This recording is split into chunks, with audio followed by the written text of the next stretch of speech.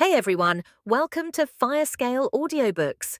If you enjoy the audiobooks, don't forget to subscribe to the channel. If you'd like to support us further, consider becoming a Patreon member.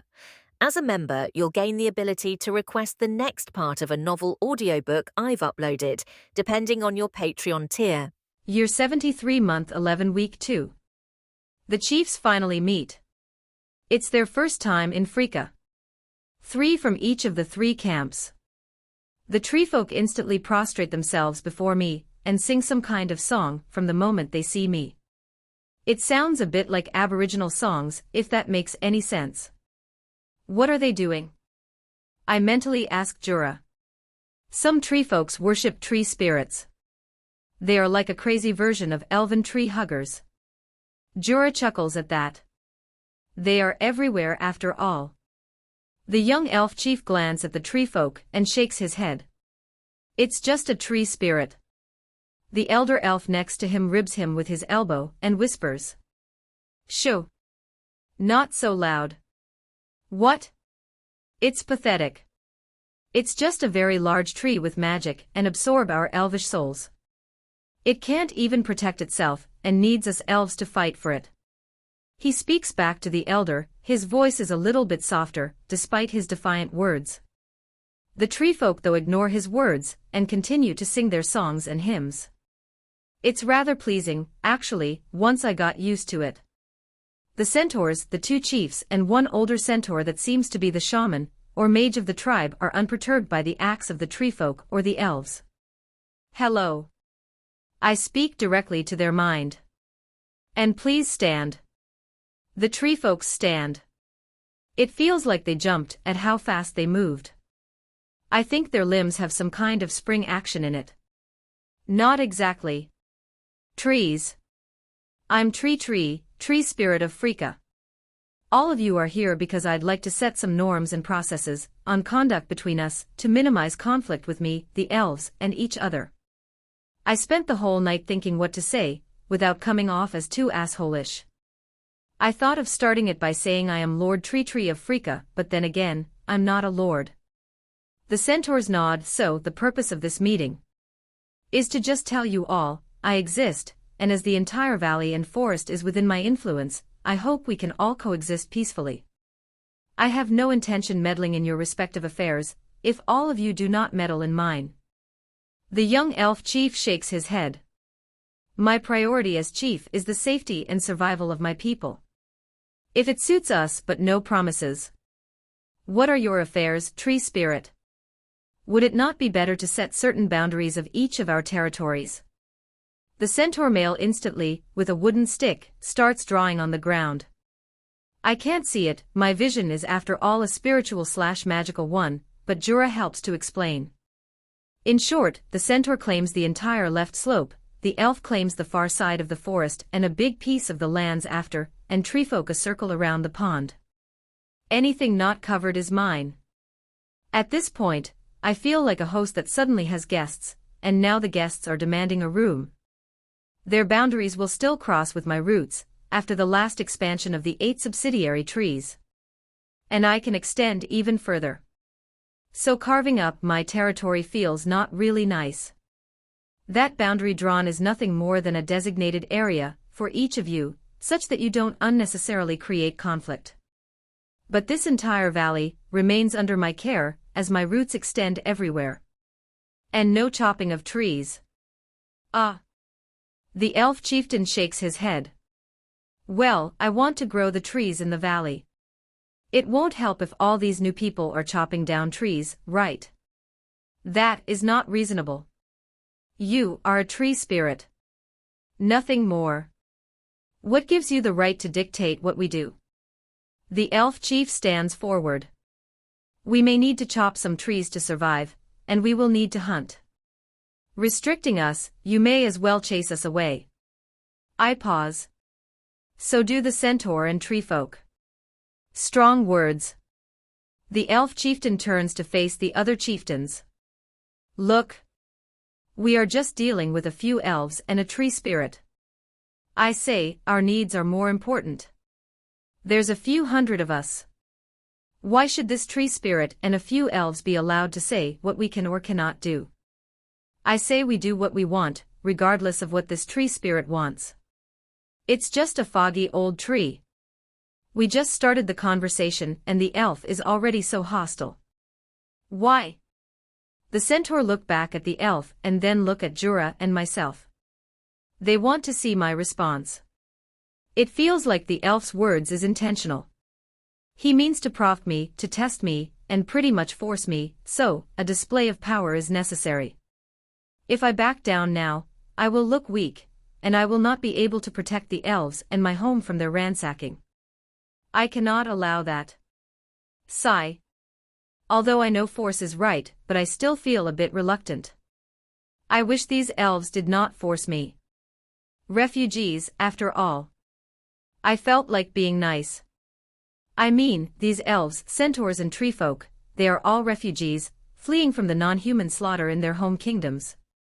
But this sort of entitled behavior is unwarranted, unreasonable. This is my home and these are my people. No. I say no. A root strike shoots out of the groin, and it flies just next to the elf chieftain's head. The force of its root creates a loud swoosh, and the elf chieftain falls down onto the ground. Ha!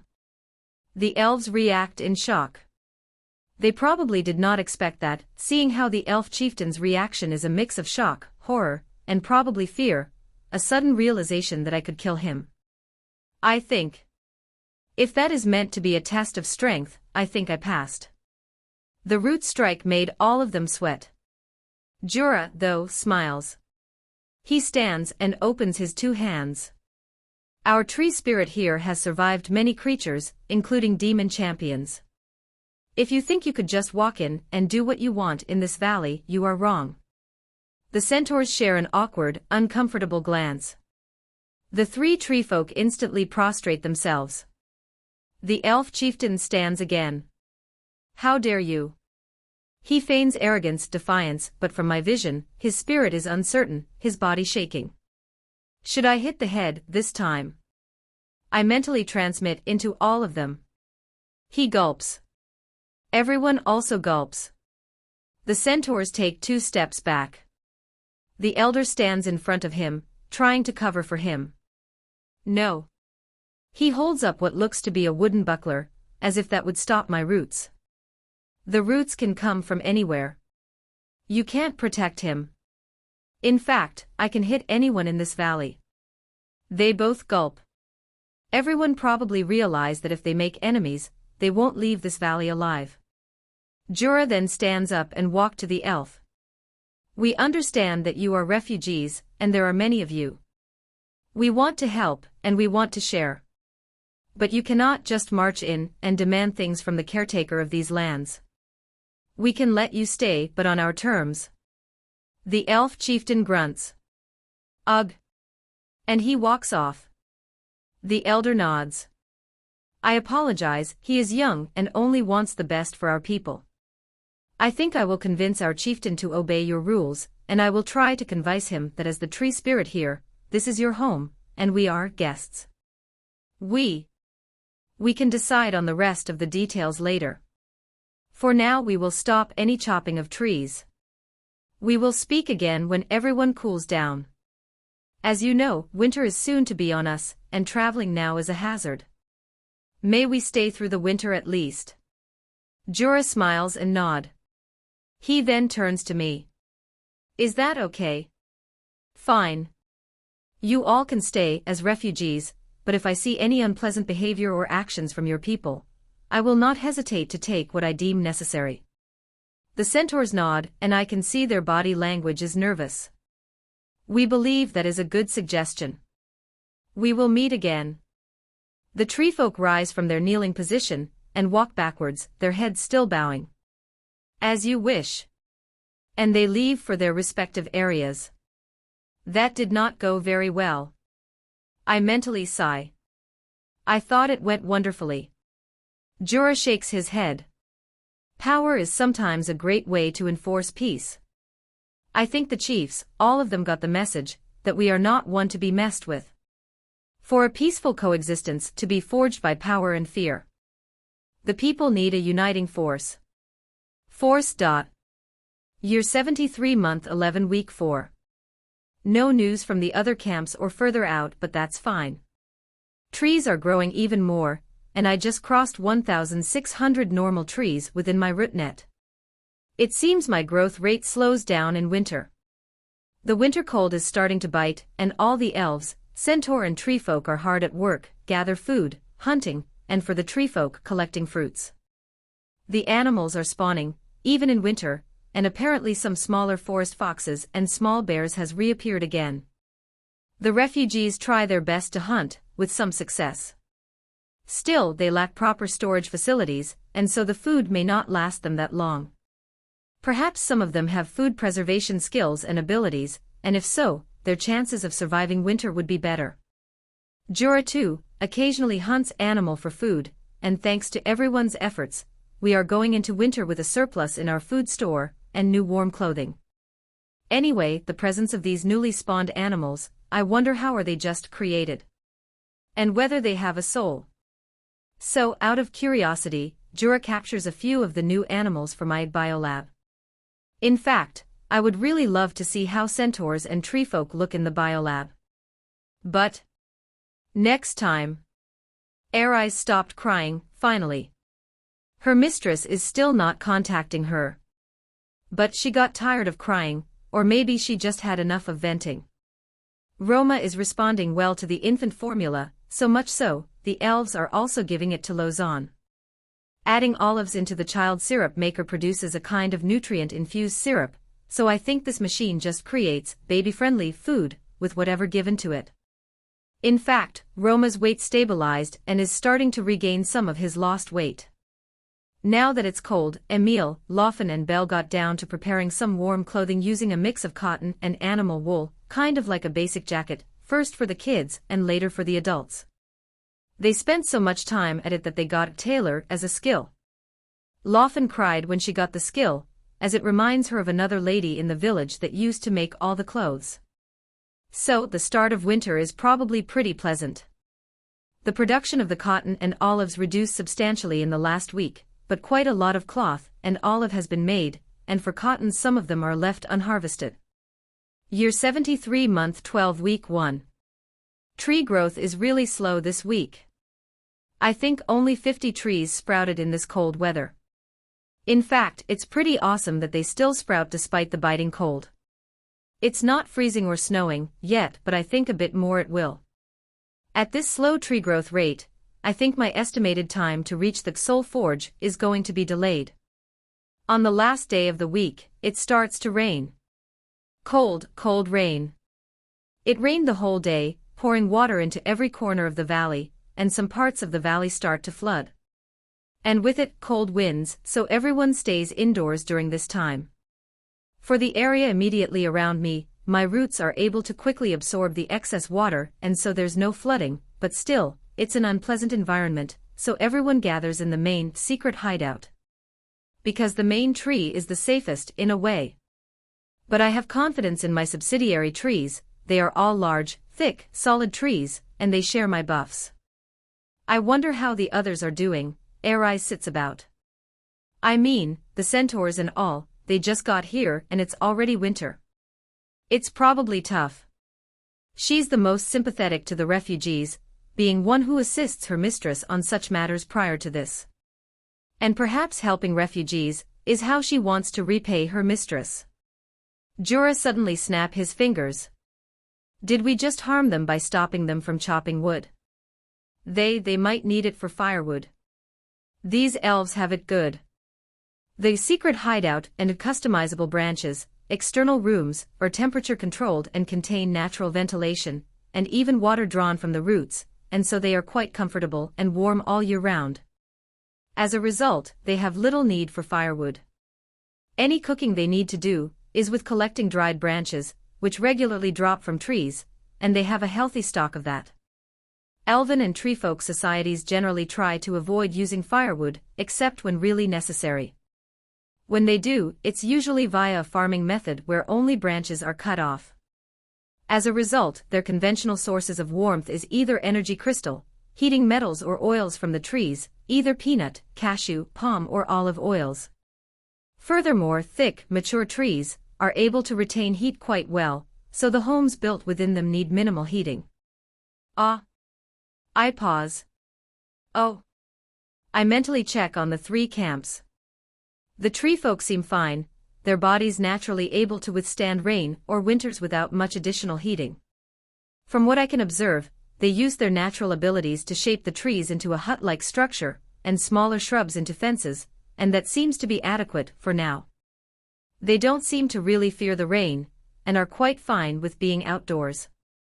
Of the 3 camps, the tree folk seem to think rain is normal. In fact, some of the tree folk are still walking around in the rain. The elves also use a kind of wood magic to bend the trees into housing, but their constructions are structured differently from the tree folk. They also try to shape trees of the forest into their dwellings. As the forest is relatively young, the size of the trees, and their trunks are small, unlike my subsidiary trees, which spawn naturally large that they can fit a dwelling or multiple beetles. As a result, the elves are not well protected from the rain. So they huddle together in the largest of their mixed tree houses and tents. Using whatever fur and water-resistant clothing to cover themselves, some rain and wind still gets into those shelters and they look uncomfortable. The centaurs, their massive tents are able to provide shelter from the rain, and similarly, they are also a little cold. From my tree vision, some of them are running inside those tents in circles to keep themselves warm. The location they picked to perch their massive tents seem to have little issue with the deluge, as the slopes means water run downwards, not into their tents. Do you think they need food? I don't know. I look at the camps and see their spiritual presence fluctuating. Maybe that's a sign of weakness. But then, everyone's presence fluctuates. Doubt it, they've just moved here for a month. If anything, what they have is barely enough to get by, and they probably have not built any cold cellars or chambers. Aeons muses. Refugees may have some skilled builders, but they need resources and tools and time. Should we help if they need it? I pose this question to the 8 elves now gathered. Of course, the manner of aid should also be carefully considered, but to be fair, we only have a surplus of dried branches, fruits, cloth, oil and potatoes. The meat supply is relatively short, as the animals are relatively recent appearances. Lozan is the first to answer. Yes. Heroes help people. And I would like to help. This child got her head in the right places. Aeons too, while rocking Roma to sleep, they are refugees, and my mistress would have helped. Emile and Belle both nod as well. I suppose a bit of support will help smooth things out between us and them. I mean, we do have quite a bit of surplus, with the cotton clothes and all. Jura and Laufen nod. Very well. A bit of generosity is also a show of strength. Then it is decided. We help a bit. How do we deliver all these things there in this rain? Emile points to the cloth and food. It is a concern if these things get wet. I think I can do something about that. A bit of wood-forming magic will do. Using would shield but point them upwards, it acts as a massive umbrella, and so the elves can then load some of the extra cloth, small bottles of olive oil and food onto the cloth bags at the side of the beetles. There are 3 beetles assigned for transport and utility duty, equipped with cloth bags and compartment at the side. And that is how my first aid convoy went out. Beetles carrying cloth, olive oil, some potatoes and fruits, covered by wood shields acting like a massive umbrella. Hello chieftains. Jura arrives at the edge of the centaur tents. They seem surprised to see Jura pop out of the forest. Yes. We would like to offer a gift, to help your people tide through this first difficult winter. The 2 centaurs, the leaders, ride out and see the beetles. These are cloth, some food, some dried wood branches, and olive oil, which you can use to maintain a small fire for lighting. The centaurs pause. Jura starts unloading them, placing them at the side of the tent. It's a gift. The 2 centaurs share a few whispers before nodding. Jura departs once all the goods are unloaded, then returns to the main tree, the beetles' cargo reloaded, and once again, set out for the elves. The elves instantly draw their weapons the moment they see Jura and the beetles. "What do you want?" The elf chief shouts, defensive. He brandishes a big sword, and wears armor. Jura smiles, his sword sheathed at the side. "I'm not here to fight. We have some gifts for you." He didn't want to argue with the other elves, or talk, really. The elf chieftain's probably going to argue and shout, so he just unload all the cargo, place them at the side, say what they are, and then leave. The elf chieftain looks shocked, but then the other elves shamelessly start to grab the items. Survival comes first, pride can be decided later on. Lastly, Jura made a similar trip to the tree folk. The tree folk nod and smile. "I believe we have little need for such items, we are well used to rain and cold weather, due to our heritage." Jura nods. "I see, but it is only fair that we leave some for you as well." Actually, we have a request to make, but it didn't seem appropriate to request it in our meeting previously." "Which is?" "A few of our children are sick from the long journey, and we'd like to know if the tree spirit has any healing items. We are willing to trade what we have for it." Jura pauses. I need to check. "Oh, healing fruits. Sure. Thanks to winter resistance, I can make fruits all year long." Later on, Jura returns with a basket of healing fruits, and the treefolk promptly administers them to the young treefolk. It seems the long journey causes the younger treefolk to suffer from some kind of movement sickness, a problem that goes away naturally for the more mature treefolk. It's nothing fatal, but it causes a bit of vomiting and slows down their natural growth. Still, as parents, it still saddens them to see their child being weak, so a simple healing fruit is all that is needed to fix it. As a gesture of thanks, the treefolk elder passes a small wooden box. "This is." Inside the wooden box is a root. "It's a medicine. Helps boost a person's strength. But only take it if you've never taken it before, else it's not so useful." "Ah." Jura returns to the main tree, with the box of medicine.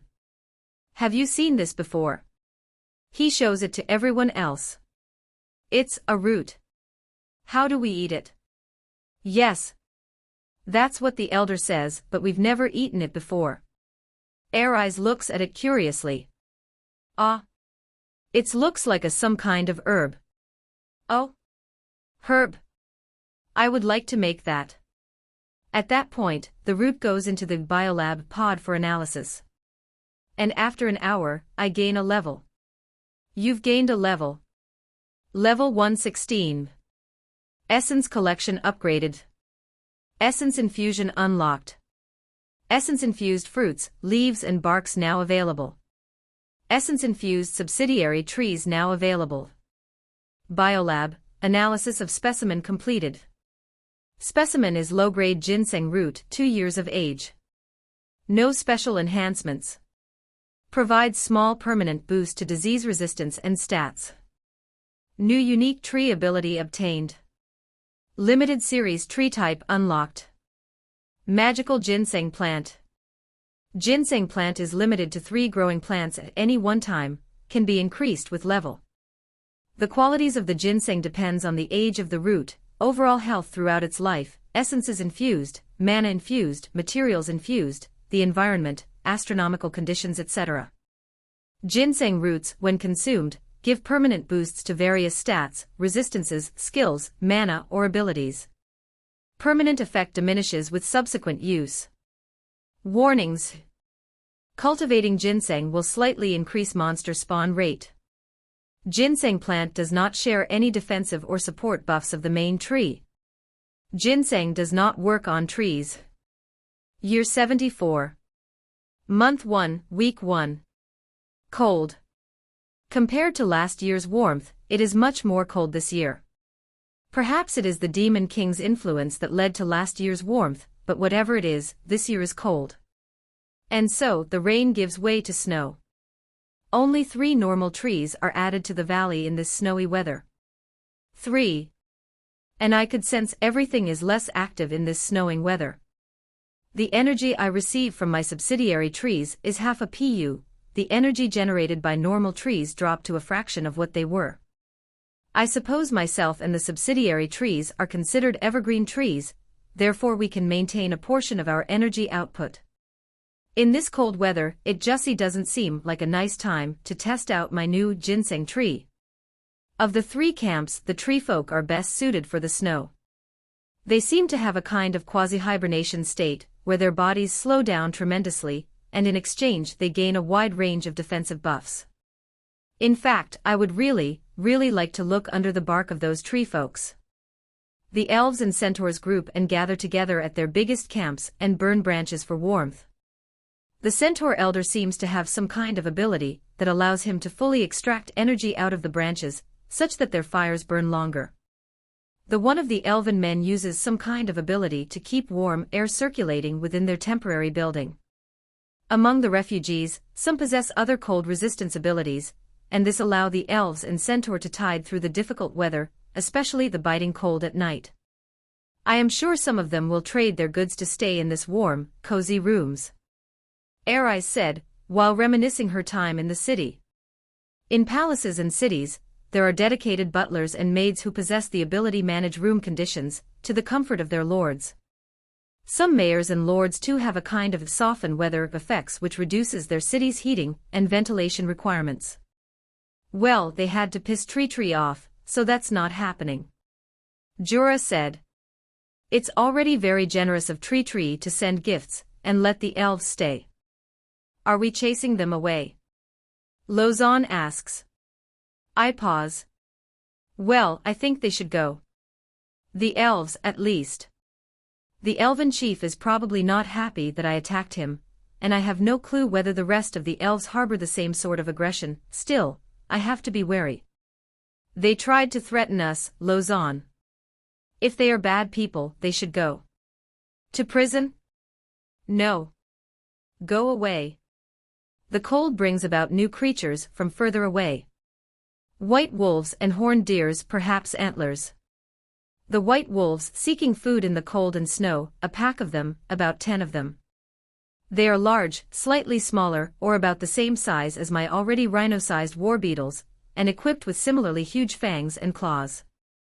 I try to command my beetles to intercept and a warning pops up. Beetles suffer significant movement and attributes penalty in snowy weather. Insects are not adept at winter combat. Half of your beetles are in a dormant state, and cannot be woken up. Oh man. Previously it was just rain, but if it snows, this happens. Oh well, at least I learn about this now. At least I'm producing essences of winter and snow. Back to the white wolves, it seems they spawn in the wild, beyond the valley. And they spot the centaurs. Food.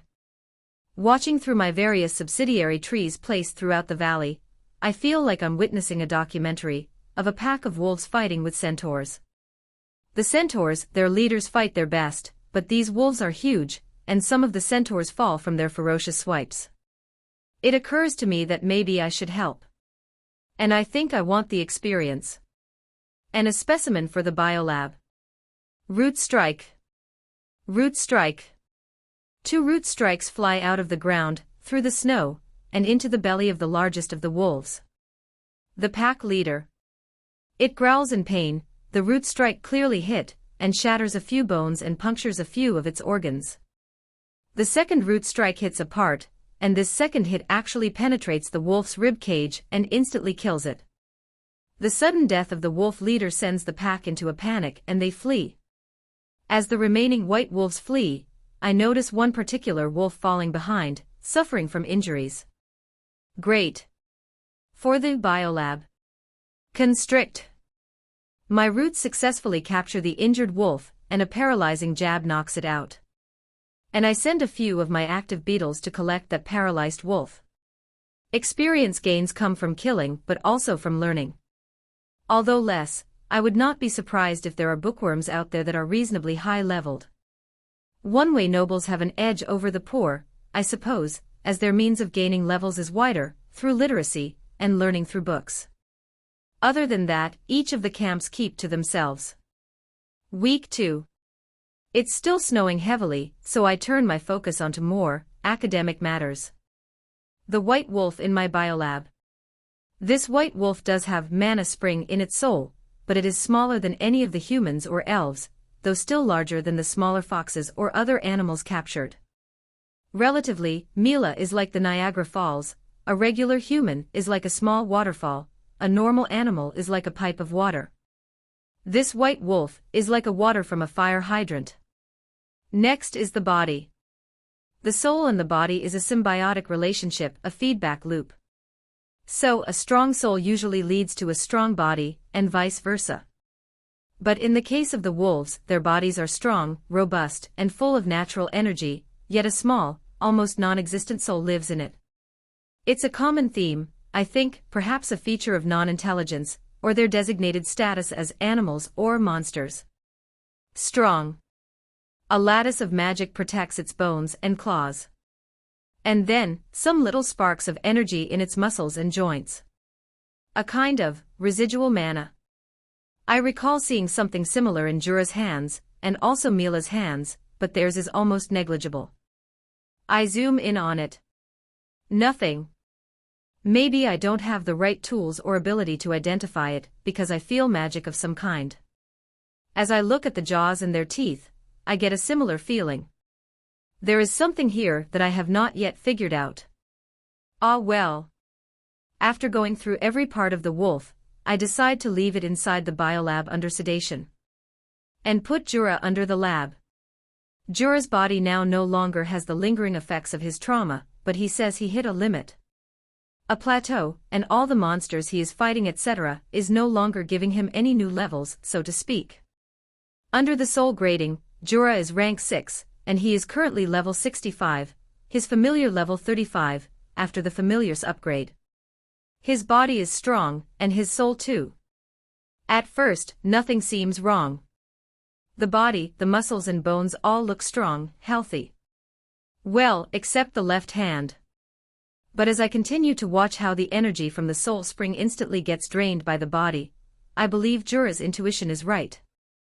The soul is capped out. The amount of soul energy it produces is just enough for it to be at the current level but no further. Like a country with an electrical power shortage, the country needs to find ways to have more efficient use of energy, or produce more power. How do we change this? The wisp twirls around. The elf can have an awakening, and find his soul ranked up. That can happen. Of course. He can consider going to a quest out of his league, struggle and emerge triumphant. Such acts of heroism and pushing against limits are rewarded.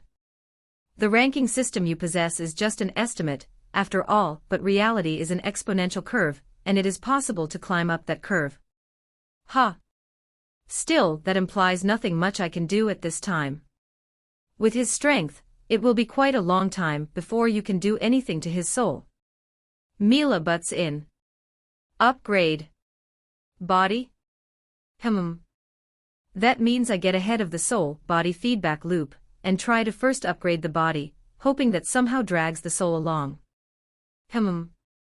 How do I upgrade the body? Stimulants. Surgery? Or maybe I should try fixing his left hand first. I wonder whether the natives of this world have techniques to upgrade to body, and actually, how does the ginseng interact with the soul and body? Week 3. Less snow. Yay! Some of my beetles wake up from their dormant state, so only a quarter is still dormant. More trees. From a low of 3, I am now back to about 10 additional normal trees per week. I should make preparations for spring, and so I ask the elves to help by collecting any seeds they see, and use the beetles to help spread the seeds around. The elves, with not much to do in the cold, spend most of their time working on some of the cotton. Jura spends his time tinkering with the damaged airship from the Sulla Kingdom adventurers, and by some fluke, accidentally dismantle what appears to be the power source of the airship. A basketball-sized crystal, the demon residue, demolite.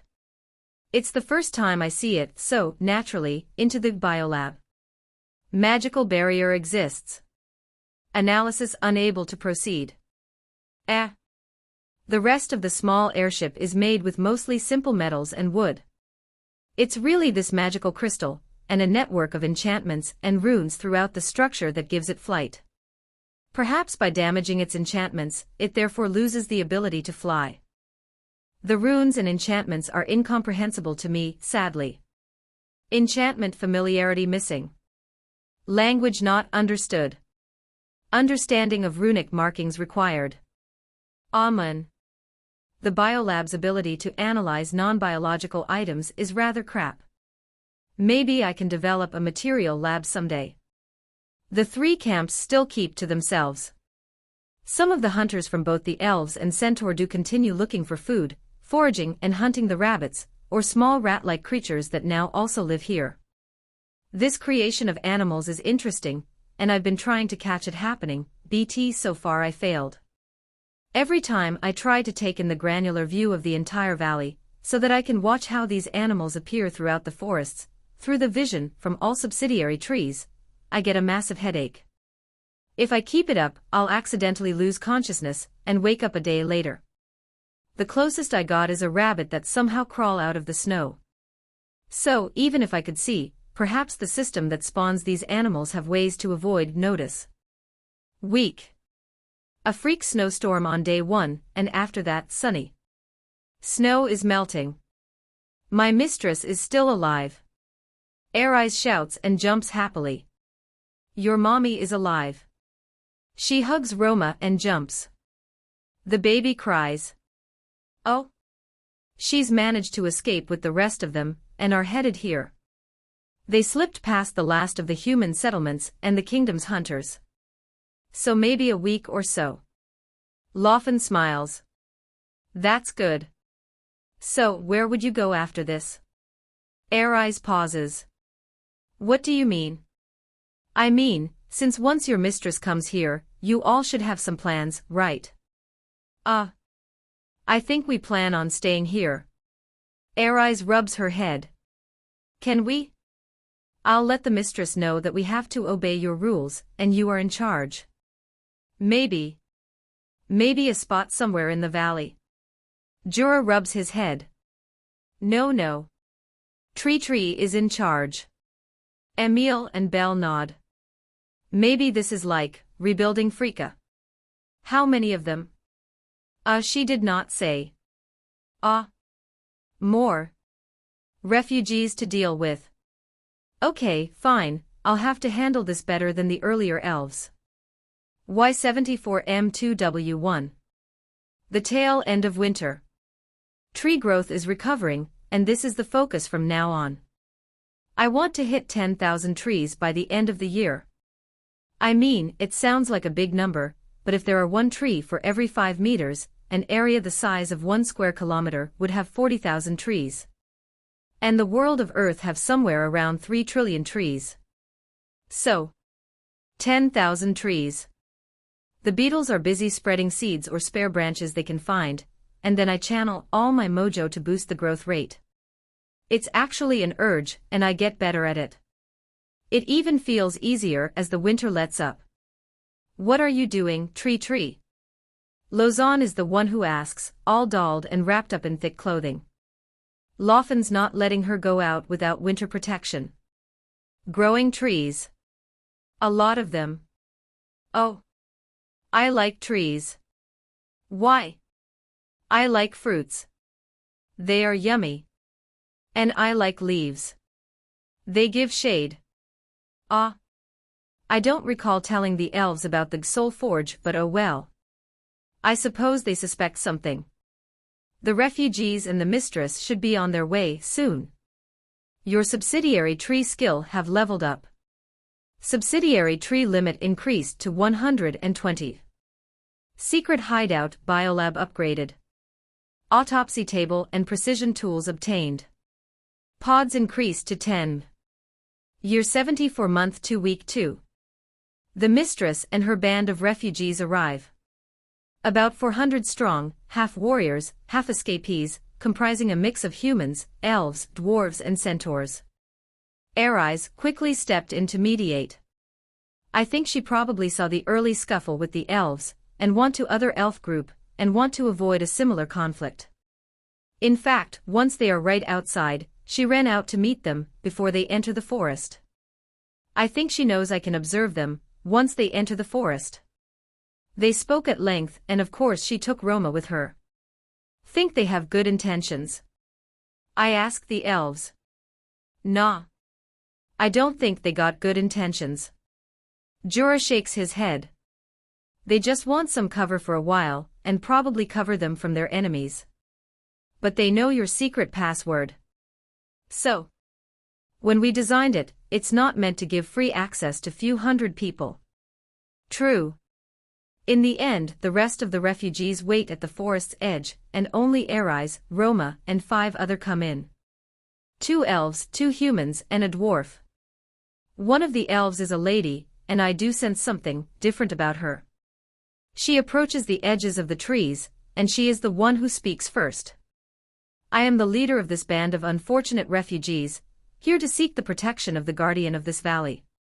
And why should I? We offer you our services, our goods, our knowledge, those that we can give. And we will keep our distance from you and your affairs. And we just seek safe passage and protection from the kingdom that seeks to hunt us down. I want no part in your conflict. The mistress Yvonne sighs. I understand, but please, help us, tree spirit. There is nowhere we can turn to, and if you push us away, we may as well die. An army is coming our way, and we're too weak to outrun them. You lure an army here. She gulps. No. When we realized, we were already almost here. And you still come here. We had no choice. There is nowhere we can go. Why should I not leave you to die? Yvonne takes a deep breath. Because. Enough. Aeons. You lured them here, so you have blame in this. She pauses and she kneels. I'm sorry. I felt they. It's their best chance of surviving. The humans are slaughtering elves by the thousands, and there's no openly non-human friendly territory in anywhere near the Sulla kingdom, except here. I sigh. It feels like I've been led into this conflict. How many is coming?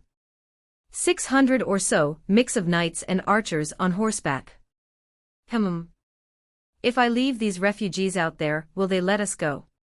Fact is, I do have 3 groups of non-humans already living in the valley, and if they are really hunting down all non-humans, they may very well just set the entire forest on fire.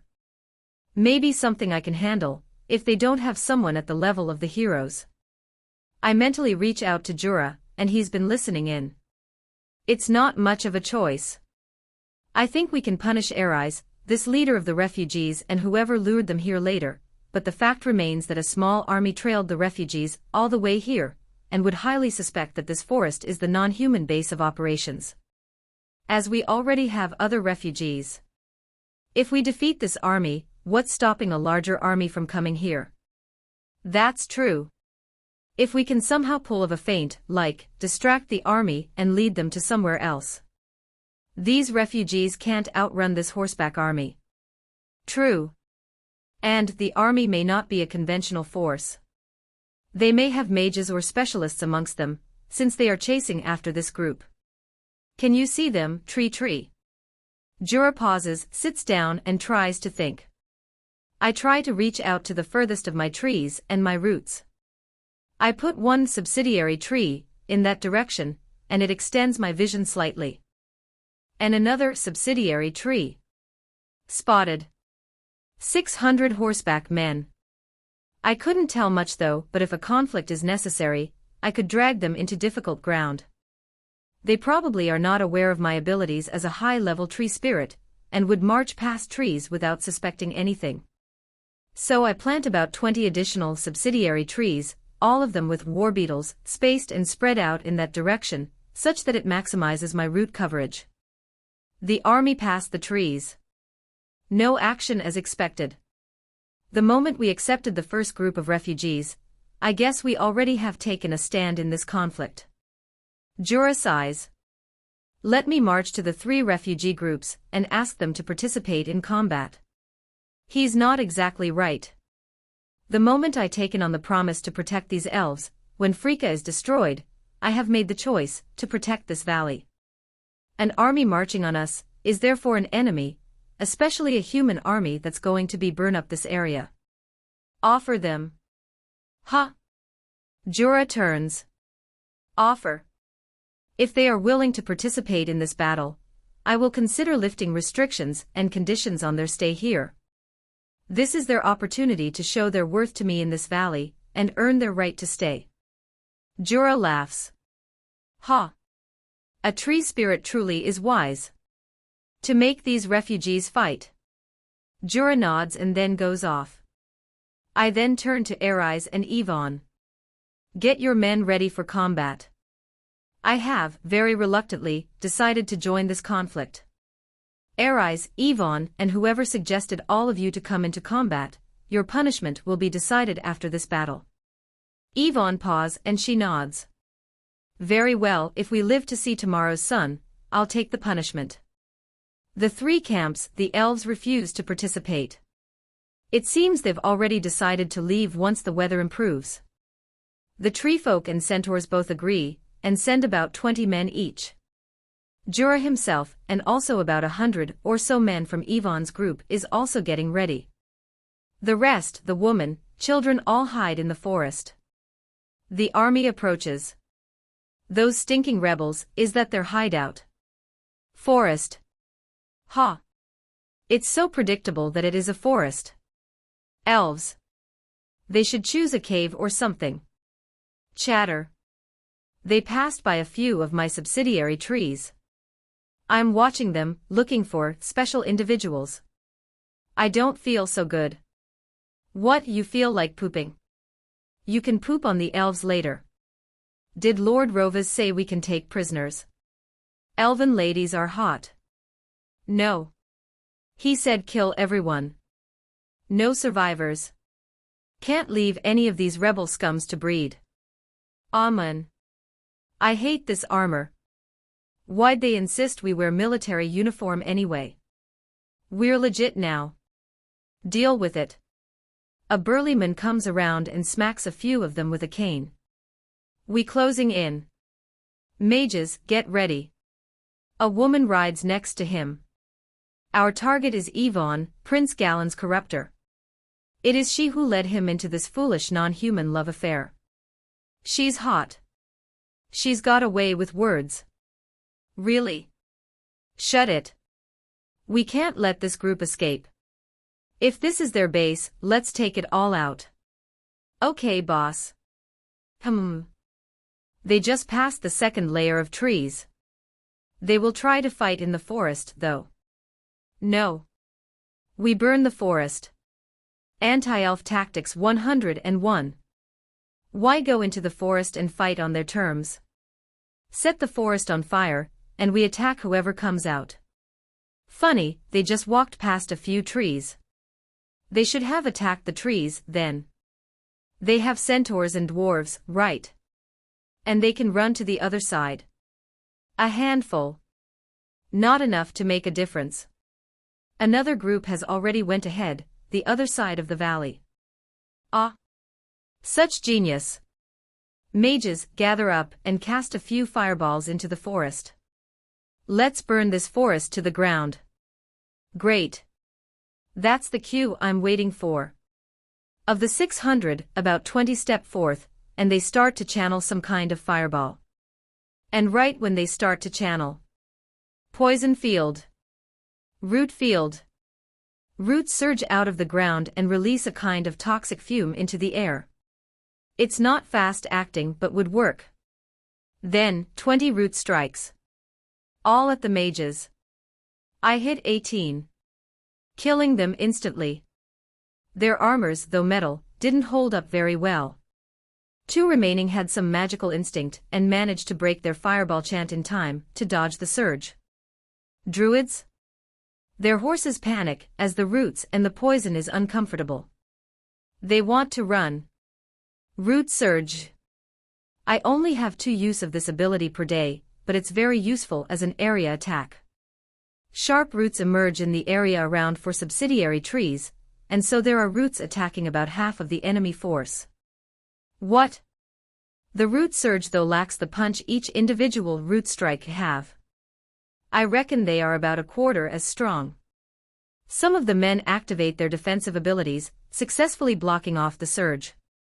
But as an area attack, about 100 or so died, so that's pretty good. Run, guys. We'll need to come back with a bigger army. One the surviving mage shouts, using some kind of magic to boost his escape. Whoever is protecting them is a very powerful druid. Perhaps one of the great elven archdruids. That actually need not be said. Some of them are already running, when the poison field and a root field popped up. Well, I can't let mages run, though. So I shoot a few more rounds of root strikes and I kill one. The last surviving mage uses a string of magical nullification spells. He's hurt but not dead. That cursed elf woman. She's got a backer. Must be one of the elven nations secretly meddling in our country's politics. Retreat. I try a root strike at the leader. It hits a magical barrier, breaks through it, but then a metal shield blocks the root strike. You won't get my head that easily. He shouts and he activates a few magical and physical defensive abilities, then as he is about to turn back, a shout came from the forest. Charge! Yvonne and the refugees charge out of the forest. Honestly, if you ask me, that is a stupid decision. Why'd she and the refugees charge out of the forest? Well, since she's charging, I activate all the warbeetles hiding in the 20 subsidiary trees. 60 warbeetles appear and charge into the chaotic mess that is the kingdom's army. The beetles kill a few, but with the stronger, more experienced soldiers it's an even matchup. After all, these soldiers have skills, abilities, and probably some enchanted equipment. The leader though smiles and shouts at Yvonne. Ah, you succubus. Decided to appear and fight, eh? Yvonne pulls out a sword, uses some kind of ability, and she vanishes. Only to reappear a second later, right in front of the army leader, and attempt a stab. He blocks and his magical barrier is broken. Ha! Not so easy. He pulls out a sword as well, and leaps out of his horse. Both Yvonne and the army leader enter into a sword-fighting match as they trade blows. Meanwhile, the rest of the refugees and the warbeetles fight. At this point, I stop attacking and observe the battle. She's pretty good. Jura laughs, still sitting at the side, not joining the battle. Aren't you going? Soon. I'm just waiting for the trigger. Which is? That woman. She's going to try something. She charges up some kind of ability as Yvonne and the leader are fighting. Well, sorry, I'm gonna have to ruin the surprise. 2 root strikes impale through her body. She yells in pain. Agha. Both Yvonne and the army leader turn to see the woman with 1 root through her chest, and another through her tummy. The army leader looks at Yvonne furiously. Which country is helping you? You treasonous beast. Yvonne shakes her head. None. Then explain this root magic.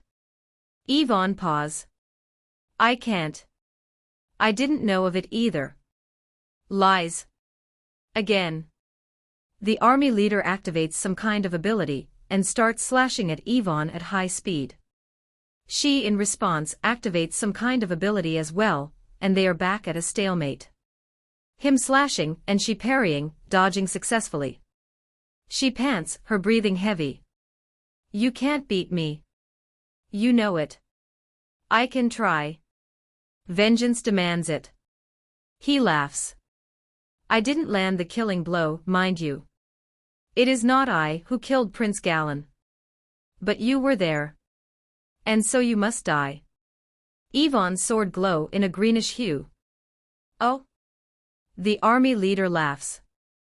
I thought I saw a few chances for me to throw a root strike, but eavesdropping the conversation is a lot more interesting.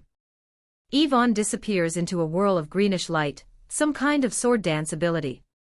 The army leader laughs, glows in purple, and he too disappears in a purple glow, and the two appear as sparks for a good few minutes. And when they both reappear, the army leader look unscratched, whereas Yvonne has cuts all over her body. See? You can't beat me, and I will make you join that Prince Gallon soon. Yvonne shakes her head, and forces herself to stand. Where's that druid of yours anyway? Ran out of rude attacks. Well, I still have about 50 to spare. But I'm interested in watching. My beetles and the rest of the refugees, still fighting, few of the beetles killed, and they managed to hunt down the last mage. So with the mage out of the picture, I'm actually letting the rest of this play out. About this time, 40 additional refugees joined the battle. The tree folk and the centaur. They waited for a chance, as they did not want to join the fight until Jura did. Oh, tree folk. That explains the rude attacks. The army leader laughs. I'll slaughter them after I kill you. Not if I have anything to say about it. Jura steps in front. Jura. The army leader laughs. Oh. I'm Wezuius Mofford. Also known as the Purple Blade. Jura bows pleased. Allow me to join this battle, as I've been robbed of my prey. Well, I killed the lady Jura wanted to fight, so. Well, come. Jura grins and activates some kind of ability, covering his body in a layer of wood. They trade a few blows and Jura jumps backward. His wooden armor had multiple scratches, but he lives. Ah, I'm weaker with the sword. But thankfully my defense is a lot stronger. The wooden armor regenerates and the scratches disappear. Wezuius laughs. That armor of yours is strong, but if that's all you got, you won't last. At that point, Yvonne steps up, her body fully healed. Well, what if it's both of us? Wezuius pauses. Ah, Jura activated a healing ability before they started fighting. He looks around and sees the rest of his men dying or fleeing. He then starts laughing maniacally. I see. I see. I'll be back, you cursed witch. Yvonne quickly attempts to stab him, but in a flash of light, he disappeared. Ack. Should have known he carries a ring of escape with him. Huh. There's item like that, eh? And once the captain leaves, the rest of the soldiers did not last very long. It seems without his presence, some buffing effects that he had fade away. Whoever's still fighting is quickly killed by the remaining war beetles, Yvonne, Jura, and the rest of the refugees. So the battle ends. The refugees strip whatever equipment or items from the soldiers and pile the bodies up to burn. Yvonne's bunch of 200+ refugees lost about 30 or so men, whereas the 40 treefolk and centaurs lost none. All thanks to a great element of surprise, root strikes and war beetles. War beetles have a taunt ability which tends to cause nearby enemies to attach them first, and that tanking effect help minimize casualties. Add to the confusion from the root strikes and root surge, the army seemed to be concentrated on fleeing more than fighting. Centaurs and treefolk, thank you for your participation in this battle. With this, I'm willing to offer you full rights to your designated areas, and also such that each person may chop 1 tree per year. Ration your wood accordingly. Treefolk may trade your wood rights, if you do not need them, with centaurs, but notify me beforehand. The centaurs and treefolk nod, and return to their homes. They're glad that no casualties in their bunch, but they join the battle late. I later overhear that the sight of roots surging out of the ground is rather scary. From afar, it looks like the earth itself decided to fight them. Which reminds me, maybe I should have a giant worm of my own, like the demons. A subordinate giant worm or centipede would be nice. As for Yvonne's group, they quickly bury their dead and heal their wounded. Yvonne's frustrated though, not that I care. Her punishment is due and Jura delivers the message. You survived. Now face punishment. Jura speaks in a small gathering. Yvonne sighs. No way out of this. Speak to the tree spirit. Later that day, after all is done, Arise, Yvonne both stand right outside the main tree. So, what punishment are we facing? Aeons. Did you know you're putting everyone at risk by luring them here? Yes. But it is the best decision, I think. You intentionally wanted to get me involved in this. Yvonne shakes her head. To be honest, I didn't fully believe Aeons when she said there's a tree spirit able to protect us. And from my point of view, we had to escape the human lands. Wherever we go, we are going to be hunted, so, since my son is here, I thought coming here made sense. She looks at Jura, and Jura shakes his head. Go on. Whatever it is, I didn't realize there is a forest here, and I didn't think that they would suspect this forest is a hideout for rebels. On hindsight it is obvious, but when we are just trying to successfully escape, we didn't think that far ahead. So, we decided to take a chance on whatever Aeons said. I sigh. How should I punish these people? She's trying to feign innocence, and that annoys me even more. How? At this point, the wisp appears in my mental realm. Take her soul. What? I mean, what? Like. How does one do that? I mean, make her surrender her soul to you when she dies. I can do that. Yeah. You can mark her soul, with a special process. She has to consent to it, of course, and recite a long phrase, an agreement to mark that wills her soul to you. That somehow feels a bit extreme.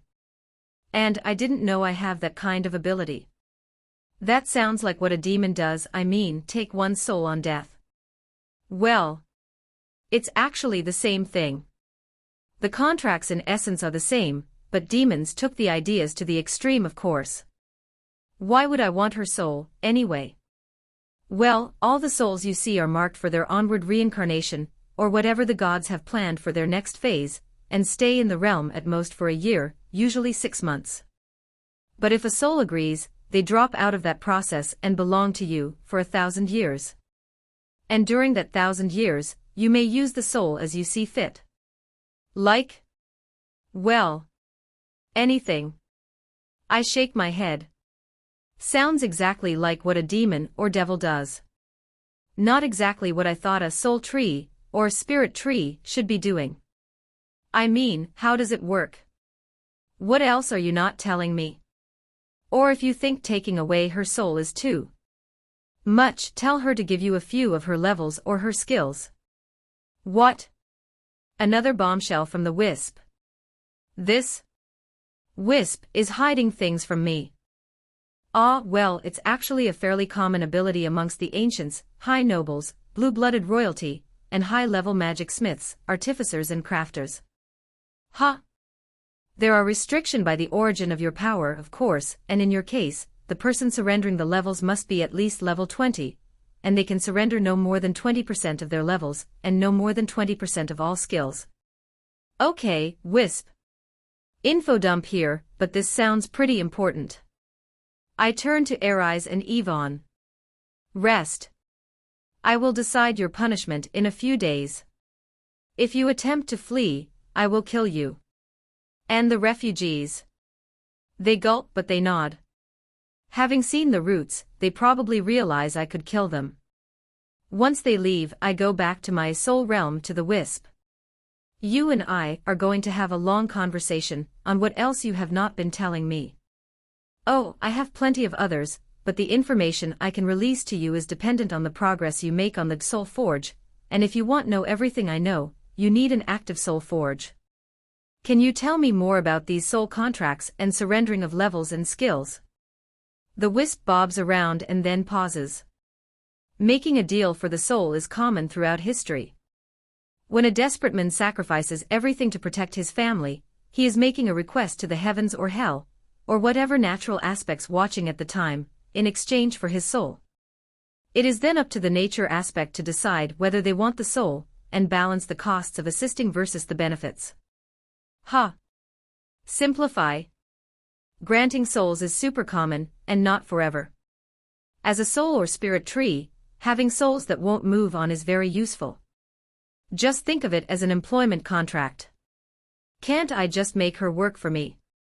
Well, that's harder to enforce than having a contract carved into her soul, no. Oh. True, it's like having a slave that cannot defy you. Well, that is nice, but is that a good punishment? Death feels too cheap. Year 74 month 2 week 3. Spring begins. Beetles are out spreading seeds. I've finally decided on the punishment for Aeons and Yvonne. Thanks to your selfishness, Aeons, you've permanently dragged us into this conflict. This is despite our hospitality to you these past months. Your punishment is that you are to surrender your soul to me, and to serve us for the rest of your life. My soul. Yes, your soul. You put us at risk, even when we helped take care of Roma. For putting our lives at risk. She paused and she's too stunned to respond. Then it is Yvonne's turn. Your punishment is that you will now have to protect this forest for the rest of your life. And I'll enforce that by not having you leave this forest. If you do try, I'll kill your people.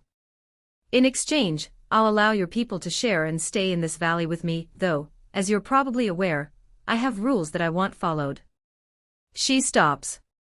I did not think taking your soul is necessary at this point, and I am of the opinion that your combat and management abilities will be useful to manage the coming refugees. But I will be watching you closely. Yvonne pauses, thinking. After about 5 minutes, she sighs and she then nods. I can accept that. I guess she figured to have me as a protector of the refugees is worth the cost. She dragged me into this conflict, I may as well make the most of it. If this is going to end up into a war, I'd better have more bodies to throw at the enemy. I do want to fight the Sulla kingdom, so this accelerates this entire process. But I was hoping for more clandestine, stealthy methods, by way of sneaky subsidiaries trees, but oh well. How? How are you going to take my soul? Aeons looks puzzled.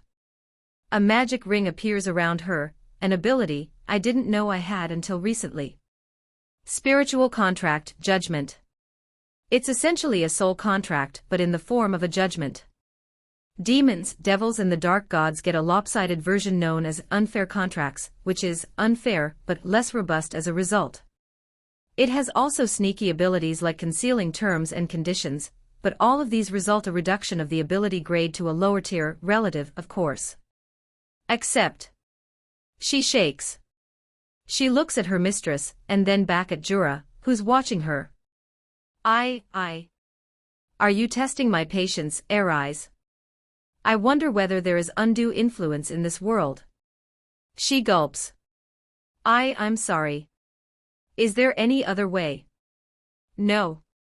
For the fact that you've dragged me into this conflict, and the kingdom knows of this forest, you've made life difficult for me. Therefore, this is an adequate punishment for you. You could have told your mistress to meet you elsewhere, but here we are. Yvonne tries to defend her subordinate. Her soul, it's too much, isn't it? Can't she protect this forest like I do? No. Her soul, or everyone dies. I probably would not actually kill everyone, but an ultimatum it is. Aeons cries. And she cries for a while. She glances at Jura, but Jura shrugs. After she finished, she accepts the punishment, and the magic ring around her glows, expands, spins around a while, and then enters her body. It is done. Aeons Mephorlas's soul is now leased to you for 1,000 years. Soul lease will commence on death. Lease? Isn't that like renting? She looks around. I think she's preparing for something more gruesome and painful. And after a while, she looks at Yvonne. Am I still here? Aeons seems to think she will die instantly. Yes. Yvonne nods and she too looks puzzled. That's it. I don't feel anything different. Have you taken my soul yet? Oh, not now. When you die, Aeons. I wanted to say, so don't die, but then, I'm sure she knows that. Now that her sobbing stops, she looks at her mistress. Oh. That's all. You know. I'm starting to think on death is not that great a term, after all it still means this person gets to act out her life, for the remainder of her days, which is by no means shorter. It's a painless punishment, nothing's changed, unless they care about their soul. Oh well, I guess I'll take levels next time. Though having seen Yvonne's combat abilities, having her around would be useful against the fighters the Sulla Kingdom may deploy. For the soul part, yes. Also, from now on, you serve me. Year 74 Month 3 Week 1. I love spring. Thanks to the hard work of the beetles and the regrowing bounty mojo, the normal tree count in the valley surged to 3,800. That's a huge climb, but I am guessing the season of spring counts to that. If this continues, I might hit 10,000 a bit faster than expected. Other than that, nothing of particular concern happened. The kingdom does not seem to be sending anyone at us, yet. As for the refugees, Yvonne's group of refugees set up camp along the right side of the slopes. All the refugee camps start building more permanent structures now that winter is over. The centaurs, now given a certain allotment of trees that they can chop down, start to construct basic houses, which resemble stables. Some of them engage in wide-scale planting of a plant known as shrub of the fours. Largely inedible to anyone but centaurs, minotaurs, satyrs and their kind, it's their staple food. It seems centaurs can survive on this plant alone, and once the plants start to grow significantly, I would like to analyze them. The tree folk are incredibly fascinating to observe. Their abilities resemble an inferior version of mine in many ways. They enjoy being in the sun, and clearly their abilities are affected by the season, their steps faster, their skin and body more vibrant. Their feet has some ability to connect to the earth, drawing energy, nutrition, and even mana. The tree folk use their innate affinity to trees to weave the branches of trees into more structures, and it seems this is their preferred way of construction, bending trees into shape. It's like large-scale bonsai sculpting. I suspect they have the ability to boost tree growth as well, but I will ask them someday. Yvonne's elves, being the most exposed of the bunch, start with building a mix of houses and fortification from the earth. Stone walls, stone houses, I am quite amazed at the speed which they manage to build with the rocks and dirt. They had to cut some of the trees down for the rest of the materials, but with outburst of trees in spring, the loss is acceptable. The last group of elves are split. A group, about 3/4, are leaving. They only want to stay through winter. The remaining quarter are going to join Yvonne's group. No matter. Year 74 Month 3 Week 3. No movement from the Sulla Kingdom. We initially wonder why, but the olive oil traders came. For olives, of course. War breaks out. Kingdom of Nung, Kingdom of Takta have declared war on the Kingdom of Sulla. The civil war and slaughter is an opportunity, a weakness, so both of them are trying to take a bite out of the Sulla Kingdom's territory. Well, that's a wonderful coincidence. Some cash change hands and olive oils sold. The Merchants Guild would be trying to sell information about me, no. Yvonne pops out at the trading post. Ah, the mistress herself. The merchants grin. Well, the kingdom is occupied now, but they are offering good money to find out who is backing your rebellion. Oh, any leads? Yvonne laughs. The Merchants Guild have our own theories, but if you mean to share. Yvonne shakes her head. How is the guildmaster doing? Ah, he is fine. No one would dare touch the guildmaster of the Merchants Guild, even if he is half Minotaur, if that's what you are asking. Yvonne nods. That is good. She then hands the merchant multiple letters. I take the merchants still offer delivery services, even to me. The merchants smile, grab the letters and shove it into a box of some kind. And some coin changes hands. I take you know the terms. No worries, it's to the other kingdoms. Ah. Sorry, Laufen butts in. Do you mind helping us buy some things? Like? Oh, one of my friends want exotic fruits and books about trees. Can you help us procure some? We'll pay you. Ah, I'll look out for it. Year 74 Month 4 Week 1. The young chieftain and the elves left. I am at 5,300 normal trees. The surge is down to an awesome combination, the hard work of the beetles, this wonderful season of spring, and better mastery of this bounty ability I have. Within the inner circle of subsidiary trees, I finally felt confident enough to start growing my first ginseng tree. Life for the refugees are starting to stabilize. With homes built, their focus turns to defense and preparing for winter. Potatoes and all the other plants. Subsidiary tree leveled up. You can now have 180 subsidiary trees. Year 74 month for week 3. I spread more subsidiary trees, further out, as a form of surveillance. And this is when I notice my increasing inability to manage such a vast area of the subsidiary trees. It's too far. So although the subsidiary trees are giving me vision, it's not functioning as an early warning system, and I can't camp there to watch over it personally. There's a hill a distance away, and I would like to somehow get my hands more unique minerals and materials. The essence production at this point is still slow, because most of my energy is focused on growing trees, which now touches 6,000 trees. Other than that, there are more refugees, more non-humans, and they all join Yvonne's camp. I think about 200 of them.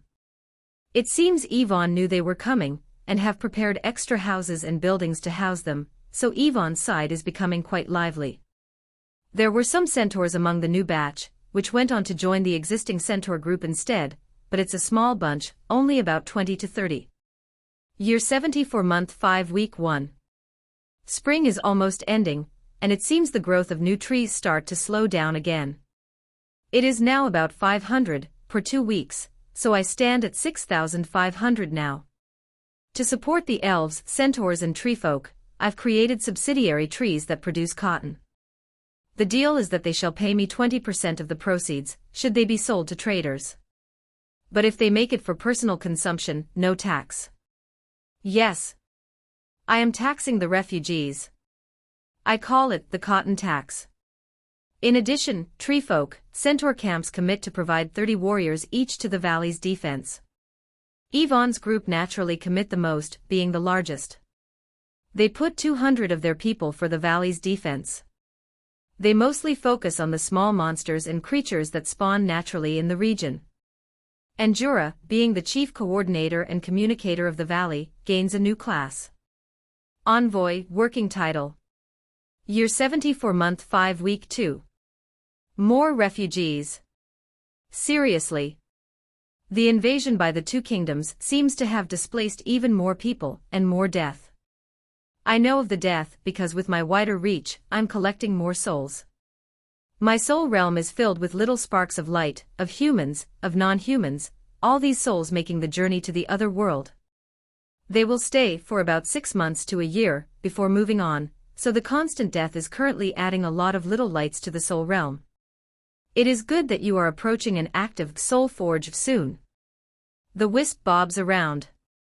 Tell me about other soul manipulating creatures. I get to the point, I have questions I ask.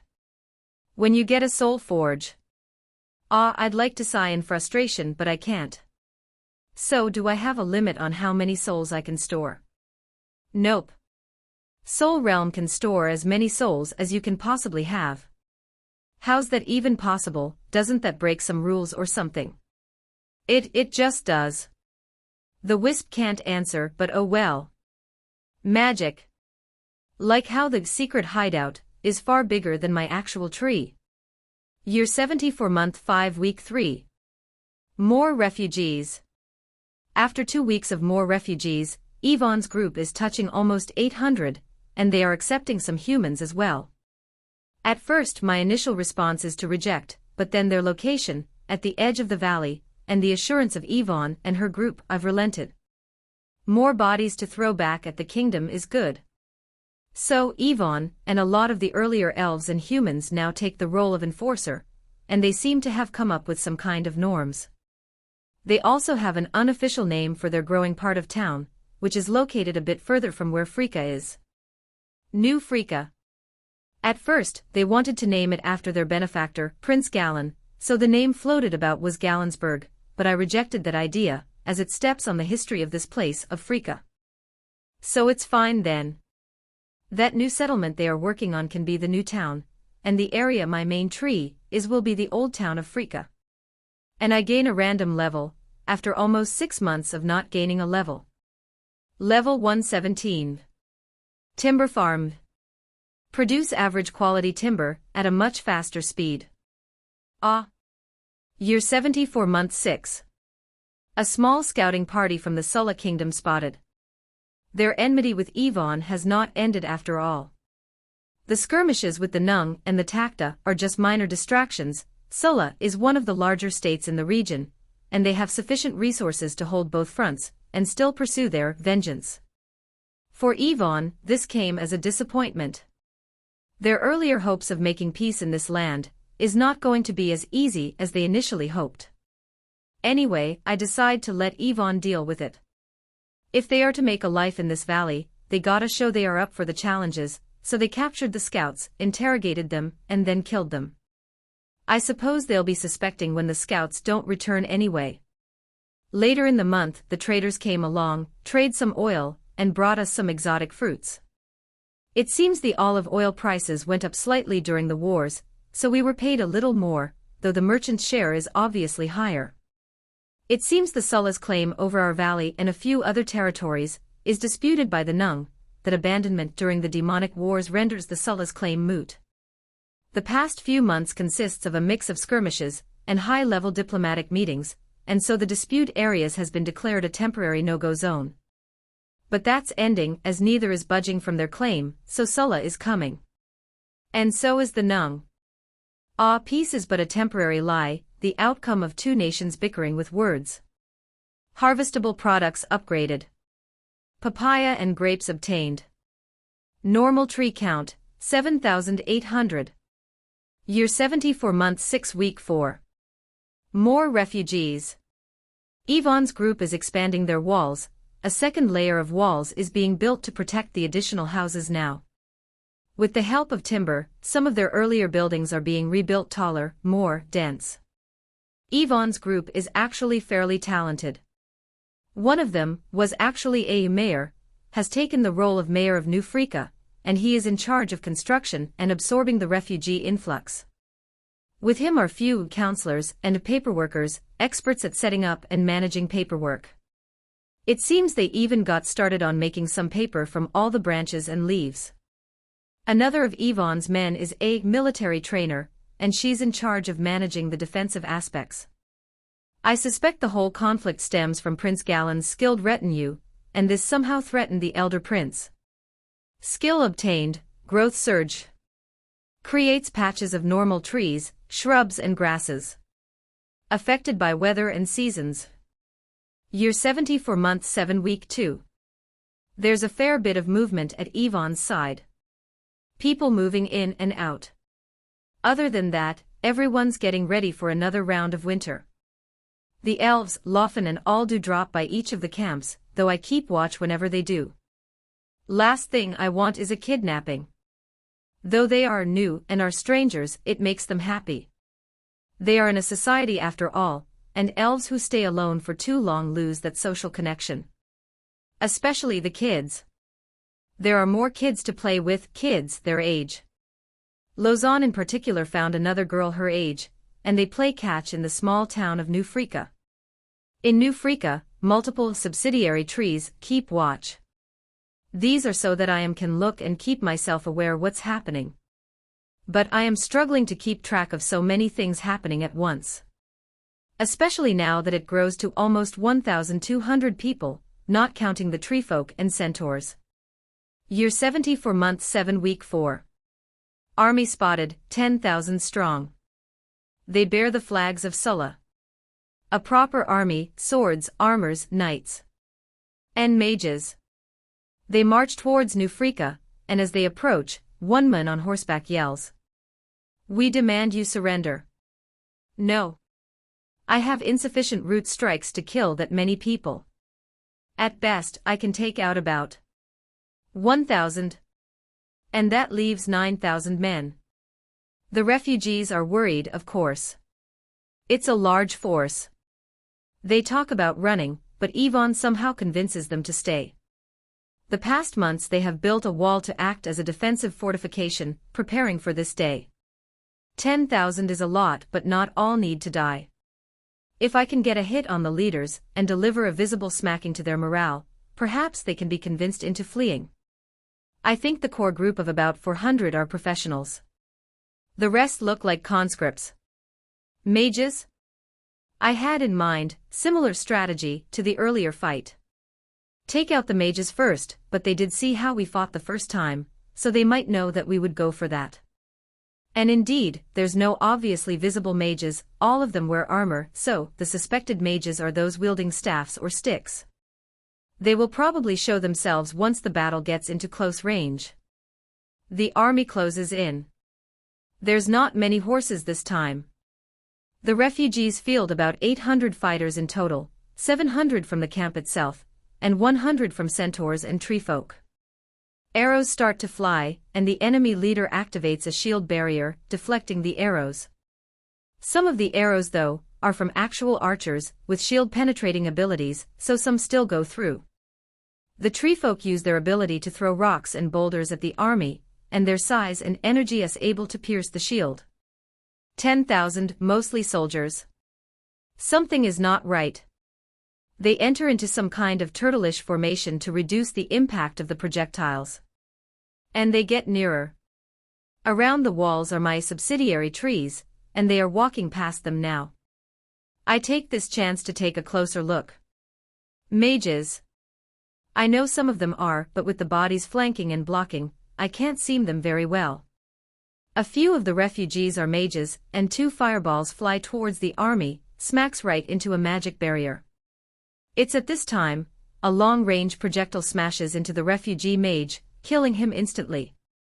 And I quickly turn my attention to them. Far away there's 3 men, one holding a long-barrel gun, a sniper. But it's a lot more crude, made of forged crystal, and it fires magic bullets. Another look like a mage, with the whole wizard gear. And the last man is an old man in knight armor. He looks somewhat like a lord. Did you spot any archdruid? No. 10,000 men is overkill. It's probably those treefolk. The old man nods. I wouldn't count Yvonne out just yet. She's probably got something in her sleeves. The fact that she so brazenly set up a physical camp here suggests she has some kind of backing. The sniper shakes his head. Seriously, no unusual mana signatures. The wizard shrugs. Maybe she's just overconfident. Or just tired of running. Maybe. Sniper turns his barrel around. All these trees are annoyingly tough. He fires, and the projectile pierces through one of my subsidiary trees. But it slows the crystalline projectile down significantly and softens the blow. The wizard pauses, seemingly realizing something. Detect presence. He pauses and turns to the Lord. We should leave. The Lord looks dumbfounded. Why? Don't we have good odds? I sense an ominous presence that stretches this entire valley, not something an archdruid can do. The trees, they are looking back at us.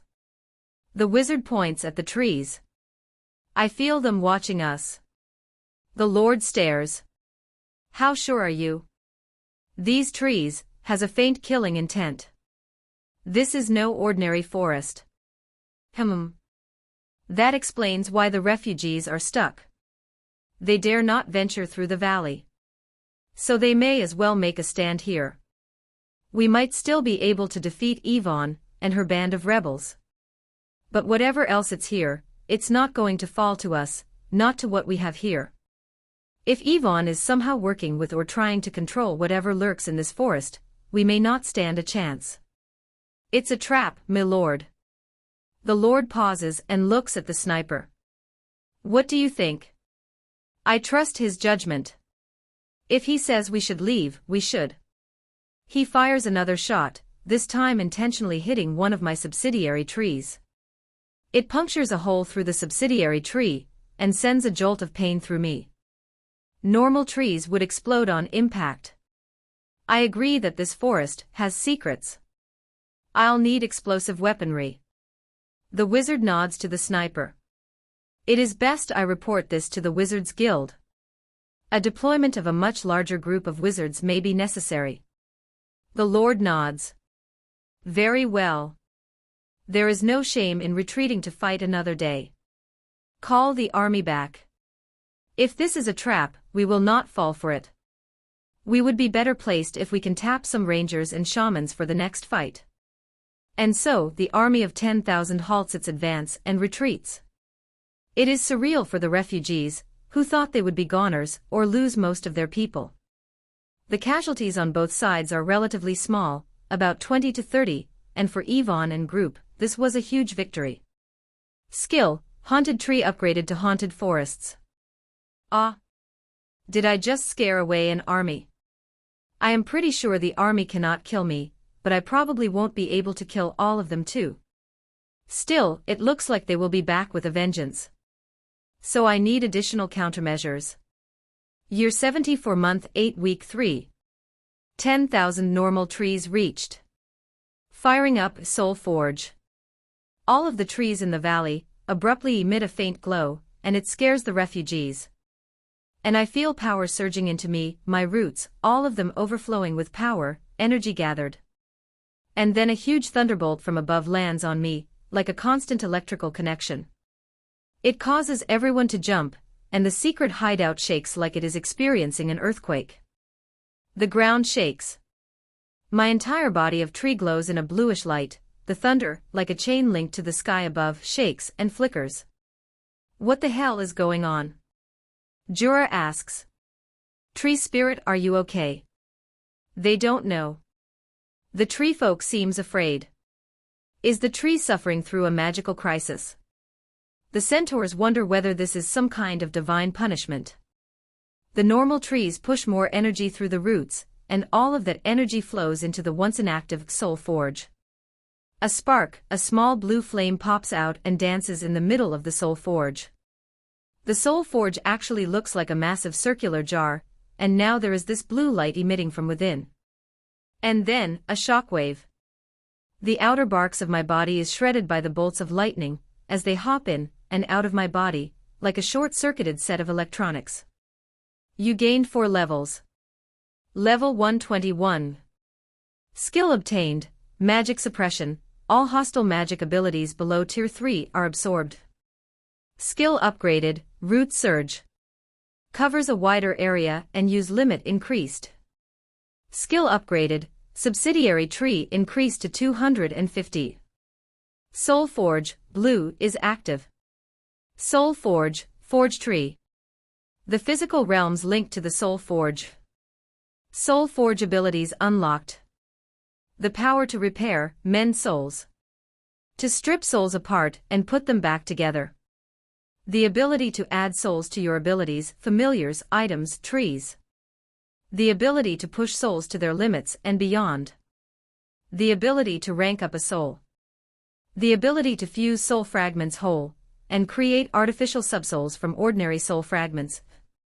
The wisp shakes and he splits into 3 wisps. 2 then circle around the Soul Forge, orbiting it. You've done it. An active Soul Forge. Where do I start? I suggest, given your now expanding reach, is to have assistance. Okay, lead the way. Not all souls are suited to make the journey to the afterlife, the ether dimension, whether all souls return. Souls, though extremely durable, do fracture and crack, and decay from the presence of the outside world. Some souls are torn by the magic of men between life and death. Some souls are stuck, lingering, seeking vengeance or salvation. Whatever it is, some souls cannot make the journey. And for these souls, they decay into fragments. But it is not the end. Eventually, in the eternity of time, enough of these fragments will pool together and form a soul body able to make the journey into the afterlife, where the administrator of souls can restore them, and send them onwards to continue the eternal duty of souls. To reincarnate into the next life. A soul forge assists in this repairing and renewal process. It fuses the fragments of ordinary decayed souls into a soul body, and the soul body then makes the journey to the afterlife. But it leaves behind a frame. An artificial thing, not possessing the limitless, self-sustaining life force of a soul, but yet close enough. To use an analogy, the soul comprises of a car, an outer layer, and a driver, an inner layer. The decayed souls are broken cars, unable to continue its journey to the other side. The soul forges the broken parts of multiple broken cars together, such that together they can make that journey. But once that journey is made, the inner layer disappears, but the outer layer remains. This outer layer is the artificial soul. Like a person without heart, it is close but not the same. And with this artificial soul, we upgraded one of my very first abilities. Soulforge is fusing autopilot with an artificial soul. Autopilot has transformed into Forest Mind, level 1. You may now name Forest Mind. Trevor. I wanted Trevor but never mind. I am Trevor, level 1 Forest Mind. Greetings Master TreeTree. It speaks. I can handle the administrative, defensive and organization aspects of the valley on your behalf, and as I gain levels, you may select the skills and abilities I gain. Please assign me a duty. Year 74 Month 9. It is as if I am playing a strategy game, and now I unlock the radar, and now have mini-maps, live indicators, numerical representation of all the things going on before, with much better details. An example would be normal trees. Previously I have a data indicating how many trees is connect to me via rootnet, but now that data is a lot more granular, like how many of those trees are producing seeds and fruits, the average age of trees, the estimated fertility of the ground, and estimates of how many trees will be added. The merchants are spotted southwest, sir. Yes, I think I prefer sire over master. And my alarm system. Good. The elves are on their way. With the olives. There are certain things innate to Trevor, things that do not need to be taught, because they come naturally. Things like tree management, boosting growth rate, checking for new foreign objects, managing mining and essence extractions. Master, I gained a level. Yes, good. And he is level 5 now. Here's a limitation with artificial souls, though. Artificial souls start off with a level limit of 20, and to break that, I need to upgrade the artificial soul, or fulfill certain set criteria. As they get upgraded, their abilities grow, but according to wisps, so will their tendency to misbehave. So, in a way, artificial souls generally become less stable as they grow. But this is also influenced by various factors, such as the skill of the soul forger, the power of the soul forge, and various other unknowns. Another is that Trevor leeches off on my knowledge and fuses it with its innate knowledge of tree stuff. So, while it can handle forest-related matters superbly, it struggles to even talk about communicating with its inhabitants. In fact, that communication it has with me is due to the fact that it is synchronized to me, and therefore can relay its message to me specifically. So, in a way, an assistant no one knows about. Well, doesn't matter to the elves, does it? How about me? Mila pops by. Her soul is damaged by the journey, but I have used the soul forge to repair her back. Still, it is not a complete repair. It seems I will need to find additional upgrades for the soul forge to fully get back her power. I haven't thought of how to best use you. And you are due for reincarnation, no? Oh, I spoke to Nobuo last night.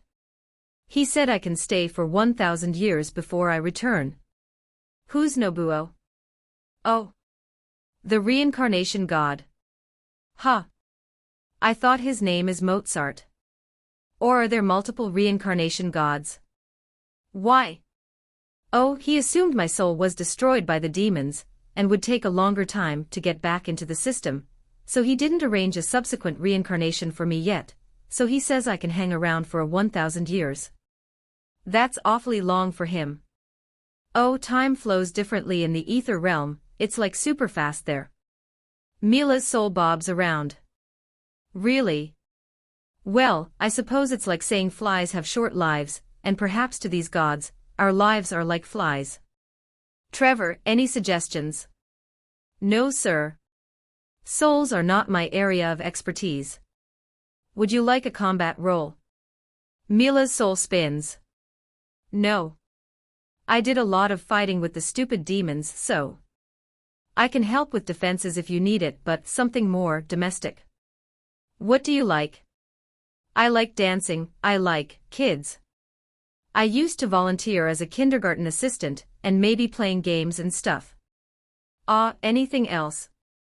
Mila seems slightly annoyed. Why can't you just pick something?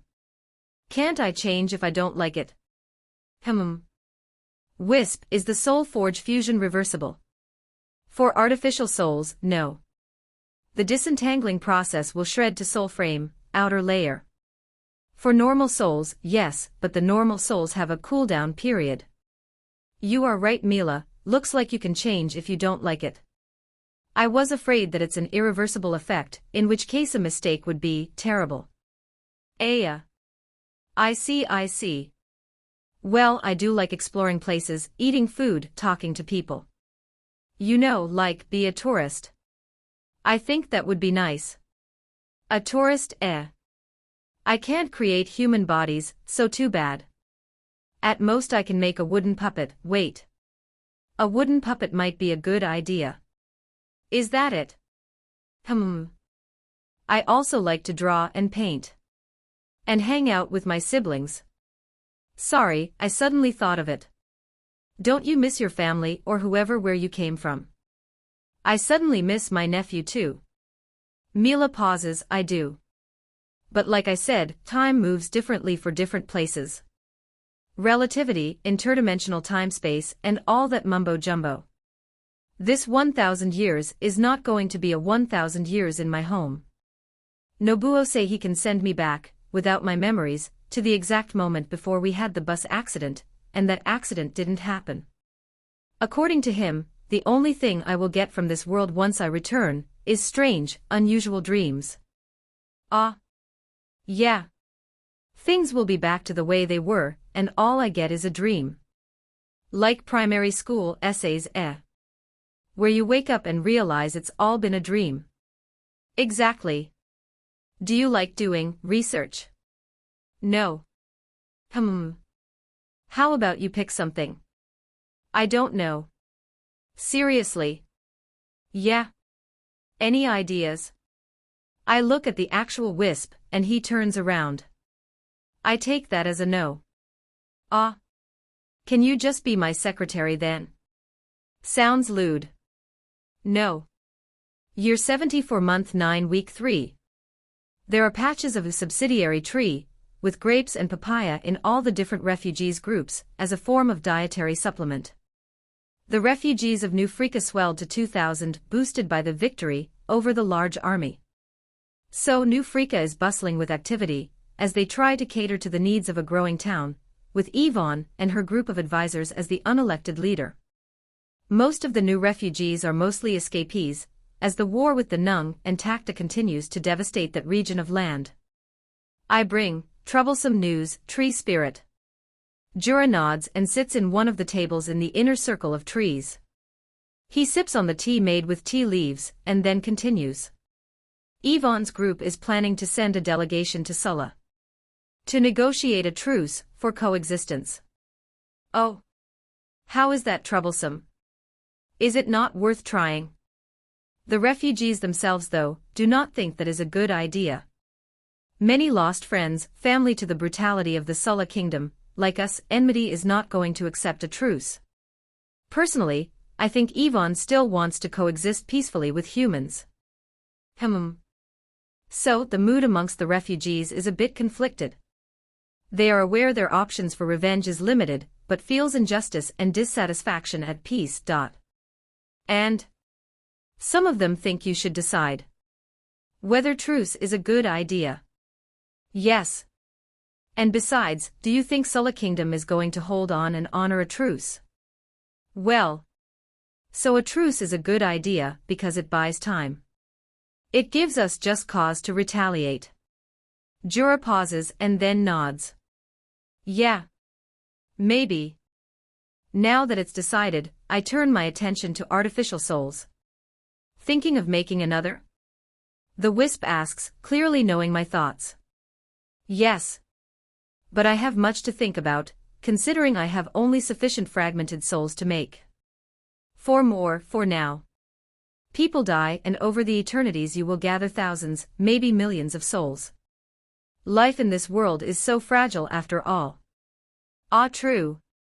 Do these artificial souls die? Yes, if they get destroyed. Kinda like computers then. It is then we direct our attention to the forge tree, a large tree located on the outer ring of my circle.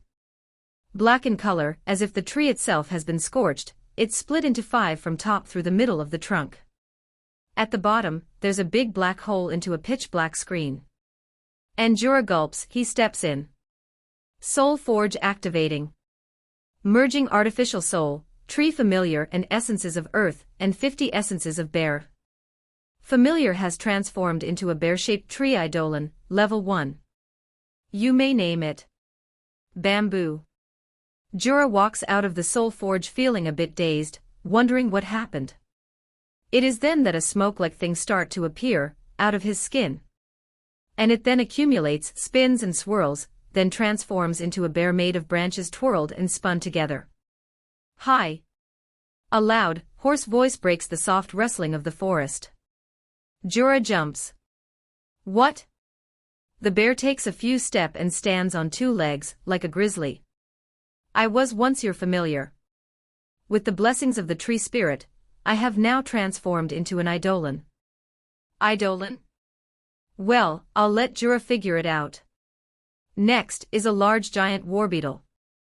The soul forge took a whole day to merge a warbeetle with an artificial soul, but when it is finally complete, a large warbeetle emerges. Warbeetle has transformed into Beetle Knight, level 1.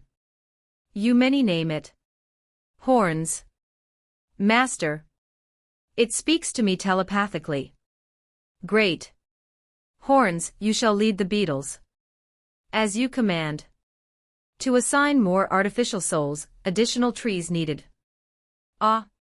It seems each of these artificial souls derives some form of control and energy from me indirectly. You obtained a beetle commander, each tree with insect warriors has expanded to 5 beetles per tree. You leveled up. Level 122. Poison field upgraded. Amen, I was hoping for some greater AoE abilities. Between all the other boosts and support I get, I have probably sufficient root strikes and root surge to probably kill 2,000 men if all die at a single root strike, and the remainder will depend on the beetle army I have. But if a large army of 10,000 comes along again, the citizens of the valley are done for. Year 74 month 10. Traders came by and bring news and money. Sulla is winning the war against both Nung and Takta, so they may soon turn their attention back to us again. Traders came by for another load of olive oil. It seems it's a rather popular product, that they ask the elves whether the olive oil production could be expanded, and they only say, maybe. New Frika is growing, and a big inflow of refugees resulted in a growth to almost 3,000. Food is a problem, and so they engage in widespread hunting, but Yvonne directed them towards the open fields and shrubs, where some animals spawn. We need food. Winter is here soon. Jura pauses, food. Can the tree spirit help? Tree spirit is not the solution to everything. Jura shakes his head. Yvonne and another of the senior New Frika leaders look at each other. Surely he can do some things. Jura pauses. Perhaps help with some fruits. Fruits don't grow in winter. Lie, some fruits do grow in winter. Especially with my winter resistance. Perhaps someday I will even get some greenhouse-like ability. Sounds like a farming game then. Perhaps sprinklers too. Would I be a farm tree then? I will speak to the tree spirit. Yvonne nods, please. If the refugee situation grows even further, we will have a food crisis over winter. Then why are you still accepting more? I can't. I made an oath to the gods when we started this fight, before this, to accept the non-human refugees, to offer safe haven to those who seek us out. Ah. A god's oath? Jura asks. Yes. To Moria. Ah. Not Gaia. Yvonne didn't answer. And Jura takes the hint. So please ask the tree spirit for help. I will ask. Just as Jura is about to walk away, Yvonne stops him. Also, can the tree spirit create a tree in New Africa? We can cater an area where a quiet sanctuary can be made. Oh.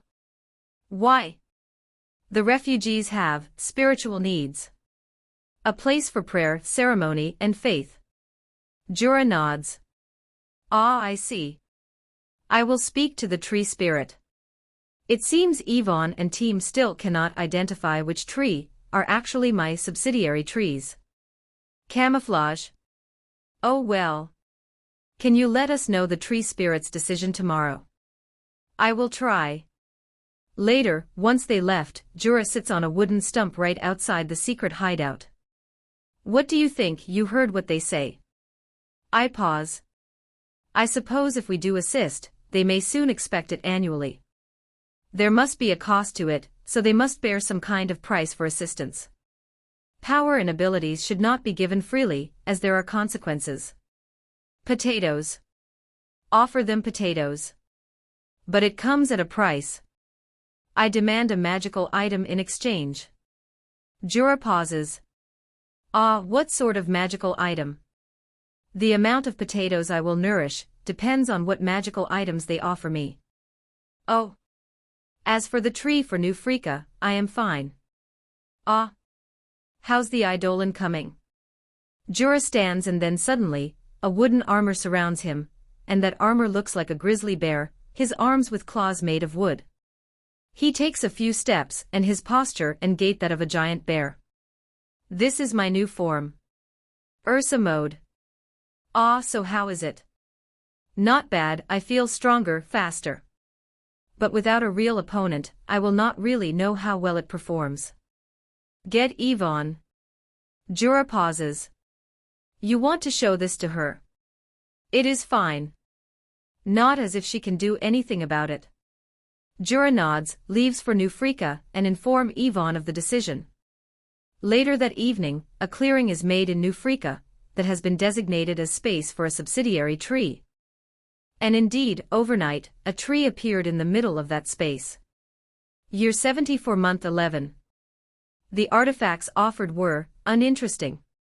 Rings, daggers, all with mild enchantments. The possessions of the refugees are not spectacular. Or perhaps they are not hungry enough to offer what is truly valuable. But they did offer quite a few, about 30, so as a result, they received about 3,000 large potatoes, which spawned right next to their town. This level of precision is made possible by Trevor. Other than that, this month is quiet. The cold is coming again. Winter is starting. Lausanne, now almost 6, is starting actual combat training since she really still is holding on to that hero idea, and Bristlock, Wallen respectively are old enough and yearn for social contact that they demand to move to New Africa, even though Laufen has been a great caretaker. I guess even elves go through that teenage rebellious phases. Belle and Emile though, seem to remember the destruction a lot more vividly than the younger kids, so they are staying put. Maybe they want to do work other than doing olives. Jura shrugs and lets them go. I give both Bristlock and Wallen a regular tree familiar, just for protection, and Trevor will help me monitor them. Elsewhere my beetles explore a bit further, just to get a sense of what's out there beyond the valley. Once again, made possible by Trevor and Horns. Beyond the valley, further down south is the ruins of Moton, where I once stayed. It seems after the demonic wars it never actually rebuilt. Even further south is a region under the Nung Kingdom, known as Rufus, and it is where the region's Temple of Gaia lies.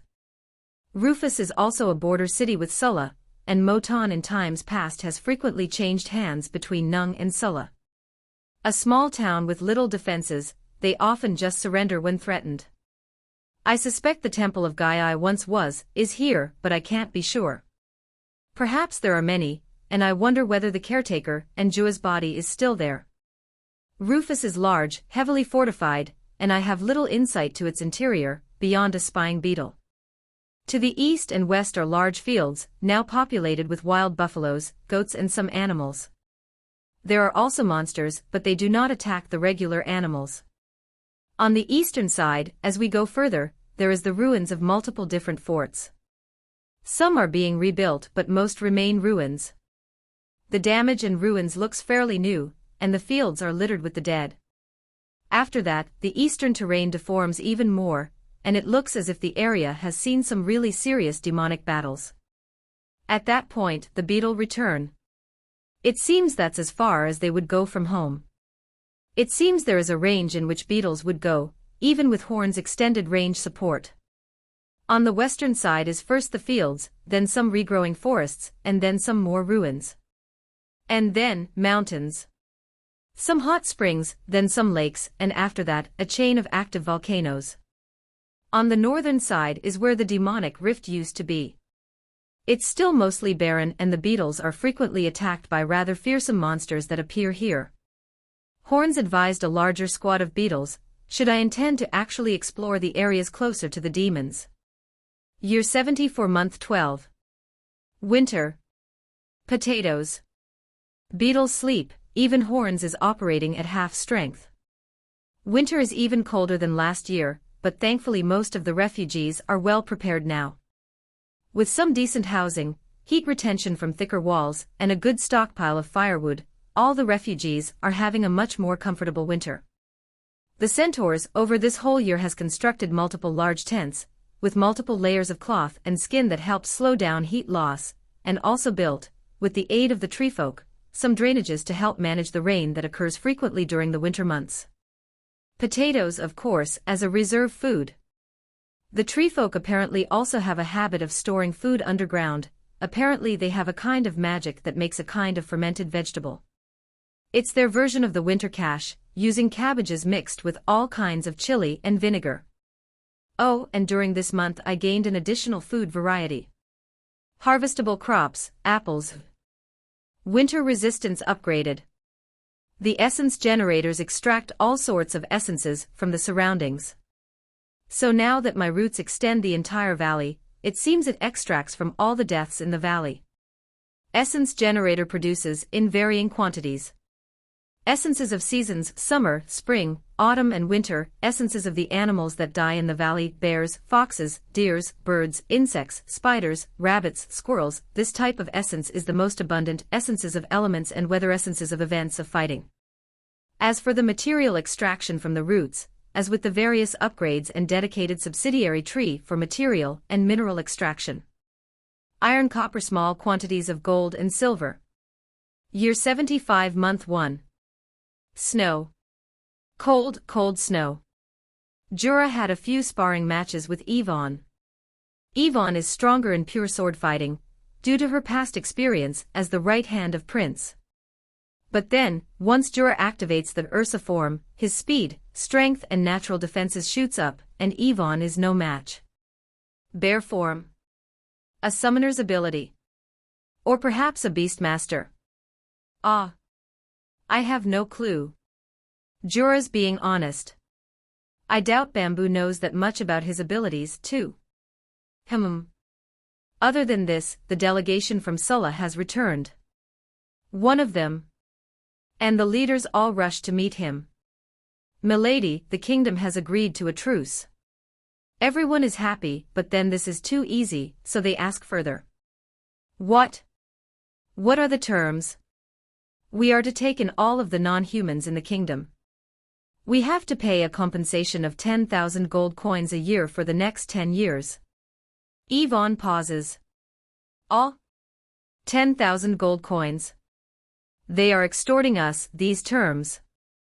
Yvonne pauses, any more? Your life, madam. They want your head. Year 75 Month 2. Yvonne agrees to the truce, with a few modifications. Her death comes after 2 years of peace. She did not see herself as being that valuable, that her life mattered more than the security and safety of the non-humans she swore an oath to protect. In fact, she felt it is a fitting way to die, a martyr's sacrifice, a trade of her life for 2 years of truce. The second modification they proposed is to have the gold payment reduced, paid quarterly, and the first payment commencing after a year of peace. The Sulla Kingdom accepts the modified terms. Why? One is that they still manage to get rid of all the non-humans under this truce plan, and giving this space for Yvonne to integrate the non-humans is ideal. In fact, it is probably their main goal, to create a human-only environment.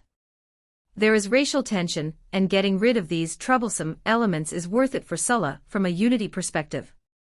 If they want to create a united kingdom, this may be one way to do so. The loyalties of these non-humans are always suspect, even though there is no evidence showing non-humans as more disloyal than humans. Money is hardly an issue for a wealthy nation like Sulla, and perhaps there are factions within Sulla who sees additional benefits of getting rid of the non-humans. Sulla no longer has to maintain multiple prisons, detention camps, armies and soldiers to patrol their lands. In fact, to be able to reduce their logistics load and manpower needs is probably what they want, so they can direct this resources to their currently ongoing conflict with the Nung and Takta. It's a concession they agree to make to deal with what they see as a larger enemy. As for Yvonne, the very fact that they still get to kill her, even if after 2 years, without having to resort to a war, is a net save for their military. They get to focus on other fronts and gives them just cause. In fact, the fact that she agrees either way is as good as an admission of guilt. So, even if this new Frika decides to wage war someday, Sulla is the one that is right, the neighboring kingdoms less likely to come to Sulla's aid, and they will be able to use overwhelming force, and even underhanded methods, without losing support of the humans. Thinking it through, Yvonne may have signed herself and New Frika for a tough truce deal. But this is a positive outcome for her, as she gets peace, and she can better ensure the safety of the non-humans. Anyway, it is a decision Yvonne makes for New Frika, and it is probably a good decision. For me, I am initially a little peeved, but then as I ponder the issue, perhaps this will allow me the better investigate the culprits of Frika's destruction, and focus my vengeance. After all, if they have less reason to suspect and enter into battle with us, I can keep my abilities hidden, unknown, and I can use that as a surprise attack. If they realize someone is constantly using roots to attack, they may well chop all trees down as a defensive measure. Also, the traders also bring news of the Demon King's corpse. The location has been discovered, but approaching the Demolite has proven to be exceptionally challenging, as the location's gravitational field has been disrupted, and so the entire area is floating in the sky. Add to that, the place is crawling with fire elementals. But most importantly, the traders brought something I have been trying to find for a long time. A register of recorded spirits and magical places in the region. And a rudimentary map where the nearest magical ley line is located. Ley line. I want one. The nearest one is actually near the ruins of Moton, so Horns investigates, as Jura refuses to leave the valley. The Beetle Squad took about 3 days to get there, and to discover that it is actually a small dungeon. Dungeon, eh? Conventional thinking, I'll need to break the dungeon core to get to the ley line. But I wonder whether it's possible to hijack the ley line without having to mount an assault on the dungeon. In either case, having confirmed the location, I start spawning subsidiary trees in a line. This process took 60 subsidiary trees, as the gap between each tree is about 1.5 kilometers, and now I have a string of subsidiary trees that form a link all the way up to the dungeon. Somehow, this reminds me of those strategy games where I sent a scout in a straight line, cutting through the fog of war. The dungeon is pouring out a ton of monsters, mostly low-level ghouls, zombies and skeletons. The beetles and horns have to constantly fend off the group of marauding skeletons and zombies, but with a subsidiary tree nearby they are able to regenerate and hold back the horde. This is where I discover I have a problem. My war beetles are big, the size of rhinos, but the dungeon entrance is big enough for only 3 of them side by side. And having so little space also means the beetles lose a few of their combat advantages, i.e. their charge attacks. They do have very strong armor, but if there are stronger monsters in the dungeon, these beetles are kinda sitting ducks. Sire suggests we stay put and control the area for now. Horns telepathically communicates. As an artificial soul linked to me, he can transmit his message to me directly, though he lacks any mouth that is capable of speech. So, even though he understands language, he can only speak to me. And the other artificial souls? We can set up defensive positions. Trevor asks, also interested in this new expansion. It's a dungeon, Mila pokes her head in, seeing what I see. It seems she is able to share my vision, not sure how she is able to do that. Outside, in the open, the beetles can crush and ram the undead easily and render them useless. But as an experiment, I sent a few beetles into the dungeon anyway, and as expected they die once they are trapped. Dungeons with their narrow passages are not the best places for oversized beetles.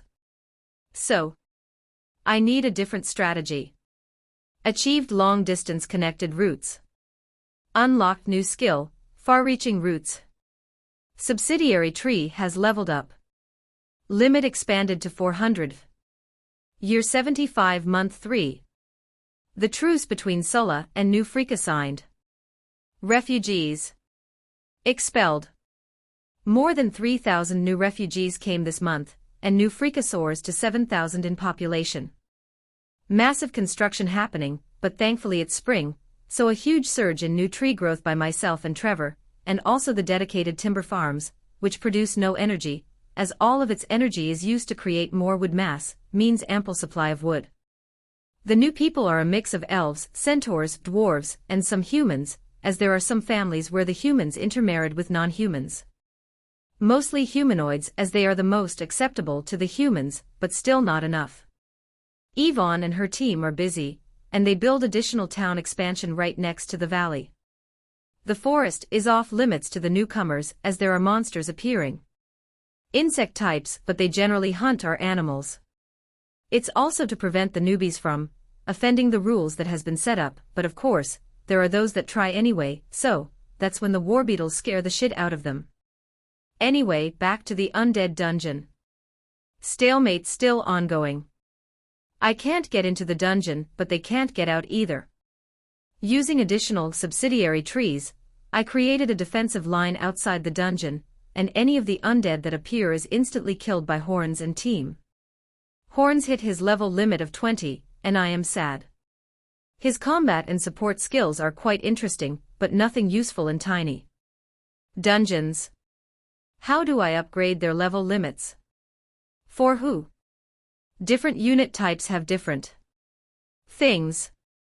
Wisp bobs around. Let's say Trevor. Trevor also has hit his limit. A forest mind would require a brain. Ha. Unlocked special tree type. Root brain complex. Requires special minerals to grow. Special minerals required are 10x blood crystals and 50x fresh animal heads. Guys. I got a task for you. I tell the elves. As you wish. Jura found some of his skills upgraded recently, and strangely, it makes his behavior a little weird. How about me?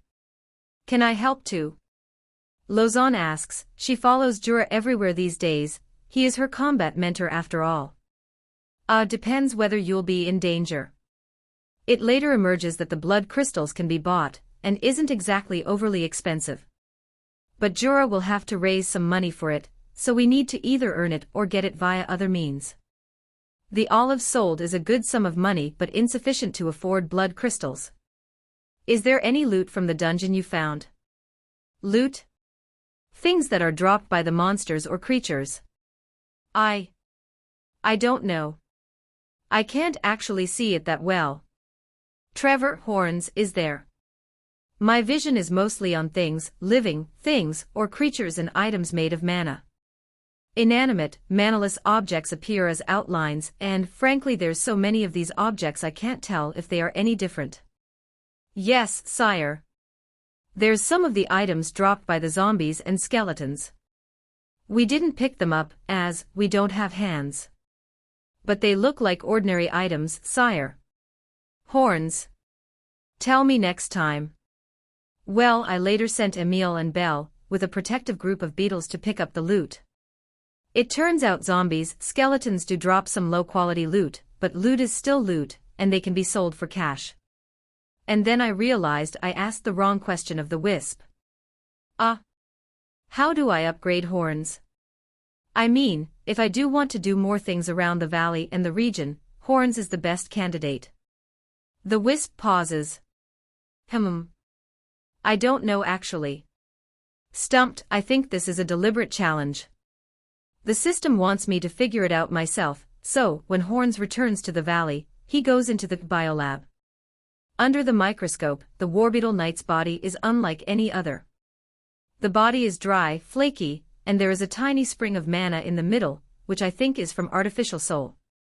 Unlike normal souls who pour out clear mana, the mana from this spring is light blue, as if somebody mixed a flower and blue coloring into it. The body, the vessel of said blue mana, is dry and cold. Body, mana type compatibility is low. Body absorption ratio is low. The biolab has tooltips and indicators. I focus on the spring, and another set of tooltips emerge. Mana generation ratio hampered by low synchronization with external environment. Looks like a lot of work needed.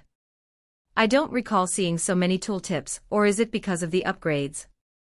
Or Soulforge? I think I could use a lab assistant, so I wonder whether I could fuse the biolab and an artificial soul. Maybe I should do that next. Anyway, back to the body, I recall there is a freshness, a softness when I look at Mila's body. It seemed like the mana pours out of the spring, and the body laps it up. Even all the other bodies I have seen, the body laps up and absorbs all the mana it produces. Is this because I forced this creation? That the body does not absorb this foreign soul suddenly thrust into it? If that's the case, do I need to introduce a phase of introducing the artificial soul's mana to the vessel before performing the merge? Soulforge Annex added, mana soaking facility, and compatibility tester. Biolab upgraded. Additional lab tools obtained.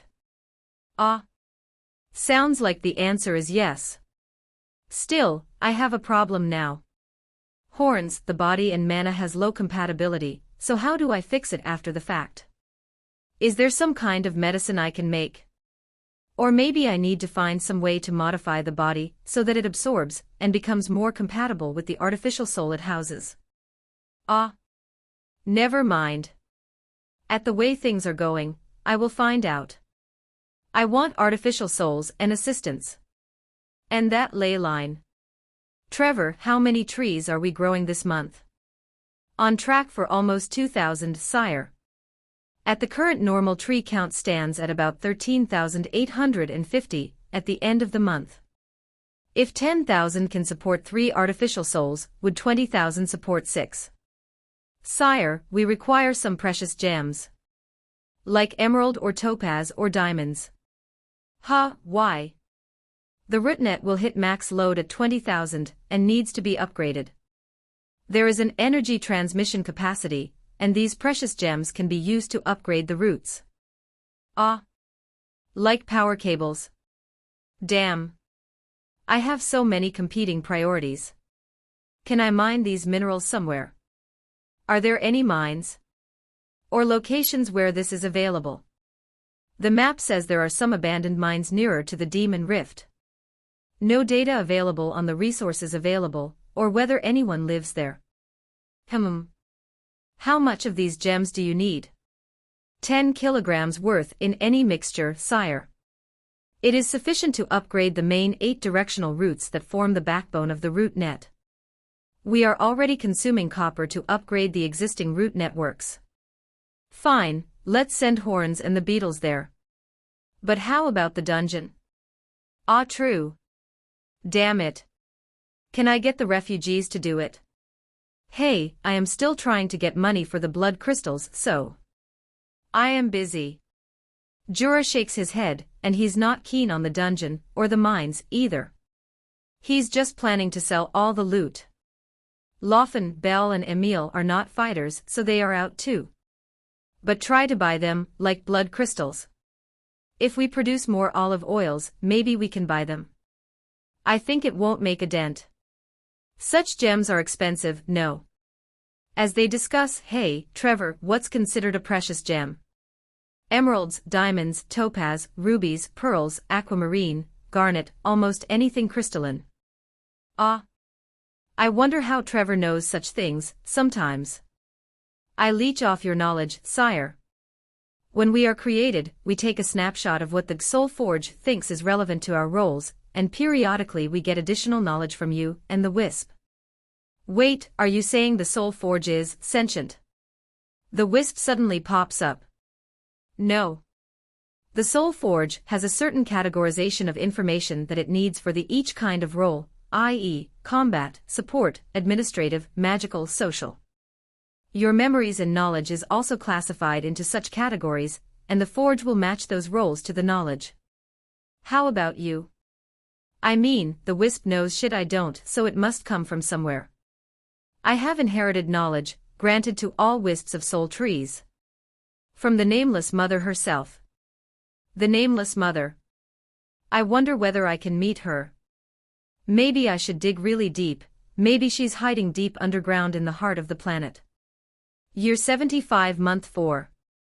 Yvonne and the leaders of New Freaka came to beg for aid. Their population now boomed to 10,000, and they have a problem feeding and housing, even with the massive building they are doing. There seems to be some observers from Sulla, to ensure the truce terms are complied with. Well, their problem is multifold really. Housing, food, how to make money for their truce obligations, and how to control such a large, restless and unhappy population. As they live on the periphery of the forest, building, farming on the lands that is not yet forested, I leave it to them. As long as they do not encroach on the forest, I can allow space for Yvonne's group. I offer my soul. Yvonne kneels, begs, really. Anything, tree spirit. At this point, you are the only one that can offer us hope. No, I mean, one soul to aid so many refugees. What does she take me for, a charity? Then, her entire council of 15 men kneels. We offer our souls as well. We have fought long and hard together, for the dream of Prince Gallon and Lady Yvonne's non-human state. Here we have a great chance to achieve it, and with the powers of a great tree spirit, we can achieve it. 16 of your souls, for more than 10,000 refugees. Yes. Is that a good trade? I asked the Wisp. No idea. The 16 kneels. Everything we have to offer, and our remaining lives. Please, to house, to feed, to protect a fledgling city, a great tree spirit can do more than we can. Well, that is cause your levels are low. If one is high level enough one would get tremendously OP abilities, do they not? No. Not good enough. They look at each other and decide to go back to New Freaka. New Freaka at 10,000 sprawls the entire southern valley, essentially blocking off access to the forests which I live in. No matter. As the ginseng grows, it seems, stranger, more powerful monsters spawn in the forests. Things harder for the beetles to defeat, on some days, larger groups of monsters. Ginseng has reached stage 1 maturity. You may direct its next stage of growth. Stage 2 growth choices are mana growth and mana pool size. Your mana will reduce by 1% for the entirety of the stage 2 growth period, physical stat growth, tree growth reduced by 5% during the entire growth period, grant unique skills, stronger monsters will appear during the entire stage 2 period, environmental choice, grants title of Survivor of the Valley. Title provides high-tier natural regeneration, and increased defense. There are 20 stages to the ginseng. Each successive stage increases monster spawn, and stronger monster types, who will try to consume or destroy the ginseng tree. Is this a protect the tree minigame? I picked a unique skills because why the fuck not? Year 75 Month 4 Week 3. The stalemate continues. There is a dungeon I want to invade and yet I suck. And repeatedly attempting to charge into the dungeon seems to have created stronger zombies and undead, so if I want to get to it, I better attack with a strong force able to wipe it in one go. Meanwhile, far-reaching roots increase the distance between the subsidiary trees, further, essentially doubling it. I am now trying to explore alternative means of locating the stuff that I need to grow. Back at the ginseng tree, a couple of strong monsters appeared this month. They killed a few beetles before they are defeated, so I increased the beetle defending it to 50 beetles. The treefolk and centaur are relatively content, being like suburbs to the booming New Freaka. Yvonne and group returns again for another round of begging, and once more, I turn them away. And yet, in New Freaka, it seems quite a few people, elves or humans or dwarves, pray to my subsidiary tree and talk about their issues. Some of these refugees has taken on the role of a priest, limiting and controlling the sessions each one has to talk to that subsidiary tree. Even though I do not respond. Strange, but I suppose faith is needed even when one's a refugee. Some of these humans and dwarves have a culture of praying to the deity that controls the land they live in, even though they may not be a devout believer. It's an animistic kind of approach to worship the land, but it is charming. Special tree unlocked, Tree of Prayers. Tree of Prayers has a calming, relaxing effect on its surroundings.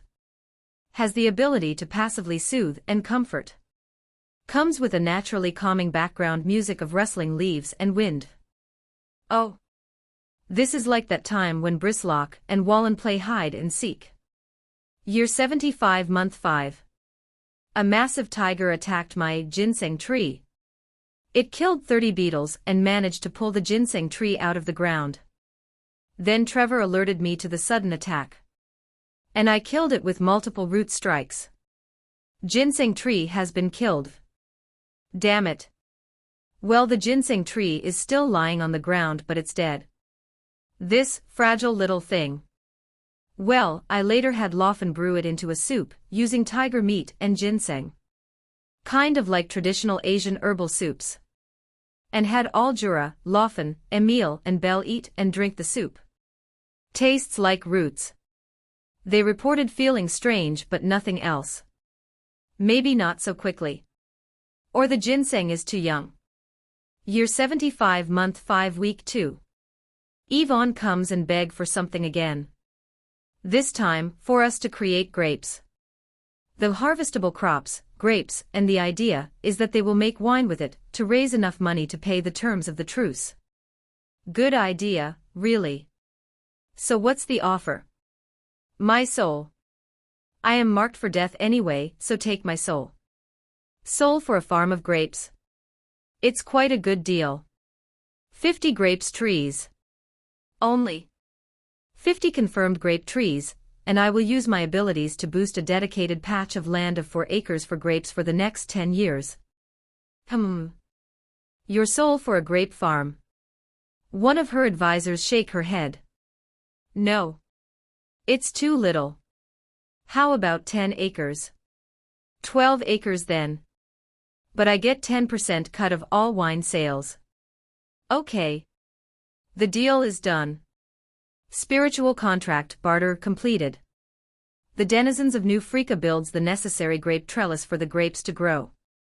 As agreed, 50 subsidiary trees, designated under harvestable crops, to produce grapes, in an area 10 AC wide, the rest of it just ordinary grapevines, boosted by me and Trevor's growth mojo.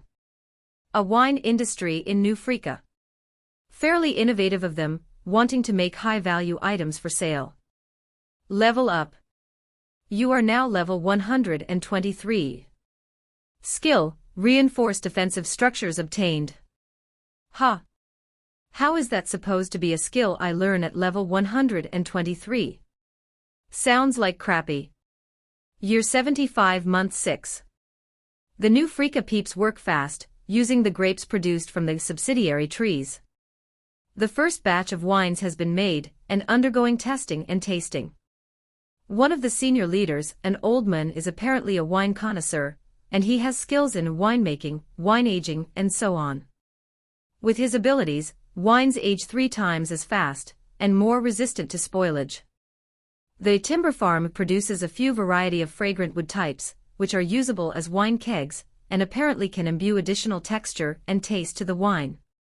I kinda feel sad that I am a tree now. When I was a programmer I did drink occasionally, to feel better about my stagnant career. Maybe I should get them to pour some on my roots. I might still taste some. Though I doubt alcohol has any effect on trees. Year 75 month 6 week 3.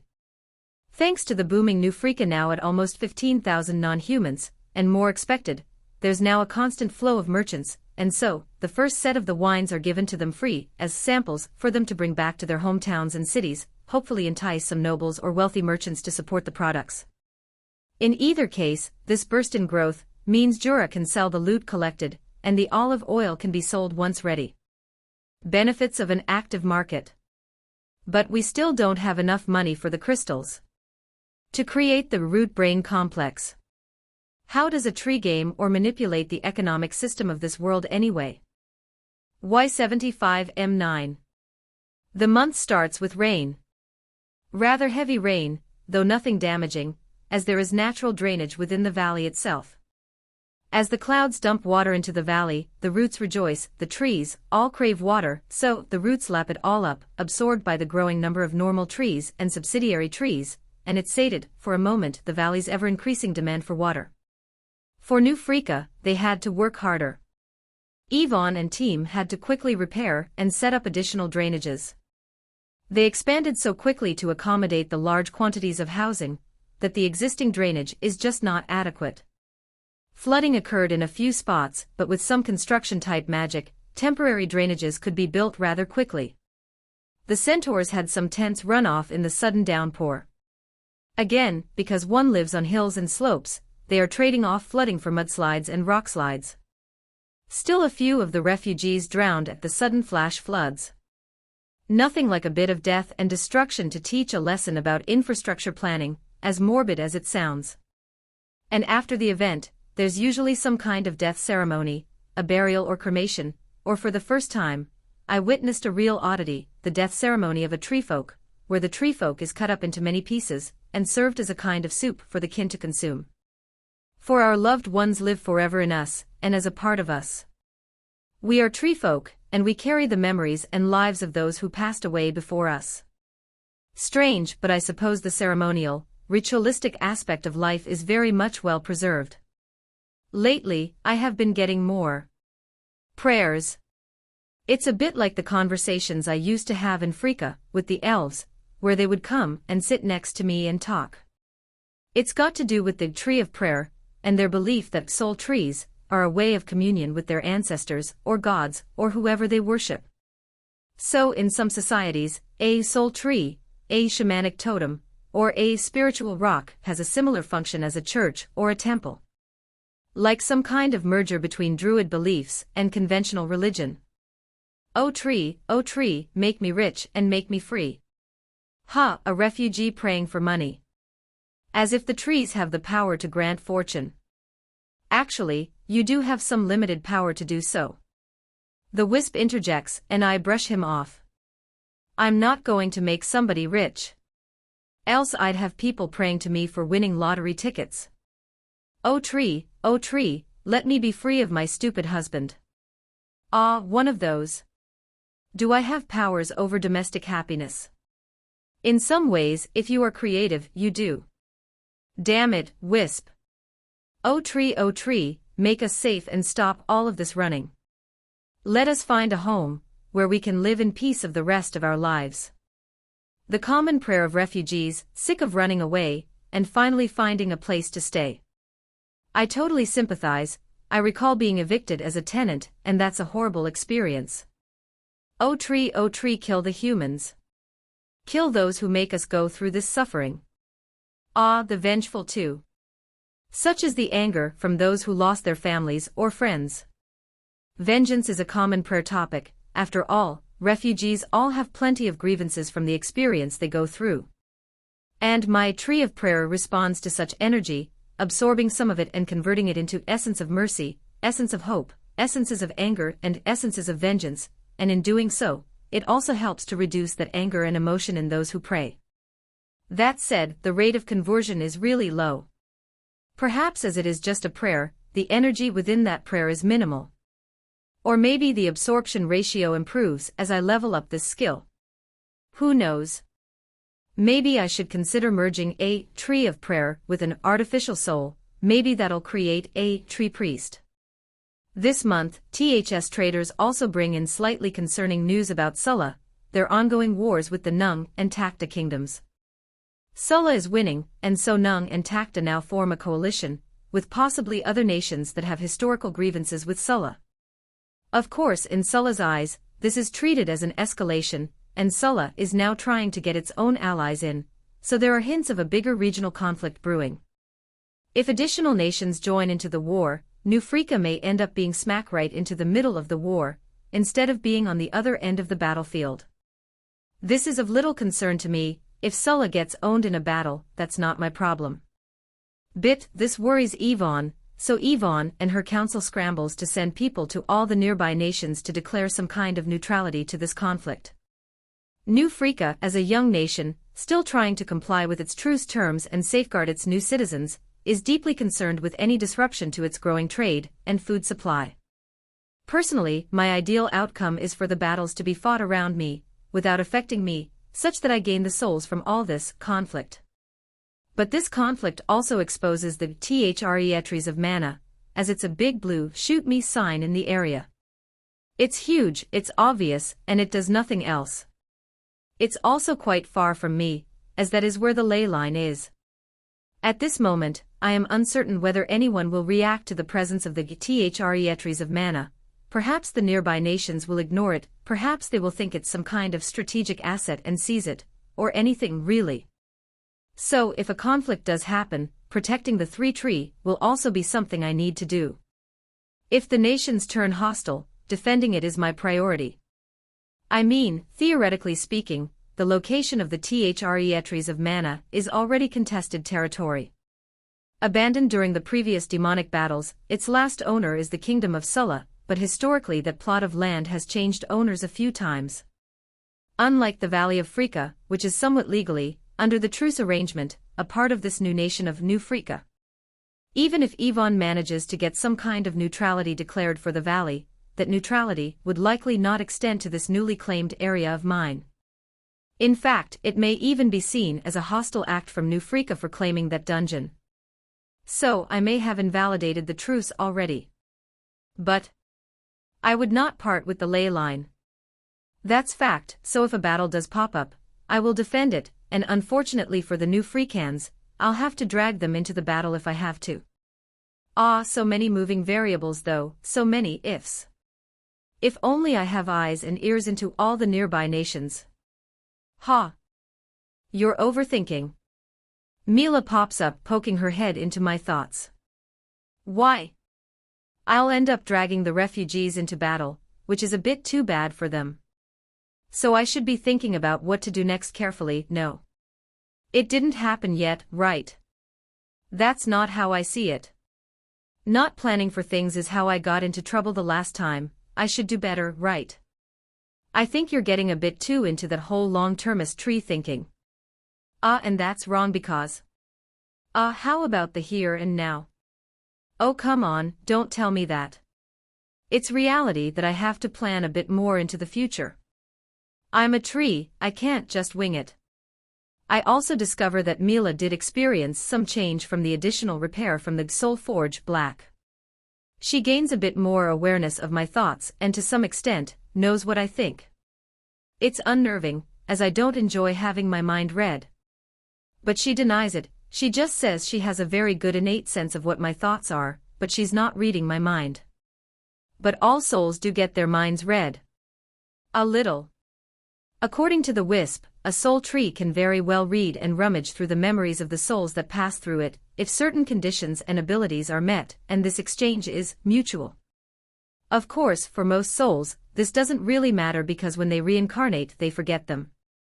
Heroes, however, retain their memories, and if they carry knowledge of a soul tree into their next life, that makes them rather dangerous. Frankly, the mechanism is still confusing. Apparently some reincarnation gods will wipe the memories clean, but some don't. Someday if I meet Mozart again, I need to ask him about this memory wipe thing. How does it even work? Mila, so what would you do? If this war happens, my ley line is under threat. Fight them off then. So you agree with me? No. How does anyone know that bunch of trees is anyway related to Newfrika anyway? Most people can't even tell two trees apart. Mila's spirit bobs around and twirls. So act as if the two sides are separate unrelated camps. So find a way to de-link the two, visually. If they look different, nobody's gonna suspect the two tree groups are related. Don't you have some kind of ability to make it as if they look different, or you don't? Some a camouflage or illusion skill. And do you have a way to remove the straight line of the subsidiary trees to that so that it's not so obvious? I pause. That's a good idea. When were you this smart? You've always given me the happy but slightly mentally retarded hero girl. I'm a designated reincarnated hero. I get like super boosts to my intelligence stats. Really? Yes. Apparently all of us heroes get like tactical genius as a perk. Really, that sounds like rubbish.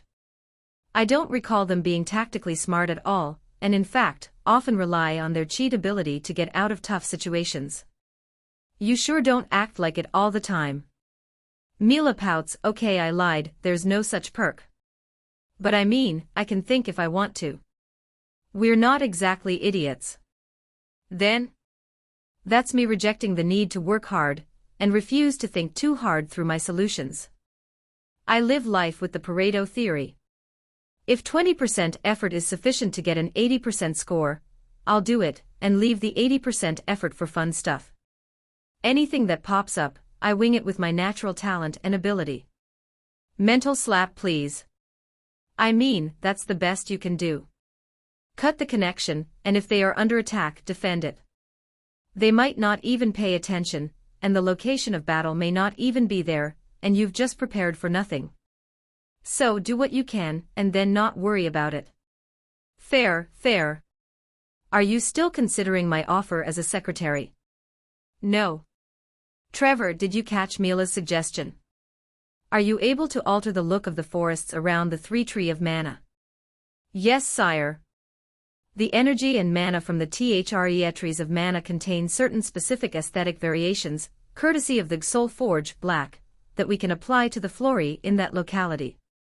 Good. Next is, how about that, hiding the line of trees that link this valley to the ley line? We can create subsidiary trees that are mostly hidden underground, like a kind of small tuberous plant, with only a small shrub appearing above. That way, while there is still a portion of trees that is above ground that can be spotted, they would not stick out as obviously, and can be easily disguised by a thick overgrowth of other shrubs and weeds. But the trade-off is that they lose their customizable branches function, and our line of sight in that area is significantly reduced. Well, it's worth it, I think, so do it. Things are going smoothly. Yes, sire. As you command. Wisp, your turn. Are we able to merge an artificial soul with the trees of mana?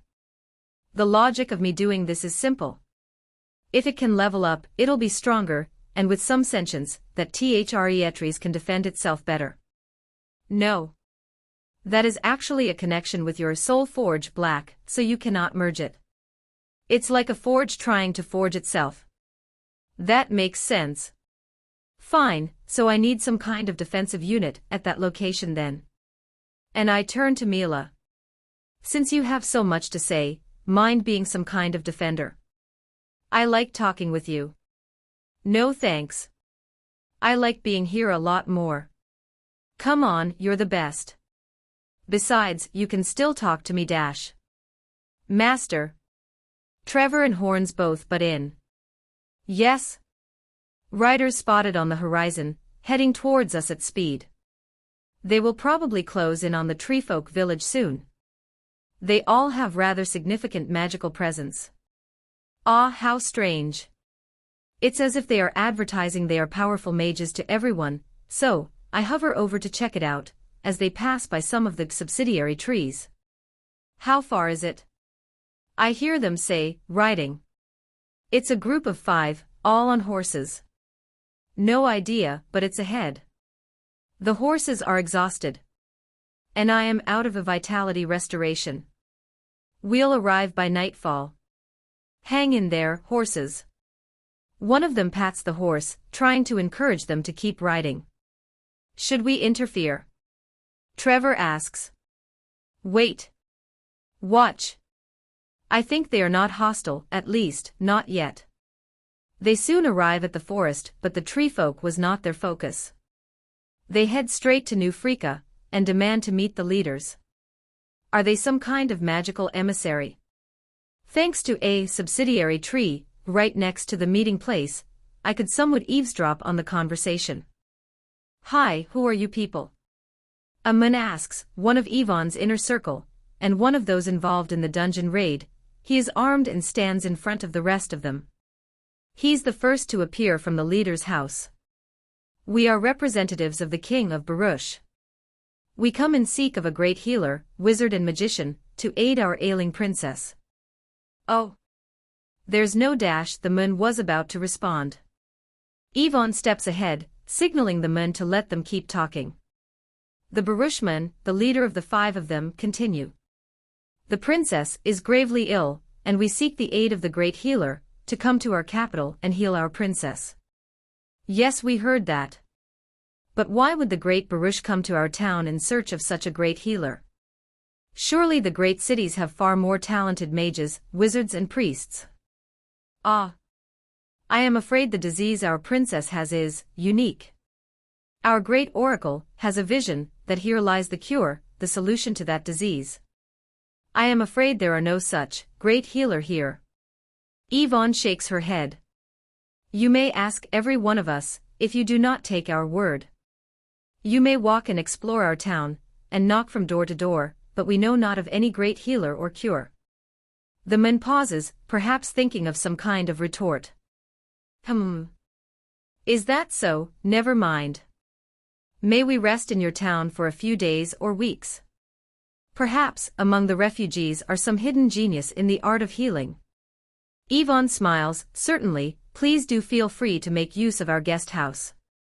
Later in the guest house, the Baruch men talk. Once again, courtesy to a conveniently placed subsidiary tree, I can catch some of the conversation. Is she lying? No. My truth detection did not trigger, nor did my detect false statements.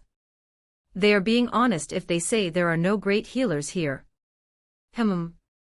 Maybe they don't know. Exactly. This place is a hive of refugees, so many that run here, a few thousand of them. Some of them may be hiding their talents, and the leaders know not of their talent. But Sulla never had a great healer either. Indeed, it is strange that the oracle guides us here. You know how oracles are, they will answer your question, but it may be because our question is not correct. One of the men speak, while munching on some potato salad. Maybe it's a trick answer, and we need to look for something else. Whatever it is, we can't go back without the healer. We'll get our heads chopped. We start our search for the healer after we rest tonight. Year 75, month 10. My ginseng tree got attacked by a flying creature. It pulled it out of the ground before a root strike struck its head. So once again, I had to restart my ginseng tree. My constant failure to cultivate and protect my ginseng tree reminds me I still have a problem with airborne monsters. Maybe I can get flying leaves as a weapon, kinda like Pokemon. Right? Or shoot seeds as a projectile, like a rapid-fire machine gun in PvZ. I already have fruit bombs, so launchable fruits would turn them into fruit artillery and fruit flak cannons. Come on system, give me something similar or a skill like that. A fruit cannon. A seed cannon is fine too. Something to shoot at all these flying stuff that's starting to really bug me. System. Give me a skill, please. Insect warrior variation unlocked, web trap spiders. New customizable branch option, web trap spider nests. Home to 3 web building spiders. Web building spiders have little direct combat abilities except for their poisonous fangs, but are able to build webbings between your trees, laced with paralyzing poisons and build trapping cocoons. Not exactly what I wanted, but I suppose a spider able to build traps is still better than nothing, so I designate one. A spider crawls out, and it's really rather tiny, about the size of a small dog.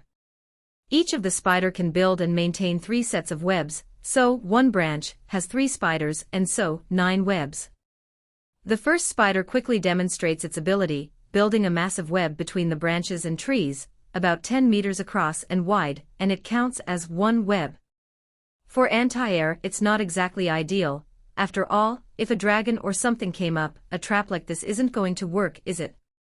A tree can't pick the insects to decide to live in it, so fine, webs and spiders. There's a spider. Jura shouts and pulls out his sword. He just came out of the hideout, and is surprised to see a spider so near the main tree. I guess having a bunch of webbings right above his head kinda shocked him too. No. Stop. It's my minion. Really? Yes. The girls are not going to like it. At least the beetles kind of look like a giant armor, but this spider looks like a fuzzy monster. And it's dark brown and black. I frankly did not realize it's creepy. Eep. Belle screams when she 2 steps out of the hideout and spots the spider. It's my new minions. They are my anti-air defense. Can we not have them near here at least? Laughing too comes out after hearing Belle screams. I mentally command the spiders to build their webs higher up, perhaps between the canopy layer of trees. That way they don't come across the refugees or elves so often, except for the ginseng tree area, which I will cover in multiple layer of webs. Just to prevent airborne monsters from pulling the tiny ginseng tree out of the ground again. With that, the spiders hide away on the tree tops, and the elves go about their way. Except Jura. Paws has been rather talkative lately, since he hit level 20 and capped out. Oh, how is he? A bear made of wood appears next to Jura. I am fine, master. I recently acquired this wood form summon, which allows me to take this rather weak form, but at least I can act independently. Yeah, he's been telling me about having to upgrade as Eidolon to unlock more powers. Yes, Master TreeTree. Paws walk up and stands next to the forge tree, and as he does, a prompt appears. Paws, Woodbear Eidolon has reached his level cap. To upgrade, i.e. to level 30, the following options are available. Blue Armor Path, 50 small copper ingots and 5 medium red rubies needed. Black Claw Path, 50 small iron ingots and 5 medium onyx needed. For artificial souls, they start off at level 20 cap, and if I have a single color soul forge, I can unlock one upgrade, i.e. level 30. Each extra color increases the upgrade by 1, so, if I have all the necessary resources, I can upgrade twice to level 40. It seems the colors of the soul forge represent something lacking in the artificial souls. Each color adds an effect and makes a more robust artificial soul. TreeTree. I'm afraid we need to acquire some resources. Can you get 5 medium red rubies and 5 medium onyx and a lot of copper ingots? Jura pauses. Is this like the blood crystal thing? Yes. Where are you on that, anyway? Yes, Trevor too needs an upgrade. All 3 of my first artificial souls have reached level cap. It's being shipped here. After the dungeon raid I've gotten enough money to buy it, but the trader says the supplier is really far away, so it'll take some time. Maybe next month we'll get it. Fine then. Are the visitors bothering you? Yeah. They seem to be looking for some great healer or some great magical cure, but we don't know of any. But they are still here, claiming that their oracle never lies. Should we be afraid of them? Lozon then pops out, asking the question to Jura. Well, not really. But Baruch is one of the larger kingdoms around, at the same level as Sulla, so they are a respectable force. Making allies of them would be ideal for Yvonne and gang, but we really do not have healers to offer. Jura's response is actually meant for the elves, but it's also an education for me, because the names of all these nations kind of slip past me. Year 75 month 11 week 2. A great battle broke out in the conflict between Takta, Nung and Sulla, and a great, curse spell was cast. One that sacrificed the lives of 25,000 soldiers, and with it, created an exceptionally harsh winter in that area, and beyond. So powerful that spell that summons a vortex, a magical vortex of ice and frost, and then, the region transforms into a snow-covered land, one of blizzards, snowstorms, and strong gusts of wind. That spell extends to the entirety of the valley, overnight, from what is normally a light rain, into to snow and ice. Thick snow, a terrible cold snap. A few of the smaller streams froze. This stunts the growth of the region's crops, already reeling in the earlier mild winter. Everyone's prepared for winter, so a huge stockpile is already there. Even New Frika, their efforts to vastly expand their farmlands and crop cultivation meant they are facing this intense cold with at least a few warehouses and silos full of harvested, preserved vegetables and grain. What was meant to be their solution to a migrant surge becomes a solution for exceptionally bad winter, though I wonder how long this stockpile will last. Since it is great battle, I figured that there must be a lot of death, a lot of souls still lingering in the battlefield, so I decide to send my many soul harvesters there. They are like faint ghosts and so they can travel really far, but it'll take a while for them to come back. I think, with the soul harvesters, they expand the range of my soul absorption to almost the entire continent. Which is massive. Massive. Also, the group from Baruch expanded after about 2 weeks. I am disappointed, apprentice. A wizard steps through the portal, escorting the sick princess, and followed by a healer and a paladin. They are surprised by the sudden cold, but they come well prepared and put on thick jackets and shawls. I suppose their princess waited a bit too long. My sincere apologies, teacher. We have tried to ask every single one, and yet we could not find one that we think has potential. That's why we asked the oracle whether the healer had moved or went away. Excuses. The wizard is old, he has flowing white, wrinkly hair, and a typical wizard's hat, with a pointing tip. The man bows and doesn't respond. The princess follows behind. She's got a very faint presence, and her steps soft, light, and the healer supports her every step and movement. I also notice the healer using some kind of potion on her, at regular intervals, especially when she starts shivering. The wizard talks with the existing group for a while, and then he stops. Well, let's find that healer. He casts some kind of strange magical spell, and then from a small metal case, a magical arrow appears, and it starts spinning in circles. And it keeps spinning. It even points downwards at times. The wizard then pauses and looks at the man. The man looks equally dumbfounded. The wizard seems stumped and the paladin steps up next to him. Wizard, what's the meaning of this? This artifact is the compass of oracles, it links and augments the oracle's ability, so that we can locate whoever or whatever the oracle learns. Get to the point, wizard. Why is it flying everywhere? I don't know. Yet, the wizard's initial confusion turns into a strange smile. The earlier group look puzzled. Whatever. It's cold. Let's continue this conversation indoors. The princess cannot take this weather for very long. The healer insists, and they retreat to the warmth of their guest house.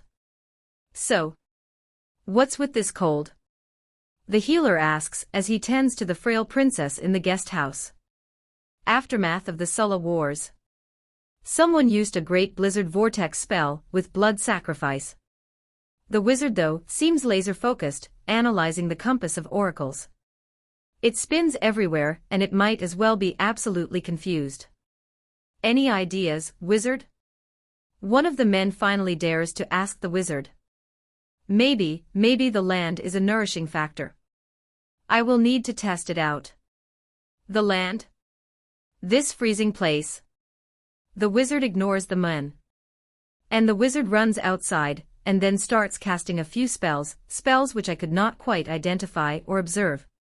He did that for a good half a day, constantly casting spell after spell, though nothing in particular seems to be happening.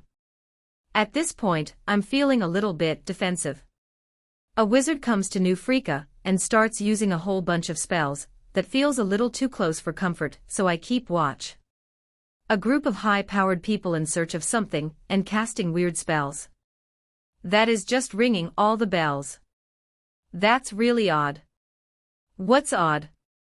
One of the men, who seems to be the wizard's apprentice of some sort, comes out to accompany his master. The readings and compass, it all points through this entire valley, and yet I don't detect any kind of magical presence from the earth, or is it muffled?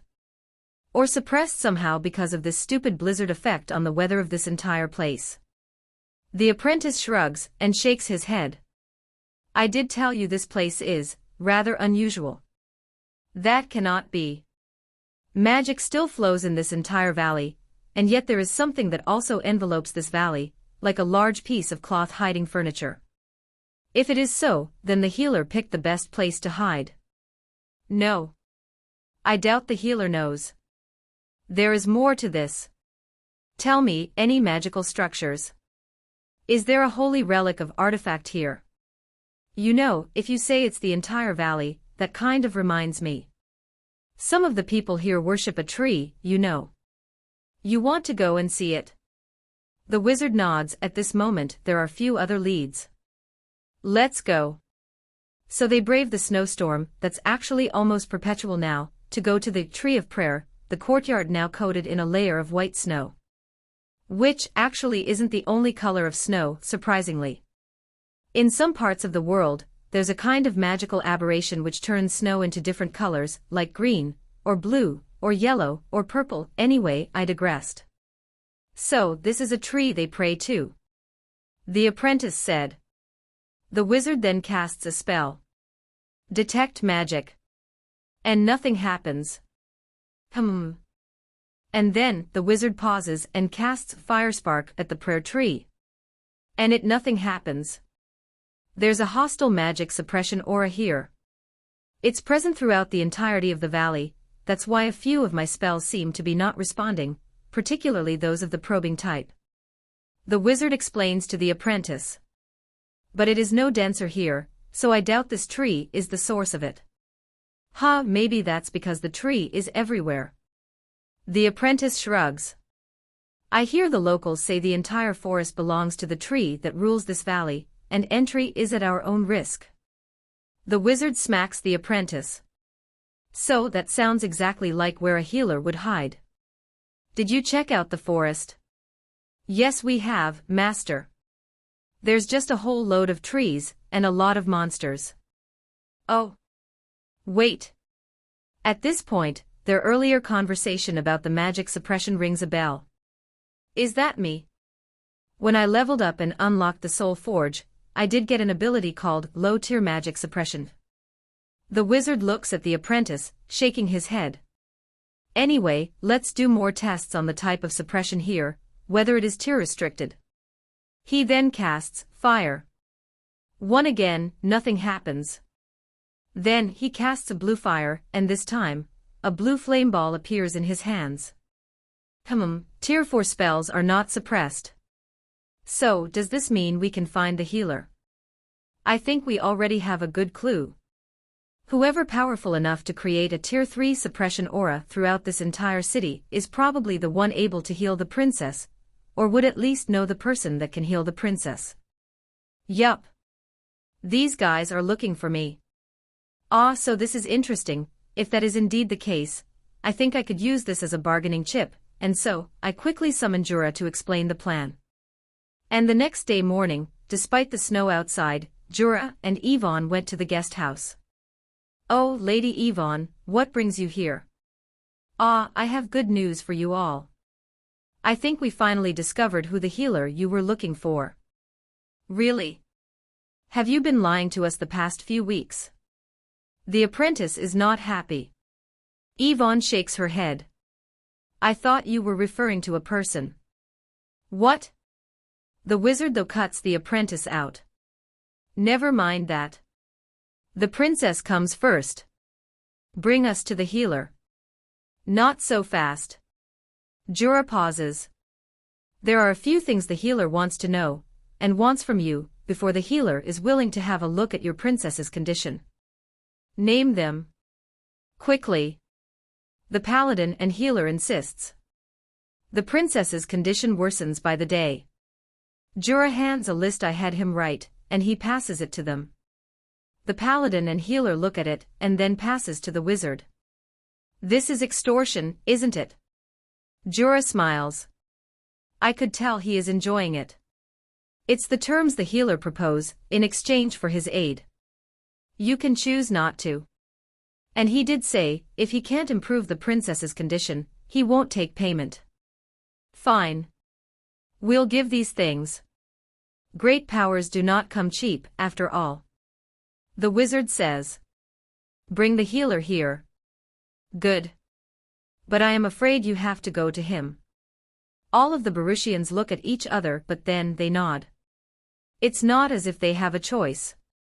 So together with the princess, all of them venture out into the snow, and make the slow walk through New Frika, into the forests. Where are we going? They did not like walking in the snow. We'll reach there soon. Anyway, what's the princess's diseases? I am afraid, even I don't know. All we can do is keep supporting her body, so she doesn't die. The healer shakes his head. It's almost as if her body wants to kill itself. And then they arrive at the main tree, where the beetles and spiders are sleeping dormant. Wait. The wizard turns to Jura. A spirit tree. It's as if he struck a realization. Yes. This spirit tree rules over the entire valley. The wizard nods, that explains why the compass is confused. I am guessing this massive spirit tree extends its roots everywhere. Bring the princess inside. Jura says. The healer carries the princess, and Jura then stops the rest of them. I'm afraid I can only allow the healer into the tree from here. The rest of you must wait outside. The tree's rules. The wizard pauses, looks at the paladin, and the rest of them nod. Fine. I can trust a spirit tree. And so, the frail princess is escorted into the biolab. Once I start examining the princess using the biolab, it's immediately apparent what her problem was. As with all living beings with mana, there is a spring in their body, and in the princess's case, that spring is almost entirely destroyed. That spring appears like a regular fountain to most, but the princess's spring is charred, dark, and the structure around it has somehow turned into rubble. There's still some mana flowing out, but it's irregular, inconsistent, and at times corrupted. And when the corrupted mana flows out, it interacts with the body and creates a rotting effect. It's as if the tap that supplies water to a body is broken, and because of that, while there is water flowing out, it is polluted water, and that polluted water poisons the body. The body tries to fight back that corrupted mana, and as a result her body turns blue, kind of like a mana gangrene. So I look deeper. My biolab is of a higher level now, so I get more visibility, tools, and even pop-ups to explain what I am looking at.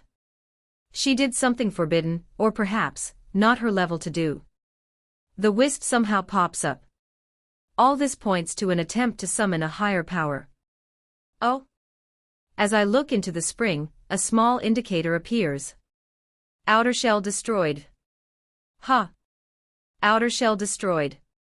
This seems to mean she is like the reverse of an artificial soul, or perhaps, similar to Mila previously. A regular soul comprises of an inner and outer layer, an artificial soul only the outer layer. So she had somehow managed to destroy her entire outer layer. This is really strange, and I asked Jura to ask the men what did the princess do. The spirit tree wants to know what the princess do. She has somehow destroyed a large part of her soul. The wizard and healer seems really shocked, and they turn to each other. The healer starts first. The princess was last spotted in the wizard's tower, what was she doing? The wizard stares back. I don't know. She was going through the ancient tomes and then. At the same time, I kept looking into the princess's body, and then I discover another thing. Exposed to void mana. What the hell is void mana? Oh, I can answer that one. It's raw mana form. Primordial mana, so to speak. It's the most powerful of mana types but the most dangerous. The normal body of mortals is not fit to handle void mana. Even heroes can handle it in small degrees, that's why they only get the second-tier form, star mana. If one distills and processes star mana further, one would then get the normal kinds of mana. This sound like the Big Bang, and then the formation of stars, and then the heavier elements. If mana is an element that exists in the birth of the universe, it's akin to primordial quarks, and then they would form protons, neutrons, and electrons, and those would then fuse into regular atoms. This surely begs the question, why would this princess somehow be exposed to void mana? Ask them what was the tome that the princess was studying. I mentally speak to Jura. The wizard pauses. I think she was looking into a tome on. He stops. I don't think it's relevant. Can the tree heal her or not? The healer and paladin turn to face the wizard. I think it is relevant. What was the princess actually trying to do? She might be looking at a tome about otherworld heroes, and theories on how to summon them. It's one of the crazy tomes left by the mad hero, Arsene Amir. The paladin then grabs the wizard's hand. What? Why is the princess allowed to be anywhere near to a tome by the mad hero? I was doing research on it, and I didn't realize the princess snuck in. Excuses. So all this was your fault, wizard. The paladin is rather mad. Well, I let the Baruchians continue their argument, as I turn my attention into figuring out what can I do about this princess's damaged soul. The soul forge would be able to fix most of destroyed outer layer, but the exposure to void mana is going to be harder to remove. In a way, it's like Mila's demon poison, but only from another source, a more raw source. It took about another hour, but I've looked at all I could, so, Jura, and the healer helps to carry the princess to the forge tree. She rests inside a platform inside the forge tree, and once ready, both Jura and the healer had to go out. As I attempt to repair her damaged soul, I got a prompt that some items of the princess needs to be sacrificed. Does the princess have any items or personal belongings that she cherishes? The paladin takes out a small hairpin and passes to Jura, and Jura throws it into the forge tree. Not enough. Another one. The paladin checks his backpack, and the healer checks a bag that contains the princess's belongings and pulls out a small comb. Her mother, the queen, gave her the comb. And into the forge tree it goes. The logic of it is essentially, to repair a soul, especially one still in a bodily form, one would need to harvest remnants of the person's souls, that are sometimes residing in their cherished items, to then use it and patch the soul. It's like soul organ transplant surgery, but with personal belongings. Unlike Mila's case, who's not constrained by a body any longer. So, the quality and relationship one has with the item determines the value for the repair. And the comb qualifies. In fact, the comb itself is sufficient, so the hairpin flies back out. The comb itself will do. And it's melted by the soul forge, and it then fuses into the princess's body. And while a snowstorm blows outside, in the immediate vicinity of the forge tree, multiple lightning bolts rain down on the forge tree itself, each creating a connection of lightning to a branch. This is rather scary. I've never seen anything like it. The men, waiting in the snow, watching lightning strike the forge tree multiple times, whilst their princess is inside. And about an hour later, Jura and the healer goes inside the forge tree to retrieve the princess, and put her back into the biolab for monitoring. Under the biolab, the spring itself has been repaired. But an indicator still exists on top, still saying exposed to void mana. I'm unable to remove this status, as I don't have enough power to do so. It seems that I need access to a few more soul forge color types before I can.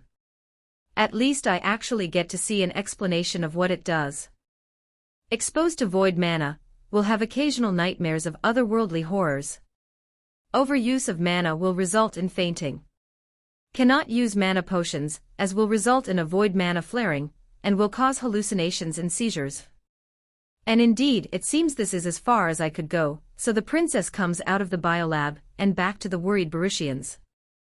The spirit tree says this is all it can do. The princess's body should not be killing itself anymore, but she will still have nightmares, and do not give her mana potions. Overuse of mana also will cause fainting. The princess's hands and legs, once blue in color, now gradually regain some color, and she no longer feels an intense weakness and pain through her body, so much so she is actually able to talk. Food. That's the first word she said. The healer and paladin quickly take out, from their pouches, some kind of bread for her to eat. They seem happy because she is visibly recovering, and so, rather than eat in the snowstorm, they walk back to the guest house to rest. What did you do back in the tower? I tried to summon a hero. It seems the princess had not been able to hold a proper conversation, or even explain what happened because of the intense pain she was in. Why? I wanted a hero to be my husband. Rather than that stupid old duke. At this point I stop eavesdropping. Their conversation went on about Barusian court politics, international relations, political marriages and power balance stuff, which frankly is not my cup of tea at all. Later on, they all use some kind of portal magic to return to Baruch. They say they will find some way to deliver the promised goods. You leveled up. Level 124. Subsidiary tree limit increased to 700. Biolab leveled up, external biolab unlocked. Customizable branches can now create biolabs. Winter resistance upgraded. You learned a new skill, winter adapted crops. So I gain crops that can grow in this stupid snowstorm. Year 75 month 11 week 4. Despite this horrible cold weather, the traders delivered the blood crystals. And once they did, I quickly got to it. Thanks to the new ley line and soulforge color, I also discover there's a new upgrade choice for Trevor as well. Trevor, Forest Mind level 20. Upgrade choices. Blue Root Brain Complex. Requires special minerals to grow. Special minerals required are 10x blood crystals and 50x fresh animal heads. Black Skull Shell requires special minerals to upgrade. 10x bone of a wyvern, 1x heart of a lion and 50x bones of a lizard. Oh well, let's go with the immediate upgrade.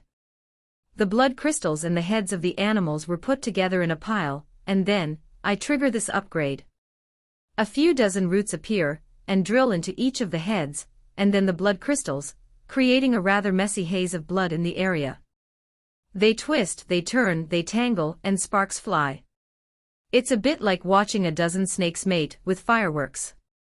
And when it's done, a brain-like jumble of roots is formed. It's really just roots folded and twisted many times until it looks like a brain. Trevor's level limit has been increased to 30.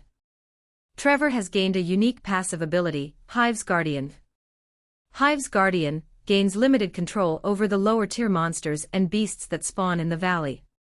Does not override their natural instincts. Fairly useful then. But then, as I turn back to my usual view of the valley, I notice some changes. The interface is now more game-like. And the minimap extends further, and there's more layers to the views available. The granularity of the view is also much better, and I can see more colors. If you desire, Master, I can customize the views for your viewing pleasure. Each of the trees in the valley send back a ton of data through their roots, and it's a matter of processing them into usable information. With this upgrade, my processing capacity has increased. I will be able to provide better alerts and better forecasting ability.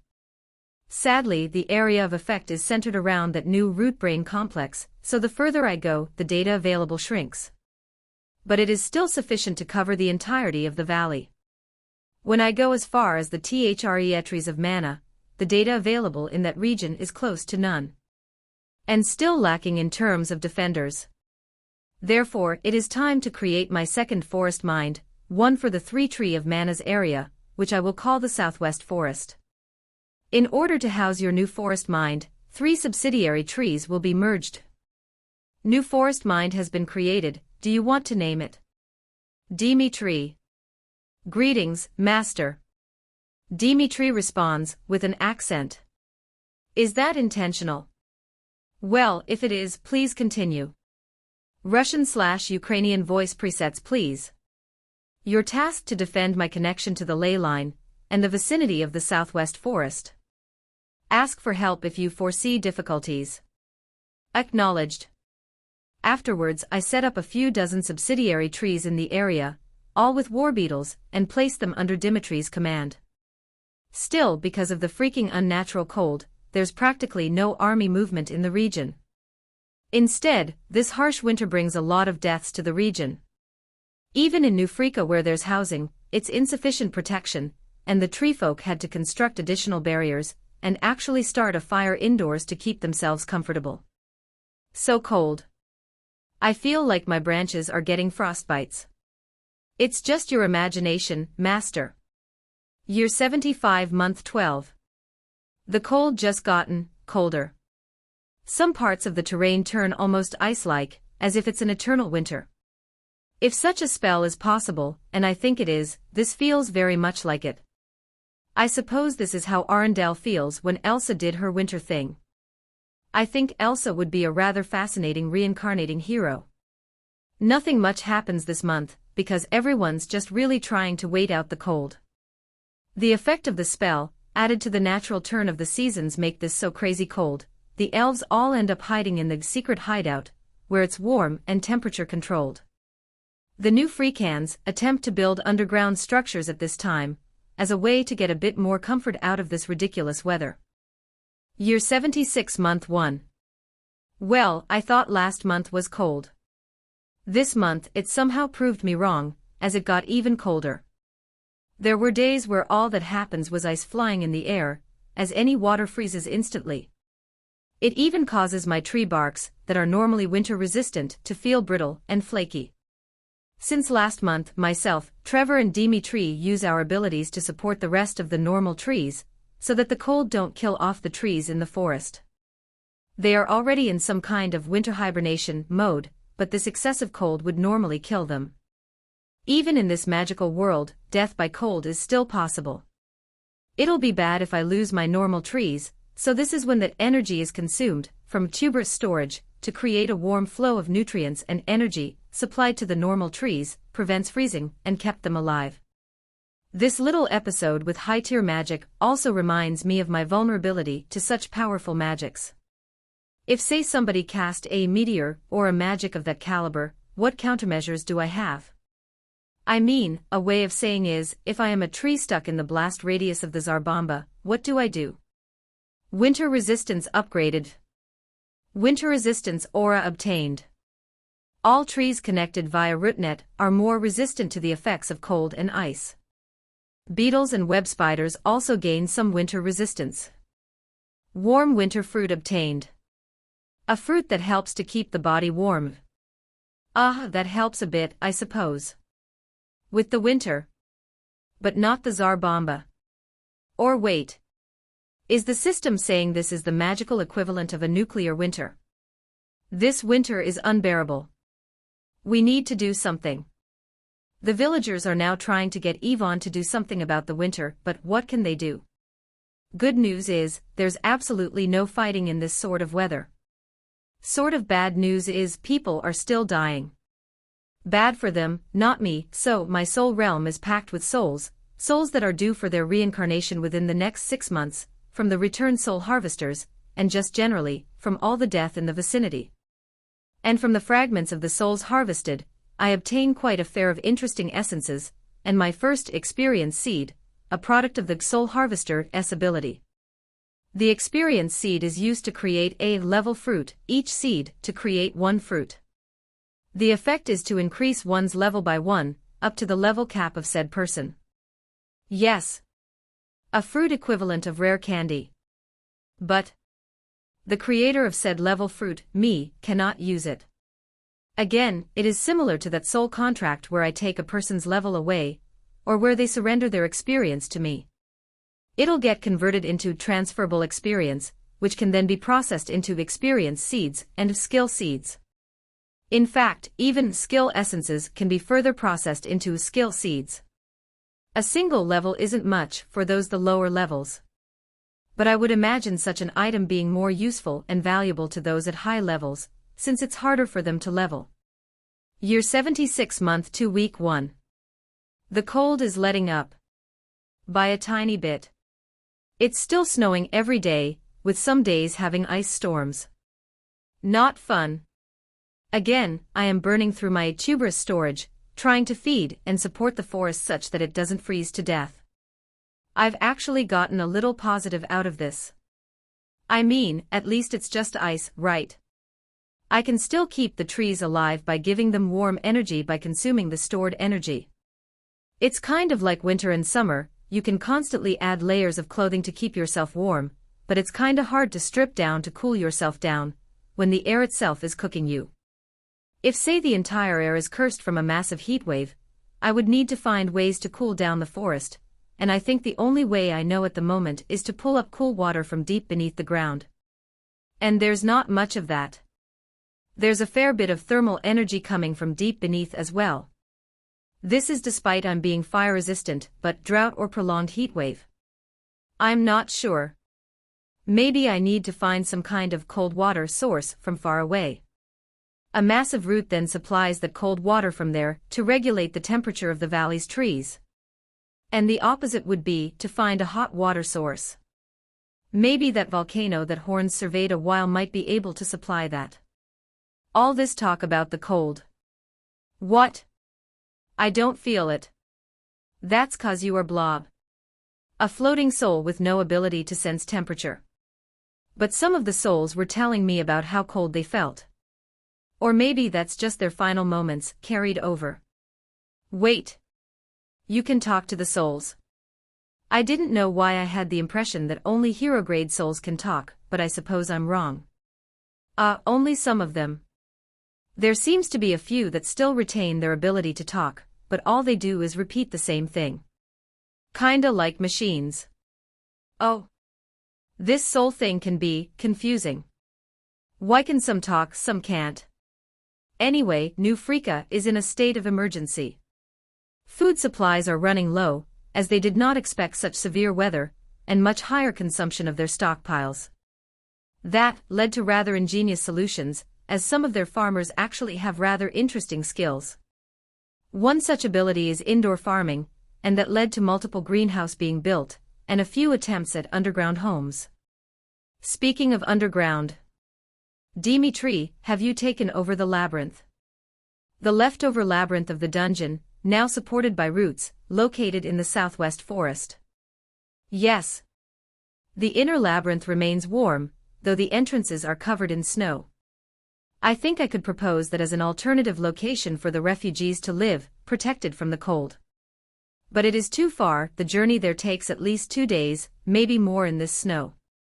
Then, there is the old tunnel, left by the giant demonic centipede.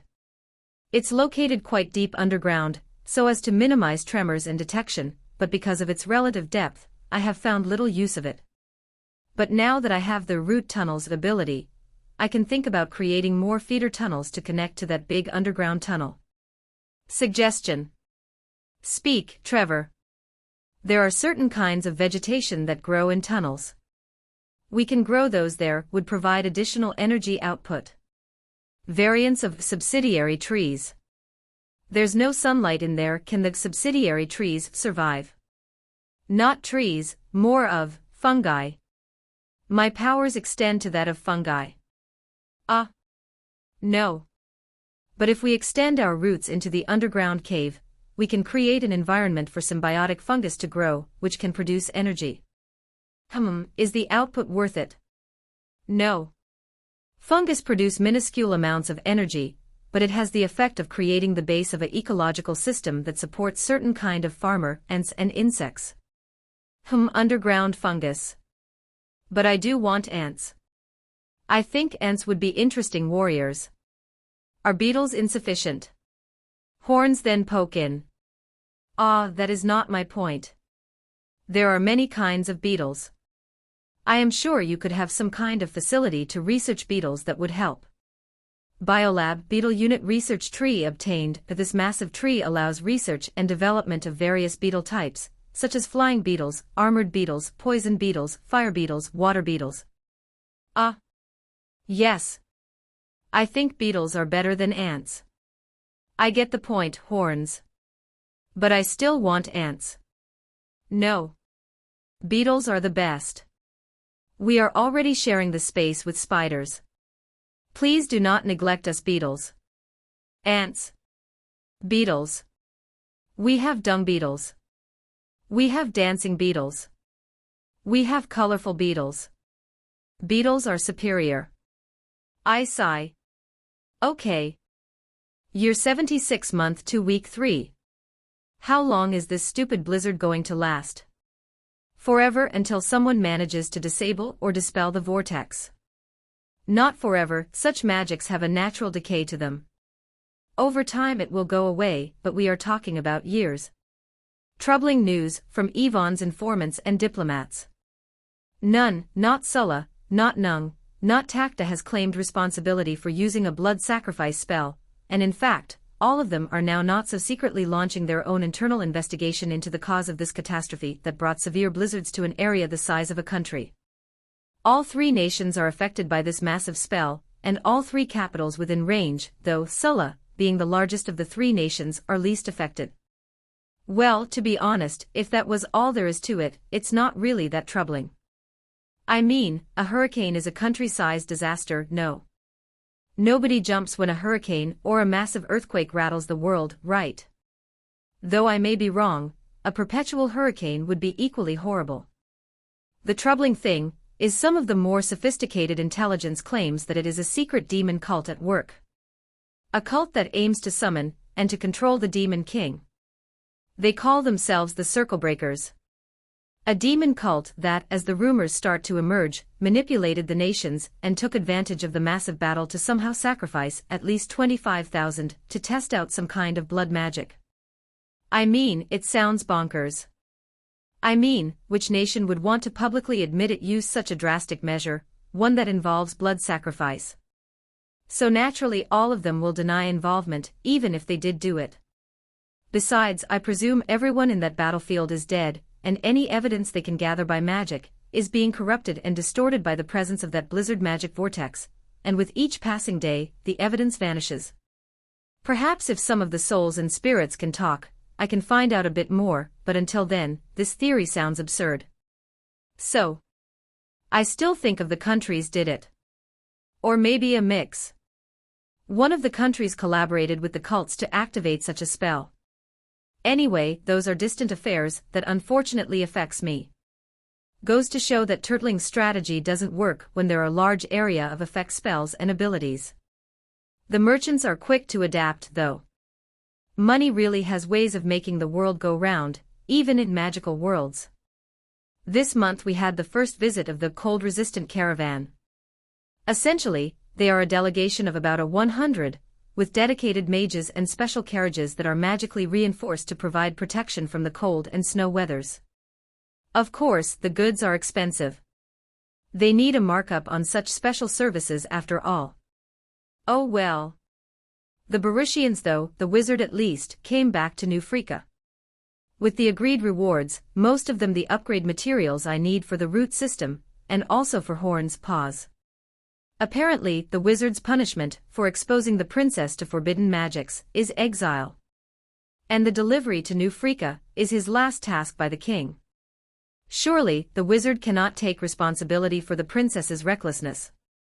But such are feudal societies, you get your ass handed to you even if you don't have anything to do with it. Surely we would welcome a wizard like yourself to our town. Yvonne is quick to bring him over to her side. He sighs, nods, reluctantly accepts Yvonne's offer of hospitality. I guess I will stay for a while. And they soon get him to work on some kind of anti-cold weather spell. Meanwhile, I am expanding my territory towards the volcano that Horn surveyed. Most of the beetles are inactive in this weather, and that's a weakness with having insects. But as we approach the volcano, my subsidiary trees are slowly dying, so I could not extend them further. This is despite my own heat resistance, but the death is not due heat alone. The surroundings of the active volcano is filled with sulfur, and there are active lava flows, forming rivers in the area. And at every eruption, a blast of energy sweeps out from the caldera, and the shockwave creates a gust of wind. All this, cumulatively, create a hostile environment for the trees. One of the external biolabs, only one so far, next to Inner Ring, had a menu prompt. Kind of like those alerts when I unlocked a secret mission. Biolab research option unlocked, volcanic adaptation. Estimated time required 3 months. Materials needed to start research, 100 pieces of sulfur. Okay. Now I'd like to check all the other kinds of environmental adaptations. That kind of put my plans to use trees to crawl into the volcano on hold. Thankfully though, the area around the volcano is still relatively warm, such that I can still deploy my beetles, and task them to venture into the volcano area to harvest the sulfurous minerals. At about the same time, I created 2 beetle research tree, to research winter adaptation. It's annoying to have so many of my beetles going into hibernation in this weather, and I was hoping to have some beetles which have ability to function in the cold. It is really hard to do much when my beetles spend so much time hibernating in their cozy trees. Year 76 Month 3. The nations are now starting their work on dispelling or weakening the blizzard vortex. With spring returning, the intensity of the blizzard is reducing slightly. Slightly. Because it is still snowing. And that means crops are not growing. Luckily for the new Freecans, their indoor farming experiments are working, so they now intensify their efforts to build additional indoor farms, in an effort to combat food shortages. But the cold also means my timber farms are not as productive, so they very quickly used up the entirety of the timber farm. We've got a problem. Food supply is low, we probably have enough for another month, and the indoor farms are not producing enough food. Hunt. We hunt for the foxes and winter creatures. Okay. Let's do that, but we are talking about almost 25,000 people in New Freaka. Are there sufficient meat to feed that many? Maybe not, but better to have meat than not. Some of our watchtowers spotted a large group of yaks that spawned, that would be ideal for us, their furs can serve as warm clothing for the men. Yvonne pauses, nods. Fine. Take a 50 men and go hunt. The warrior nods. Still, we need other food sources, meat is good, and we still have storage, perhaps the truce is suspended. Huh. The hell with the truce, Lady Yvonne. Sulla won't be able to retaliate in such circumstances. Sulla may well figure out how to dispel this magic. Another of Yvonne's advisors chime in. Though depending on how we word it, we can perhaps get some leeway.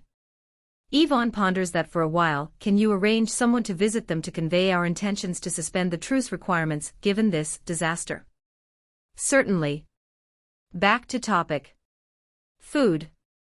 Food and warm shelter. We had 68 of us die of cold last month. We need to get a solution, or something to stave this cold off until summer. Hopefully we have some plants growing then. The discussion is held in one of the large halls in New Freaka. All the leaders are invited.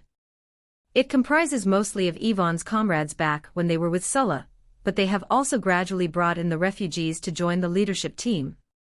After all, with 25,000, voices of rebellion and dissent will rise quickly, especially when it is cold and people are hungry. Can we buy them? The merchants do sell food, but their prices are extortionary. They know we need it. Still, if we have to, then we will. But let that day come only when we have exhausted other means. Our coin is our hard-earned money. We should set up our own merchant corps, get out there and buy food from the unaffected nations. Yvonne nods. That is a good idea, though the merchant guilds won't like it that we bypass them, but they'll come around. Anyone willing to volunteer to lead this task? A few men and women raise their hands, and Yvonne nods. This level of eavesdropping is partly facilitated by Trevor's upgrade, which allows him to process the data coming from within the valley and New Freaka in greater detail. So, one group to hunt food, one group to buy food. Anything else? Magic. Would Baruch be able to send help using that portal magic? That is worth exploring. Yvonne nods and assigns Aries to the task. Alternatively, is there no magic spell that create a warm barrier to keep out such cold?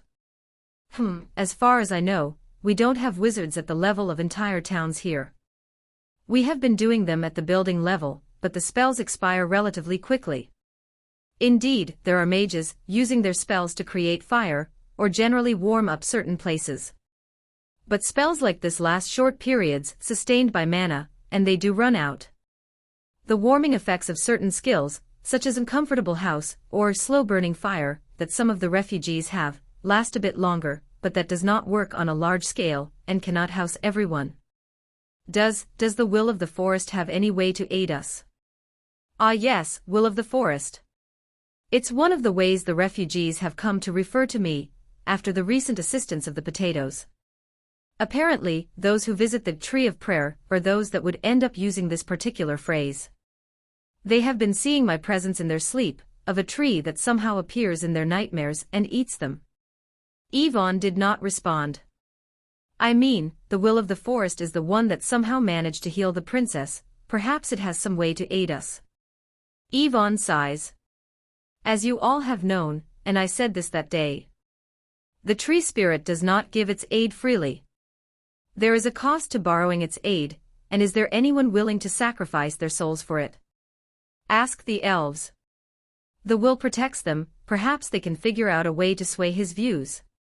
One suggests, referring to Jura, Lofen and the elves. Or Miss Arise. Arise was protected by it. Arise shakes her head then. The tree has punished me for bring all of you here, back then. I doubt it would listen to me now. If enough of us prayed to it, perhaps it might. That is what the churches tell their believers to do in times of hardship. Oh, the religious kind. To be honest, my ability to support the valley is also relatively limited. First of all, there is just too many of them. 25,000 new free cans, and even with my new winter-resistant crops, I can grow about 2,500 winter-resistant potatoes a day, and that is enough to make maybe 1,300 meals per day. That still leaves a huge 23,700 guys without food. I mean, I think I am already pretty awesome to produce 2,500 potatoes per day. And add to that, fruits. I have the warming fruits and the winter-resistant healing fruits, which only my main tree can produce, and I can produce about 100 each for the two kinds of fruits. That is maybe another 100. If I had the entire valley's trees, then yes, I can then tap on the normal trees to create food, but now, the normal trees in the forest are consuming energy, not creating them. So yeah. This weather is horrible. Perhaps they can make use of the tunnels. Trevor suggested. Maybe they can grow mushrooms in there. If they have the right kind of mushrooms. And don't they need time? True. Mushroom as fungi, they benefit less from your bountiful growth effect. Well, looks like the new free cans are on their own. Too bad for them. Beetles near the volcano report they have collected sufficient sulfur to start the research into volcanic adaptation, which I do. Immediately. Thankfully research still functions under such cold. Trevor. Are there ways to research winter resistance? As your forest minds, we are able to perform research with the aid of external biolabs. Though our research functions are relatively limited, and a dedicated research-focused artificial soul will be needed for high-tier research. Oh? So if I assign you to do so, does it come at the expense of anything? Yes, if you assign us to perform research on any of the external biolabs, our ability to support the valley's growth will be impaired by 10 to 20% per research topic. As you have already selected a volcanic adaptation, I am already using 15% of my available energy. I see. What other research options do you have? Well, you'll have to tell me. There's no list to choose from. Hey, that's not how I expect games to work. There should be clear tech trees, not I think of something and the biolabs figure it out. That's how it works in real life.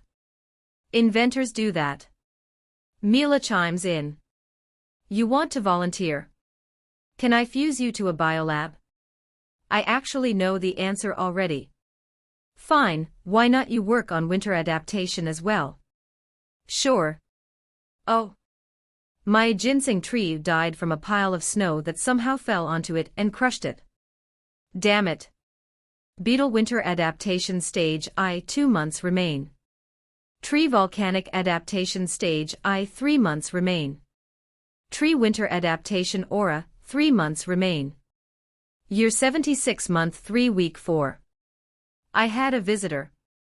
An uninvited one. A strange man appeared in my inner courtyard one day, right in front of my original main tree. How did this guy get here? Right in front of me. Strange. He holds a strange stick in his hand, and it bends towards me in a certain way. It looks like some kind of prospector's stick or a diviner's item. Perhaps similar to the compass that the Baruchians have. He looks up and I see he is alone, but he has a big cloak and hoodie kind of setup like an assassin. Somehow, if I had skin, I would get goosebumps. Something about his presence just scares me. I get a feeling that he is perhaps a level 100 assassin or something of that nature. I wake Jura, who's asleep at the time, and he comes out, armed and ready. Hello. The assassin dude glances at Jura and shrugs. Sorry. I think I got lost. Do you know where New Freaka is? No, you didn't. Jura says. No one stumbles into this inner courtyard from being lost. This inner courtyard is actually specially guarded and protected, with the effect of my illusion and camouflage ability. So walking here from being lost is close to nil, so by way of elimination, that means he is deliberately here. The inner courtyard has the forge tree, the root brain complex, and the other large upgraded subsidiary trees, that is converted into housing. He glances around, looking, his eyes trying to find something. Perhaps someone other than Jura. The assassin dude smiles. Yes, you are right. I happen to be looking for heroes. Do you know of any? Jura laughs and decide to joke to lighten up the mood. None here. They're all dead. You gotta wait till the gods summon them again. Well, that's what the gods want the public to think. The assassin looks at me, and the stick keeps bending in a strange way. He keeps the stick into some kind of magic pouch, and takes out a different kind of item, a metal divining ball. Jura exclaims. He is alert, but he too can sense the tremendous pressure from the men before him. The metal ball doesn't react. No heavenly blessing, so you certainly are not a hero. Of course. The assassin turns and suddenly Jura falls to the ground. Alive, but it's as if his legs suddenly lost strength. 2 very tiny needles almost instantly pierced his legs, and it is laced with some kind of poison. But before Jura could scream, or I could do anything, the assassin is right in front of him, and taps a strange golden metal rod into his head. Sorry, this won't kill you, but it'll make you forget all about me, and this entire thing. And Jura falls to the ground unconscious, but I detect that he is still very much alive. I calculate my chances and speculate that my chances of killing this person is slim. I feel this assassin probably could dodge my root strikes easily, so, even if I tried, I think it would take multiple shots for it to work. I would need an AoE ability to get him, or some way of slowing him down, if I want to hit him on my very first strike. The assassin then looks and walks around my main tree. The otherworlder locator points here though, meh. Too many false positives with all the things the heroes leave behind. I continue watching. I suppose he might try something on Jura, but my instincts tell me to wait. Jura's unconscious body shakes a bit, and the assassin walks over. Ah yes, it's still freezing cold. He covers Jura in a thick blanket that he pulls out from his pouch. Sorry. He looks around. Then he gives a big sigh. Guess he did not come here then. Damn it. He lifts his fist against the sky and shakes it. And the assassin vanishes. Just like that. Without a trace, and despite me and my roots covering this entire valley, I did not pick up his presence since then. I still wonder how he just slipped in, and out of the entire valley like that. Apologizes Master, I have no idea how he slipped past all our detection and patrols. Trevor apologize, but I can't blame him. He could walk in a straight line at me, and I still won't see him coming. That's just how absurdly powerful his ability is. A skill, obviously. Very, very high-leveled stealth and camouflage. But add that to our list of weaknesses. I somehow suspect my own camouflage and illusions also worked on him, so he didn't suspect much. He feels like a friend, though. Mila speaks. Really? Year 76 Month 4. All good over here. TreeTree reports explaining the status of trees in the southwest forest. The cold is less severe there this month, benefiting from a strong warm current. New Freaka managed to buy some food from neutral nations, so they staved off a bit of the hunger situation. And as the seasons change, a bit of the cold and snow from the blood spell is counteracted by the natural warmth of the spring. Still snowing, so the crops are still not growing.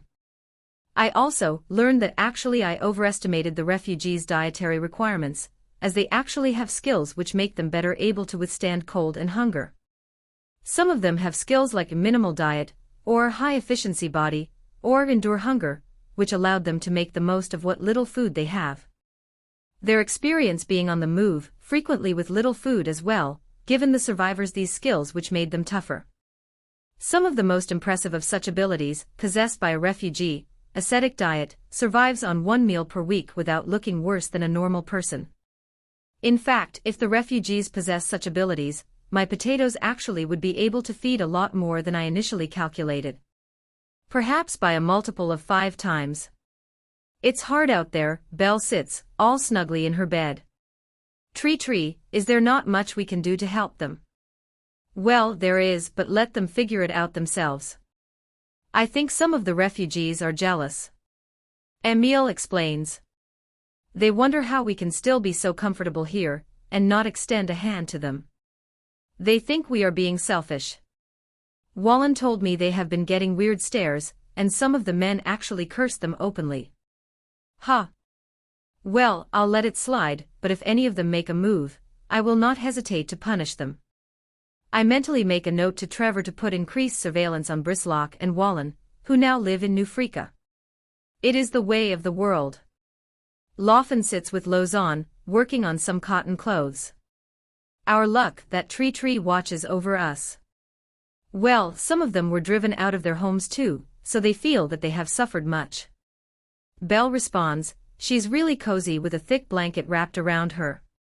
It's actually warm in the room, as the main hideout and the nearby subsidiary trees have temperature-controlled spaces. Lozon then pouts. TreeTree, maybe you should help them. Give them potatoes. I think they will like potatoes. I don't want to assist them so easily. Aid breeds complacency. But they are in need. Heroes help people, no. Well, how do I tell Lozon that I honestly do not care about the new Freakans all that much? Sure, they are useful, but that's about it. How is your practice coming, Lozon? I try to change the topic. After all, she has been receiving dream tutor from me for quite some time. Oh, it's okay. I have been learning a lot, and those dreams where I learn strange skills is really, really cool. Why can't we get those dreams? Emile and Belle complain. Because Lozon's young mind is surprisingly receptive to it. We are not old. I mean her mind is still growing, so the skill dreams seem to work better. Then Lozon nods and she runs around for a while. TreeTree, are you going to help the refugees? Aw, damn it. I thought children easily forget the topic. Why does she recall it so well? Lozon, I cannot use my powers so easily, and there is always a cost for any other ability that I use. If the refugees ask for help, then, depends on what they offer, then I will consider it. Lozon pauses, and somehow she nods. She seems to accept that power is not something used so freely. Maybe you are right. Uncle Jura likes to say that power needs to wait for the right time. That is surprisingly insightful from Jura. Perhaps that new diplomat job has given him new mental perspectives. They must first help themselves. A few days later. Tree spirit. Mila speaks to me, her voice is serious. The wisp is next to her, and we are in the soul realm.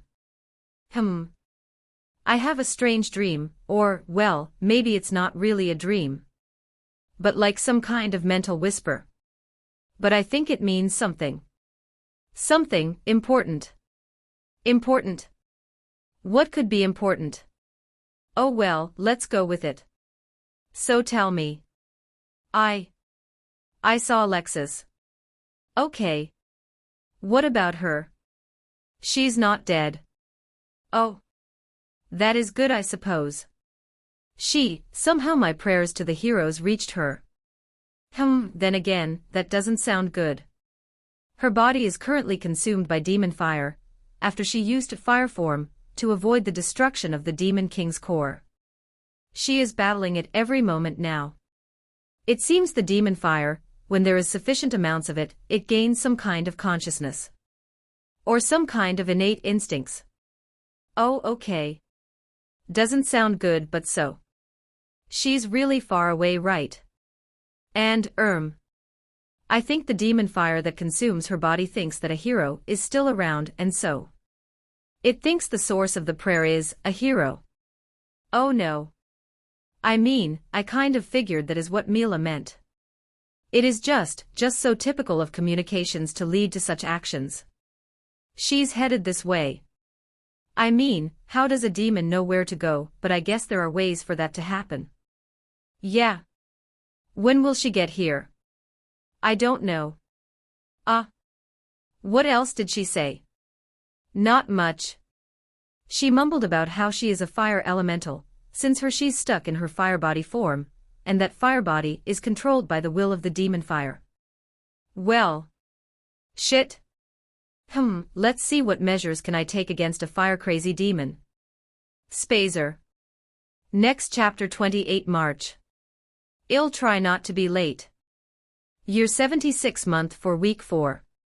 Fire elemental and a perpetual blizzard. Not exactly what I imagined to face, but here I am. The demon fire Alexis arrived a lot later than expected. I initially thought she would arrive perhaps within 2 to 3 days, given the hero's overwhelming cheat powers, so I scrambled to prepare myself to face a hero, but then again, her body is controlled by demon fire, and that demon fire isn't exactly intelligent. But yes, her arrival is easy to spot, as the demon fire is a lot more flashy. Despite a snowstorm that engulfs everywhere we can see, her glowing, flaming body just shines through all that snow like a lighthouse in a storm. Her body is a huge glowing fireball shaped like a woman. She reminds me of a female version of the Human Torch, or perhaps Phoenix, but there under all that fire is something that looks like a solid core. And she arrives with a bang, shooting fireballs and firing beams of fire throughout the entire valley. This is the monster the tree spirit warned us about. Yvonne's immediate reaction is, well, shock. After Mila had the revelation, I quickly cascaded the alert down to the people, that a probably powerful monster is coming our way, so that they can prepare. But I would realize all my preparation was for naught. Jura nods. Yeah. Some kind of fire creature. That is a whole lot more than just firebeast. Alexis floats in the sky, surrounded by a dark, maroonish fire that rages violently. The remnants of the Demon King's fire, it looks unaffected by the effects of this magical blizzard, or even if it did, whatever effect it had is probably minuscule. Yvonne looks back at Jura and shakes her head. Whatever that is, it is flying. There's very few ways to engage that thing, unless it comes down to the ground. Our arrows are not going hurt it, and I doubt fireballs from our mages will either. As Yvonne and Jura discusses, Alexis clearly does not consider them threats. Instead she still continues to shoot fireballs at the forest and blast up a whole bit of the valley, one fireball at a time. The first impact vaporizes any snow or ice that is built up, and the second impact instantly sets the normal trees on fire. Indeed, given the monster is a fire elemental, the best option is to use opposing elemental weapons, or some destroy the elemental's core. So, Jura looks at Yvonne, he enters into the bear armor mode, a black-colored wood wraps his entire body, and it makes him look at a giant bear, and he leaps into combat, charges in the general direction of Alexis. The fire elemental notices, and directs the fireballs at Jura. And each time, he activates a wooden shield to parry those fireballs. The shields are only able to absorb 2 fireballs, so Jura had to constantly reactivate the wood shields. Well, how are you going to hit it? Yvonne wonders and activates a magical arrow. The fact that it's a fire elemental meant Yvonne quickly reorganized the team. She prepared for this. Not everyone is suitable to face a high-tier monster of this sort, so some of the guys retreat back to New Freaka and set up defensive positions. Jura's bear-shaped legs contort, the wood armor twirl into a spring-like structure and propel him high into the air, close enough to come into contact with the fire elemental. And he gets blasted with a point-blank inferno. It exploded right in front of him, and he gets chucked super far away into the ground, the wooden armor, already black but now charred and smoking. The impact is enough to knock Jura out, but thankfully, not kill him, as the armor took the most of the damage, as I sense Bamboo going offline. But I think he'll probably need to be in bed for a few days. Jura! Yvonne shouts, but she quickly turns back to face Alexis, who now notices the rest of the men, and retaliates with a few more fireballs. I activate my wood shield to protect them from the fireballs. Well, that went horribly well. I think to myself as I activated multiple wood shields to block the fireballs. Their effectiveness is pretty good, blocking multiple hits before getting destroyed. Master, they won't be able to harm that monster. Trevor quickly summarizes our problem. True, with enough wood shields I can significantly reduce the damage Alexis deals, but we can't hit or hurt it that much. And this is when I notice horns charge towards the monster. For the master. What? I shall defeat the foe. I think he somehow forgot that he can't fly, so I am not sure what possessed him to attempt such a move, and what is he attempting to do? What's he doing? I think he may have some skills, master. Really? Let's see it, but I think he's gonna lose. Alexis is a hero, and that fire is from the Demon King itself. Horns charges towards Alexis, his beetle shell coated with some kind of resin, which is actually pretty good at absorbing the fireballs. And then when he finally gets beneath her, he digs into the ground and shoots spikes at Alexis from his shell. Spike attack. Oh. I didn't know he can do that. But it's too low tier a skill, and the spikes burn up before they even actually harm her body. And so, Alexis lobs a few fireballs at Horns. And he would have been crispy fried beetles if not for a few wood shield. Retreat, Horns. Not your match dash.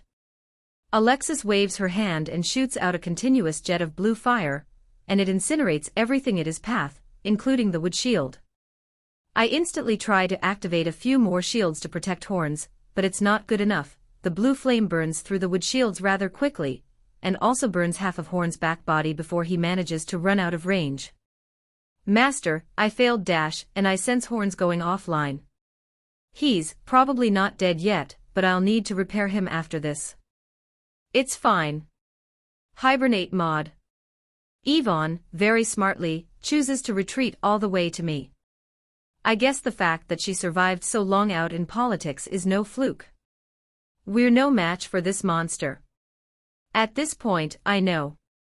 Alexis has a fire aura that burns any lesser object that gets near her, and she almost limitless quantities of fire-type magic, and that blue flame is really powerful. Any suggestions? No, sire. I think our chances against is quite slim. Even now, her very presence is melting all the snow into water, then steam, and then the trees are catching fire. It's ridiculous how she can be a one-person weather changer. Is there really no way we can reach her? Mila sighs, she feels upset that Alexis is burning up the forest, and she has created a path of destruction that leads her right to me. Root strike. A root flies up to her, and it hits her. The damage is low, as the fire aura incinerates the root partially, and so reduces the impact. I thought I could do a repeat of my earlier strategy by using multiple root strikes, but then I noticed that fire soon regenerates the damage. The root strike barrage would need to deliver a fatal strike, or I may just be wasting time. Mila tries the friendship route, and so she prays and attempts to mentally communicate with Alexis to convince her to stop attacking it. I try a few more root strikes, just to be sure, and like the earlier ones, it does hit, but the damage I deal is not much. I throw a few fruits at her just to be sure, but they burn up midair, without achieving a thing. Yvonne, can you evacuate the elves? And stay out of this. This is not going to be easy, and I suspect the mages will be useless. Ah, yes. Certainly. Yvonne quickly take the elves and run. A few fireballs go their way, but I block it with the wood shields. The shield generator trees also have been trying to block the fireballs, but not as the shield generators are independent of me, their strength is inferior, and can only block 2 to 3 fireballs. She's in there and she says she's in great pain. Mila actually manages to communicate. How? It's a thing heroes of the same generation can do. A kind of telepathic link in short distances. Anyway, she can't help us, the demon fire is too strong, and her soul is too weak to resist or take back her body. Okay, no friendship no jutsu route. Alexis burns up a few more of subsidiary trees, and sends a few fireballs direct at my main tree, and it explodes right on my trunk. My historical experiences with fire has made me very resistant to them, so the fireballs don't even leave a scratch on my main body. My main body, unlike the skill extensions, enjoy the full benefit of my tree heart, and this prompts Alexis to aim blue flames at me. And they don't hurt. The blue flames can't burn me either. This seems to be a stalemate. She can burn up the entire forest, and I will still be standing. And I can't hurt her. This outcome is not what I want, so I need to find a different strategy. Irritated, Alexis sends out a wave of fire from her body, and pretty much burns almost all the normal trees immediately around my main tree. The subsidiary trees, Forge Tree and Root Brain Complex share quite a bit of my fire resistance abilities, but the flame is strong enough to let Trevor experience pain.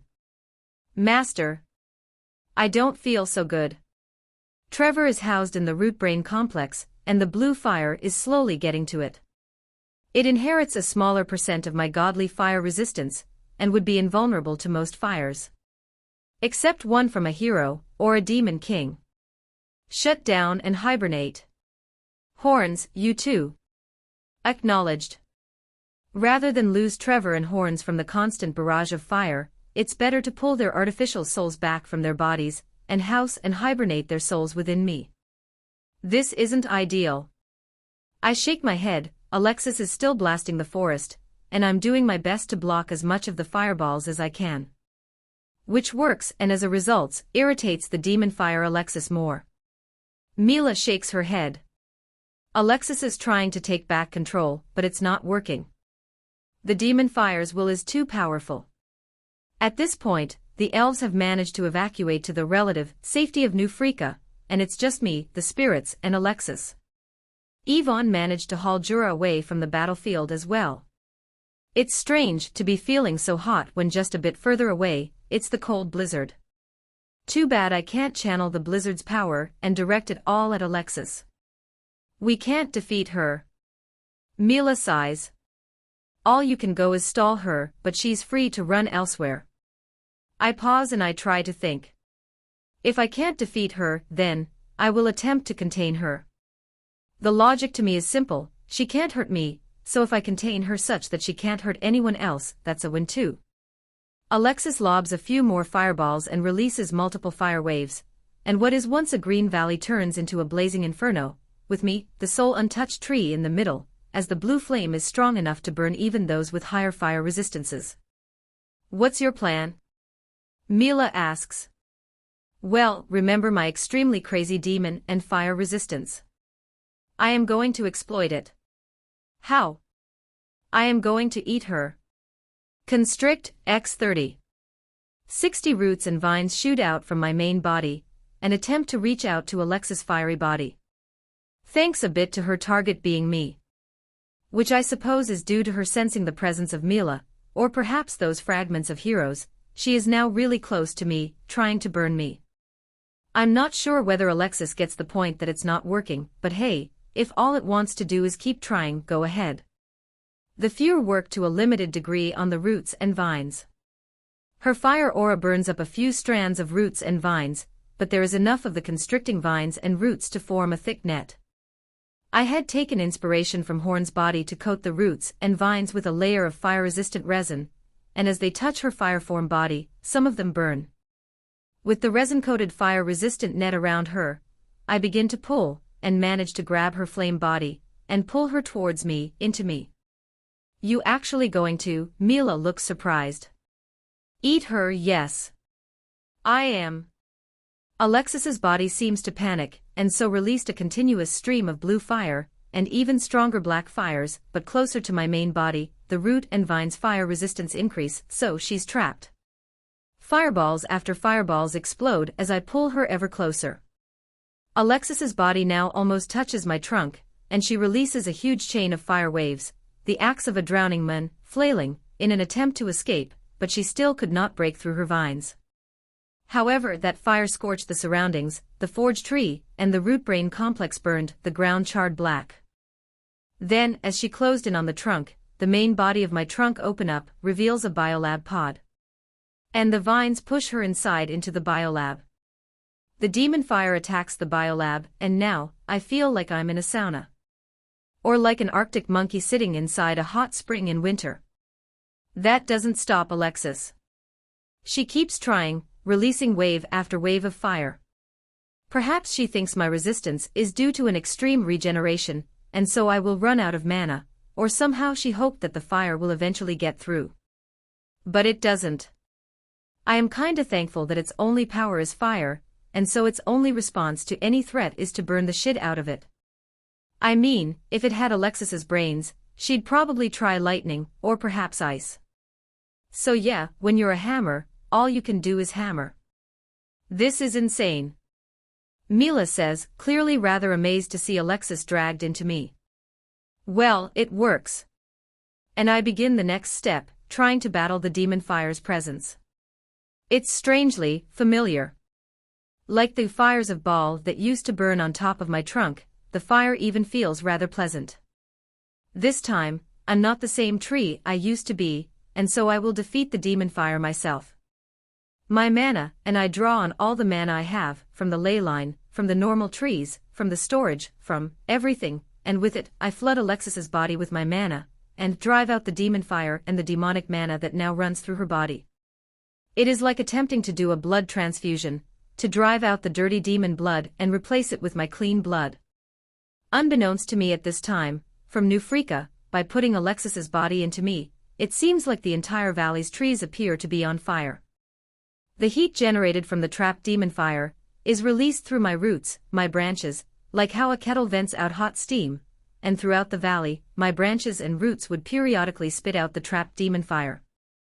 And from afar, my main trunk is like a furnace, there's reddish glow from within, that trapped demon fire, a fire inside a paper lantern, and this lasts for weeks as I battled.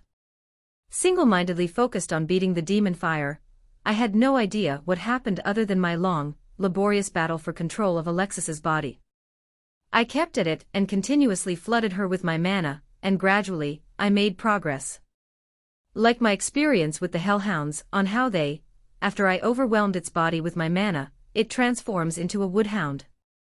Everything I had, I poured into Alexis's body. Though I doubt I can take control of Alexis, my theory is that it's all I need to drive out the demon fire. After a week, I gained ground and pushed the demon fire, perhaps by half. The demon fire tried and gave its all, releasing all the fire it could, and tried to destroy me from within. After the second week, even more progress, the fire elemental form is starting to subside, like a body that's finally stopped burning. And in my biolab, I begin to see something resembling a soul again. Its black color body, a charred body, is starting to emerge from what was once a body almost wholly made of fire. But that doesn't look good for Alexis, as it means she is probably going to die anyway. So as I fought the demon fire, I also now begin to look into her body, and see a spring that's tainted red, burning. A body that's parched, cracked like a baked dirt, like a lake that is drained of water. A bloody red mana that flows out from everywhere, and my mana flowing into it, slowly pushing it out into the beyond. And after the 3rd week, I finally drowned the demon fire with all the mana I had. I won. Year 76 month 5 week 3. You did it, Mila nods. The demon fire is gone. Finally, and Alexis's got her body back. Well, what's left of it? Could not have happened soon enough, as all the ejected heat from the demon fire meant the entire valley is literally like a minefield. Any second a tree would emit fire or hot steam, so all the inhabitants of the valley tried to stay as far away from trees as possible. But this meant the tree folk had to go out in the open to New Africa. Anyway, Alexis's body has been in the fire form for too long, and her physical body is completely burnt, and now it is crumbles right before our eyes, like a collapsing sandcastle. It is evidently not an ability that is meant to be used for so long. Help me, connect to me. What? Please. Just do so. Alexis coughs, her body, even though there's no demon fire anymore, is no use. To be honest, something strange about that request. But I did, my roots and vines enter her body, and attempt to provide her with nutrients, the way a feeding tube would. But her body is a goner, unable to receive nutrients anymore. And then Alexis mumbles something, a spell that I couldn't quite understand. It causes her body to crumble, then turns into a paste, and then, it mixes into the vines and roots in her body. And that vines and roots mixes with the rest of the biolab, and that pod transforms into a chrysalis of some kind. What? New subordinate consciousness, Hamadryad Alexis detected. Integrating. Integration failed. Soul condition is in extreme damage. Extensive repairs required. Attempting to repair using Soul Forge. Soul Forge is offline. Expected downtime 2 weeks. Subordinate consciousness will be put into stasis. Alexis has died. You gained a fragment. You have 67 fragments. You have gained 4 levels. You are now level 128. Biolab upgraded 3 times. Biolab resistance to attack increased. Biolab modification options increased. Soulforge linked abilities increased. Constrict upgraded. Vines now are able to drain mana and life force. Vines now able to ensnare magical creatures. Natural mana overwhelming upgraded. New tree variant obtained, carnivorous plants. New ability obtained, heat transmission root systems. Year 76 month 5 week 3, a day later. With Alexis defeated, I can finally take stock of the damage. And it's quite bad. From all the fireballs and the inferno that raged afterwards, the valley lost about 7,600 normal trees, and about 100 of my subsidiary trees. Both the forge tree and the root tree complex is damaged by the blue flame, and need about 2 weeks to regenerate their damage. Horns is also in a kind of repair mode, and is holed up in one of the beetle subsidiary trees, recuperating from the damage. Trevor is also offline, and it'll be 2 weeks before he's back on, so my range and detection ability is back to what it once was. The elves and New Africa and most of the refugees stayed far away from the forest, and so when it finally stopped, everyone looks incredibly cautious. Of course, I went and checked on the elves first, and find Lawfen, Jura and gang resting in one of the rest houses. It's finally stopped. Lawfen looks out the window, noting that the fires had stopped for a full day. And with it, that means the snowstorm is going to return as well. From snowstorm to blazing inferno, and now back to a snowstorm again. Yeah. Jura's awake, but his entire body is suffering from burns. He's recovering though, as the healers tend to his wounds. Wonder how TreeTree is doing. The monster is inside TreeTree. Bell nods. If so, do we still want to go back and stay there, if TreeTree is still there? Lawfen nods. I trust that TreeTree will take care of us, and keep the monster separated from us. Hi. I mentally speak to the elves. Oh. They all shout in delight. What I missed. Lawfen paused and then soon elaborate how the entire valley is on fire for a good 3 weeks. The heat from the burning forest helps warm the entire area, but also makes it dangerous for anyone to get near the forest as there's all the periodic firebursts from my roots and trees. But other than that, all else is normal, as the refugees are still hungry and cold, so I turn my focus back to the forest. I'm still around, boss. Dimitri speaks, reminding me that he's spared from the damage because he is just so far away. Ah yes. Great. All well in your part of the world? Yes, boss. You've been draining a lot of mana for the past 3 weeks, so we're on low activity mode. Now we can get back to our usual routine again. Well, that's good, so I then turned to the research trees. A few of the biolabs were damaged during the entire battle, and with me draining all the mana, and Trevor being out of commission, the research on the volcanic and winter adaptation is all suspended. Beetle winter adaptation stage I, 2 months remain tree volcanic adaptation stage I, 3 months remain tree winter adaptation aura, 3 months remain. Dimitri, can you continue the research? I mean, I do have another forest mind, so he can continue the research, right? Certainly. Please create a few biolabs in the southwest forest. Ah yes, that makes sense, as the lab should be near to the forest mind for it to conduct research. Once Trevor wakes up, I wonder whether it's possible to get both of them to do research. Does that speed things up? Spazer. Anyway, some explanation of the elemental resistances. TreeTree enjoys extremely high fire and demon resistance from his 66, 67 fragments of heroes that forms his tree heart, but the resistance does not extend 100% to his subsidiary trees or his skills. Depending on the type of subtrees or skills, some of them get 75%, some get 50%, some, like the ginseng tree, gets none.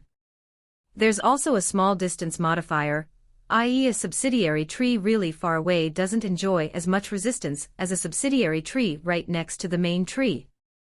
There will be future skills that alter this, of course. And indirect vor. I only realized after I finished writing, then I had to add the carnivorous plant skill. Venus flytrap incoming. Also, I'm early. Yay! I hope to do next chapter around 4th or April 5th. Thanks everyone for reading and supporting, and thanks to my new Patreon, Jacques L. Year 76 month 6. The past 2 weeks kinda zoomed by, as I focused on restoring the damage from my battle with Alexis. The valley's damage is severe, some of the blue flames continue to burn, so I had to find ways to put them out, such as throwing a pile of dirt at it. The residual fires did end up burning a few more trees, but eventually I got to them, thanks to snow. Ah, good to be awake. I'm back, seems like I've slept. Yes, Trevor. Time to fix our valley. Indeed, our valley's heavily damaged by the fires, and Trevor's restoration abilities will be much needed. Trevor's presence sends an update to my entire point of view and interface, and more data floods in. He is clearly getting into it. I could sense him checking on various trees, and quickly using his abilities to regenerate some of them. Well, this fixing thing will take some time, since the cold weather is making it hard for us to do much. Next, I checked on the elves. They are back now, living inside the secret hideout once more. I think they actually just missed the warmth of my secret hideout, where the temperature is always constant, and there is always some fruits or potatoes to eat, and they were delighted when I told them they could return to the secret hideout. The girls are exceptionally happy to get their beds back and quickly snuggled in. Ah, I am so tired of this cold. Belle jumps on her bed. So glad that my bed's still here. The blizzard's gonna just get stronger after this. I wouldn't want to be out there. Emile sighs, I hope the rest of them are doing okay. I feel kinda bad hiding in comfort here. That sucks. But, oh well. Belle shrugs. It's kinda amazing that all this is undamaged despite how crazy the fighting was. That's partly because the secret hideout is pretty much fire-resistant. Meanwhile, New Freaka's new hunter corps and merchant arms, they successfully acquired food, in exchange for furs and wines. The underground and covered farms are also in full swing, as more and more of the refugees acquire skills necessary to manage their underground and indoor farms. But politically, things are not going so well for New Freaka. The three nations resume their mudslinging, as talks break down on who is responsible for the blood sacrifice blizzard spell. So Sulla has came up with a strange ultimatum to New Freaka. Side with the kingdom of Sulla, and the truce conditions are waived. Choose not to and bear their wrath. This is an insult. The advisors say.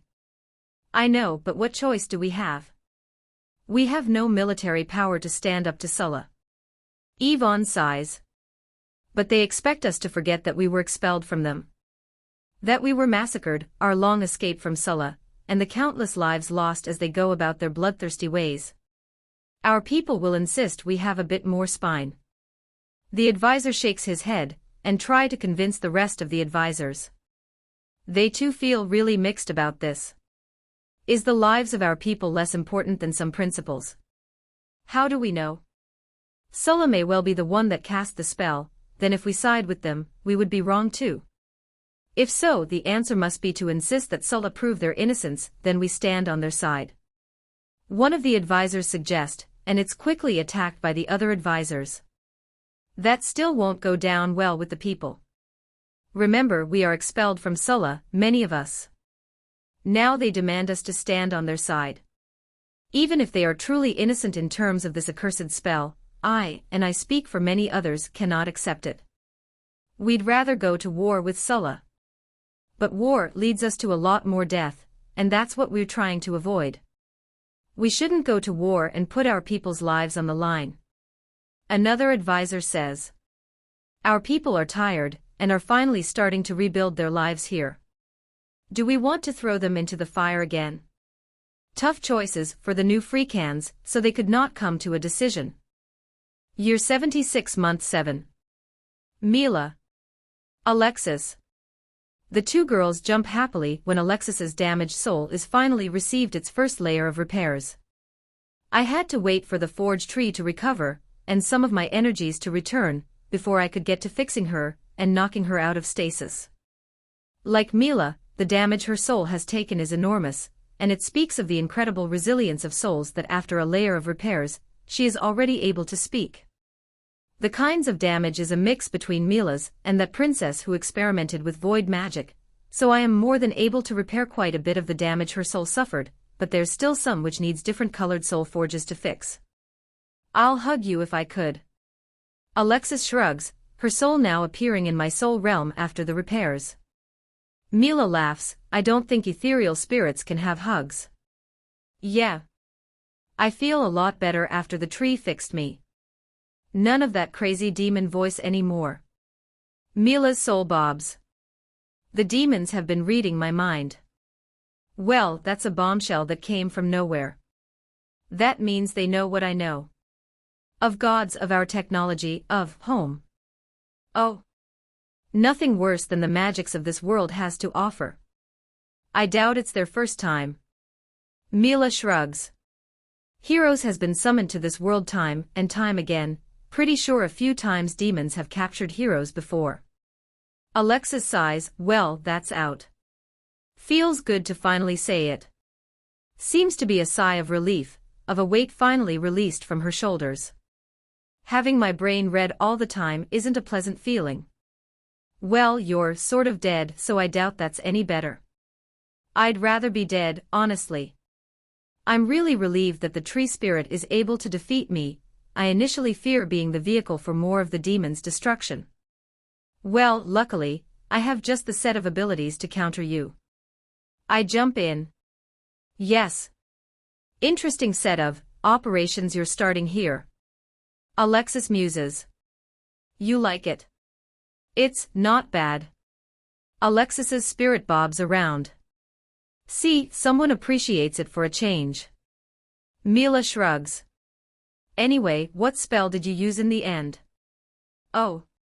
It's a reduction to spiritual form spell, something I learned from being stuck in the fire form for too long, since my body is disintegrating, and then a merge self spell. Merge? That's when I realized Alexis might have tried to hijack my body. Yeah. I tried to merge with you, but your soul is far too strong, and instead I got absorbed. Don't do that ever again. Ah. I'm sorry. I just wanted to still somehow live. Anyway, I still have to figure out alternatives, so I speak to the Wisp separately. Wisp, any way I can control what the souls do against me? Well, in their soul form they have no ability to harm you, at least directly. They are after all souls that exist with your soul realm, and the soul realm is a contained other space.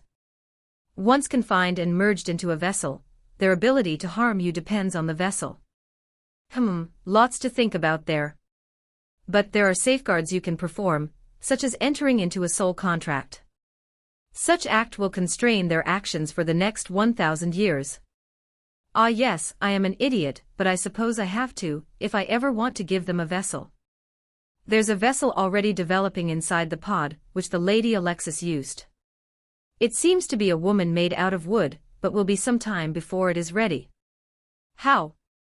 I mean, how'd Alexis do that? Her spell managed to only take control of the pod, and so she used it to become a cocoon to grow herself a new body. But because her magic is decayed, the new body that is growing is now under your control. I therefore take a chance to have a look at the body she's growing. It's essentially a body made of wood. But the limbs and the joints are all made of some kind of soft vines. Hamadryad body developing. The body is made from the nimble wood of a soul tree, and the soul that lives in this body derives energy and life support from the soul tree. So the body will die when the soul tree does. But at least this body aligns hers and mine, as she dies when I do. But then, she could just hop bodies, and she might still try to take over me, rather than become attached to me. For now though, she's still in my soul realm, so I need to think of some precautions. She failed previously, but that's because her body and soul is in terrible shape. If she's in her best shape, might she succeed? Alexis. I return to the two ladies, who are happily chatting away. Yes, tree spirit.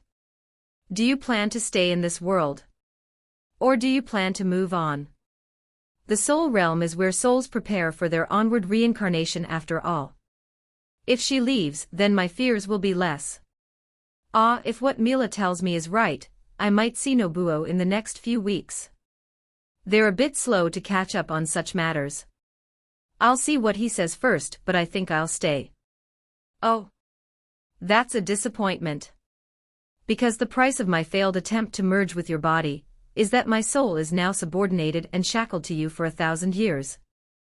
And just to be sure, I checked. Alexis. Status, soul contracted to TreeTree. Ah, so the variant of her attempt to merge with me ends up backfiring and turning it into a soul contract. That's rather weird. So I go back and ask the Wisp more questions. Can a body have two souls? Maybe, but one is always the master. In your case, you're the soul tree, and you're the undisputed master of your own soul. The lady is reckless to have attempted to take over as master of your body. After all, there is nothing in the world that can remove a soul tree able to manipulate the souls of others from its own body. Nothing. Nothing. Even a god can't touch a soul tree's soul, until the soul tree dies, in which your soul then becomes any other soul. Think about it, how can a being able to repair, create, and upgrade souls, lose control over their own body to another soul? The power to manipulate souls comes from the soul tree's innate structure, and to kick you out involves tampering with that innate structure. But you said early she could harm me. Well, yes. She can cast spells at you, and physically attack you if they desire to. Both Mila and Alexis, if they are combined into a vessel, are their own persons, and they can attack you if they choose to. But chase you out of your own body is not one of the things they can ever do. Ah, I misunderstood a bit. I suppose that changes the types of precautions I have to take. Year 76 month 7 week 2. Everyone is busy doing farming, especially of the underground or indoor type. Those that can't are busy hunting. It's going to enter into the really cold months soon, and if the magic behind this snowstorm does not weaken, it'll just mean colder days ahead. So, although there is the threat of a re-escalation of the war between the three kingdoms, the people of New Africa are just single-mindedly focused on preparing for more harsh winters. It's really the only thing on most of the people's minds. On my side, I do my part by growing potatoes.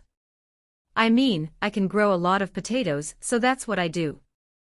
And those fruits of healing and warming fruits as well, which I get the elves to store in the secret hideout. The elves purchase vinegar from the traders and use them to create pickled fruits, so these pickled fruits, kept in large wooden containers, are what they store for winter. It seems the effectiveness of Thea healing and warming reduced by half, but in exchange we get much more longer-lasting fruits that don't rot so quickly. By now the valley's damage from the fires are gone, but of the many trees destroyed, only 20% rejuvenated. After all, the weather is too cold for trees to grow. It seems that there is actually a few groups of wizards attempting to dispel and weaken the blizzard. After all, for some wizards, this is a chance to level up, try to do something that few other wizards have done before, at the same time earn some good brownie points with the rulers of the three kingdoms. I hope they are successful. This stupid winter has gone on for far too long. Fear not, Master. The winter research is going on well, and once that is done, we will be able to regrow even more trees. Trevor and Dimitri both try to comfort me, but I still feel a bit annoyed. Aside from that, my soul harvesters return. I get a lot more souls. It seems the winter is really killing a lot of people, so I have enough to create one more artificial soul. The only problem is, I don't have enough power for it. Year 76 month 8. Beetle Winter Adaptation Stage I completed. Tree Volcanic Adaptation Stage I 1 months remain. Tree Winter Adaptation Aura 1 months remain. Ah yes. My beetles can move now. With the first stage Beetle Winter Adaptation, I noticed the beetles now have some kind of internal warming system, where there is some kind of warm sap which gets pumped to their joints and limbs to keep it warm. However, the sap is produced only in the subsidiary trees, beetlanists, so they have to periodically return to the trees to restock on the saps. This gives them an effective operation time in winter of about 2 hours, which isn't that great, but at least they can move and function in winter, which is a whole lot better than them sleeping in their nests. I wonder if this gets taken to the extreme, would the beetles actually gain functional hot blood pumping hearts? Interesting stuff you have there. Alexis is a lot more nosy than I expected. She's extremely interested in the kinds of research and actions I'm taking, and thanks to the repairs she's gotten, she and Mila can both be nosy. Still, the fact that she tried to merge with me makes me a little defensive around her. You're feeling suspicious of me because of what I did before I died. And I can understand that, and I would like to apologize again. But let me be useful to you. After all, there are still many ways you can use me. Well, in this respect, Alexis actually wants to be useful, but Mila just seems rather happy loitering around. But you know, this little incident does make me wonder how loyal Mila would be. Paranoid. Mila chimes in. Yes. But so long as we are in our soul form, we are stuck. Here, as souls, we have no ability to take action. But if we are to earn your trust, you need to first invest that first leap, to let us be of assistance to you. Well. Alexis is right there. Ah, it's a risk I have to take. All I can do is task my artificial souls to keep an eye on them, and use the existing spells and contracts to keep them under control. But for now, I will put that idea off. The weather is experiencing some oddities. On one day the weather suddenly got better, but then it got a lot worse the next day. I suspect it's the wizards trying to meddle with the magic of this snowstorm. The new Freekas are still busy digging in, building large storage facilities to store the hunt, and they have even started curing meats, so that they can be stored for longer. To be honest, I think this blizzard's proving to be a boon for them, because they are developing more unique food storage abilities, which would last them through future hardships. Politically, they have yet to decide who to side with on the whole Sulla ultimatum, and that's gotten them a rather stern warning letter from Sulla, who insists that they pick a side, and do so soon. Or else. Anyway, as I turn my attention back on the elves. How are you feeling? Better. I started work on Jura's wounds after the elves returned to the secret hideout. His wounds are mostly a whole lot of broken bones, and a bit of burn marks. Bamboo, being wooden armor that protected his body, absorbed most of the damage from the explosion, but that meant Jura still had to deal with the fall damage. Good. His burns are now fully healed, but what is left is the broken bones. The bones have fused together, but are now in the healing process, and will take some time before they regain their past strength. I foresee Jura should not join in any combat-related activities for at least 2 months, or those repairs may break. Year 76, Month 9. Tree Volcanic Adaptation Stage I complete. Tree Winter Adaptation Aura complete. Hell yeah. My trees are growing in the motherfucking winter. With the completion of the winter adaptation aura, trees near me all gain some resistance to winter, and are now able to grow in it. This means a return of growth. This feeling of finally being able to grow after not growing for so long, kinda feels like being able to taste food, after losing your taste buds for weeks. Ah, how glorious it is, to be able to grow after being stunted for so damned long. At this point I do realize that I am somewhat a growth addict. I really enjoy watching another patch of snow-covered dirt have a bunch of green shoots, which then transforms into proper trees. And the central trees, those closer to me, are even able to feed energy back to me. It's kinda like being sick for so long, that you kinda forgot how being healthy felt like, and now, whoosh. Hell yeah. Grow, grow, grow, wow. Is the tree always like this? Alexis asks. I think he's gone a little crazy. Mila shrugs. Also, there is still the volcano thing. The first stage of the upgrades means my trees can now approach the volcanic area without dying, but I am still a distance away from the volcano itself. There are, however, a lake that is being warmed by the volcano's magma, and since the valley does need some hot water, I place a few subsidiary trees next to it, and activate my heat transmission system. It's essentially a kind of root system which pushes the hot water from the heated lake to the valley. Secret hideout upgraded. Hot water now available. Hot volcanic bath obtained. Oh. Did I really have to go that cliched route of getting a damned onsen inside my own secret hideout? Although there is some transmission loss. It's good enough such that I could get the valley's trees a bit warmer too, so there's a bit of steam and mist now emerging in the valley, as the hot water interacts with the cold weather above it. You've acquired the skill, mist. Oh. I like hot springs. Alexis shrugs. Now I want a physical body. Me too. I haven't had one in ages. Mila also comments.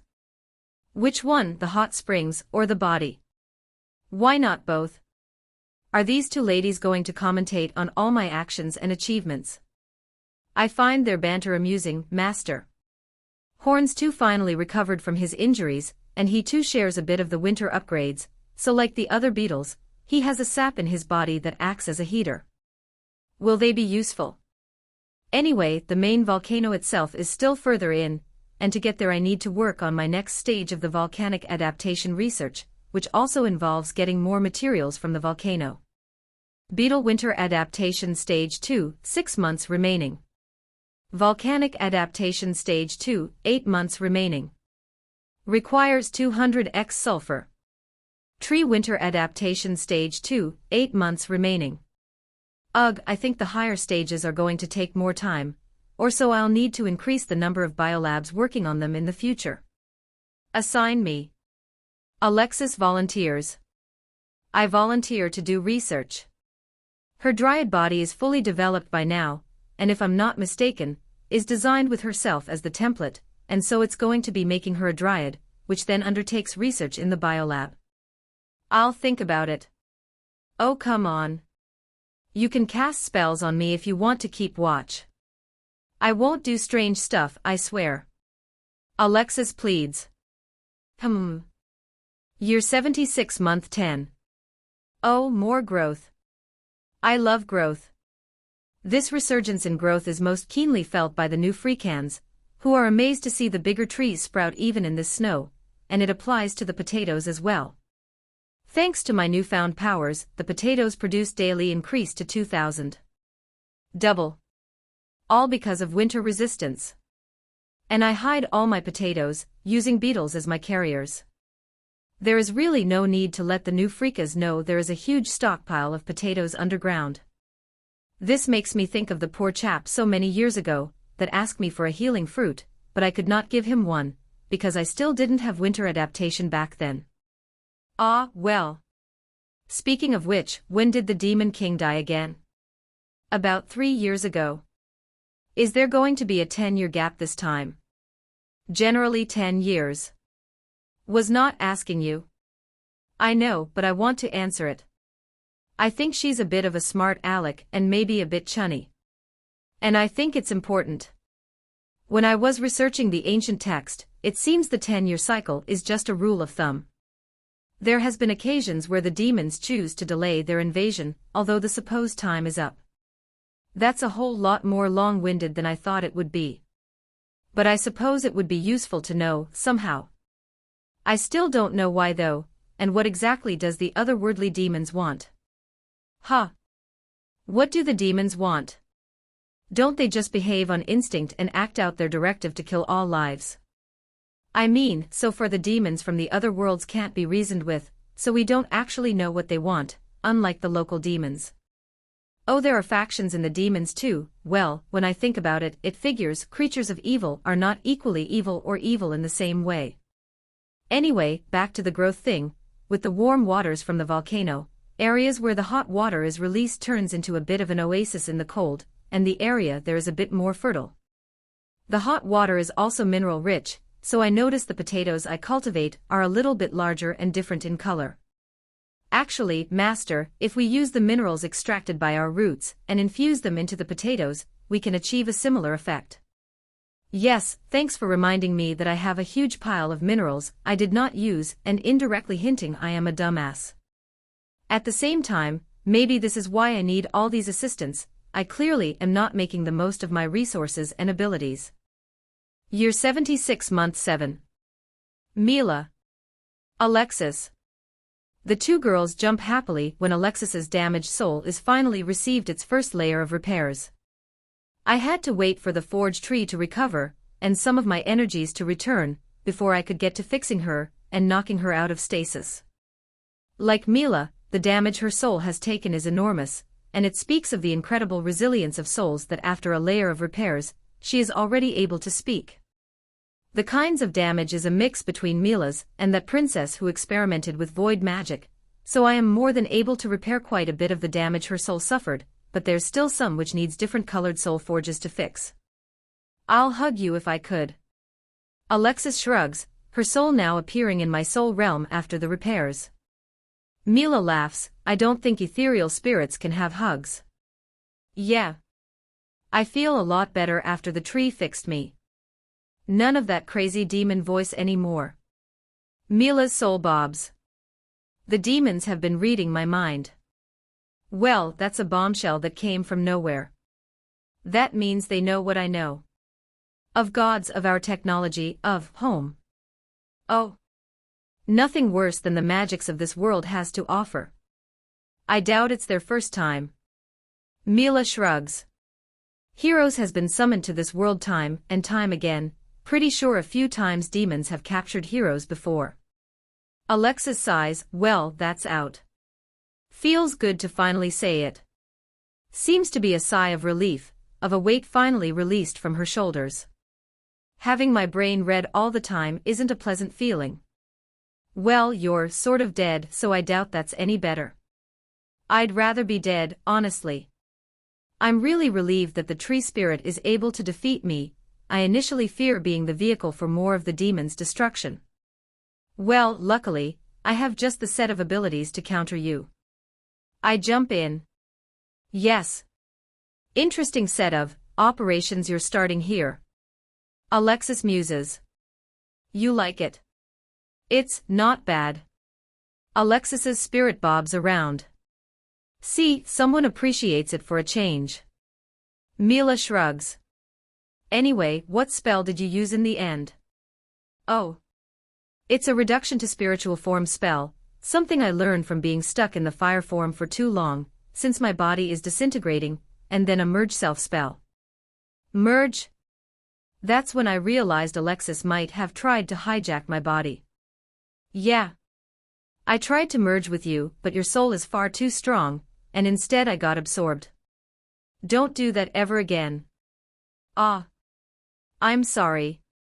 I just wanted to still somehow live. Anyway, I still have to figure out alternatives, so I speak to the Wisp separately. Wisp, any way I can control what the souls do against me? Well, in their soul form they have no ability to harm you, at least directly. They are after all souls that exist with your soul realm, and the soul realm is a contained other space. Once confined and merged into a vessel, their ability to harm you depends on the vessel. Lots to think about there.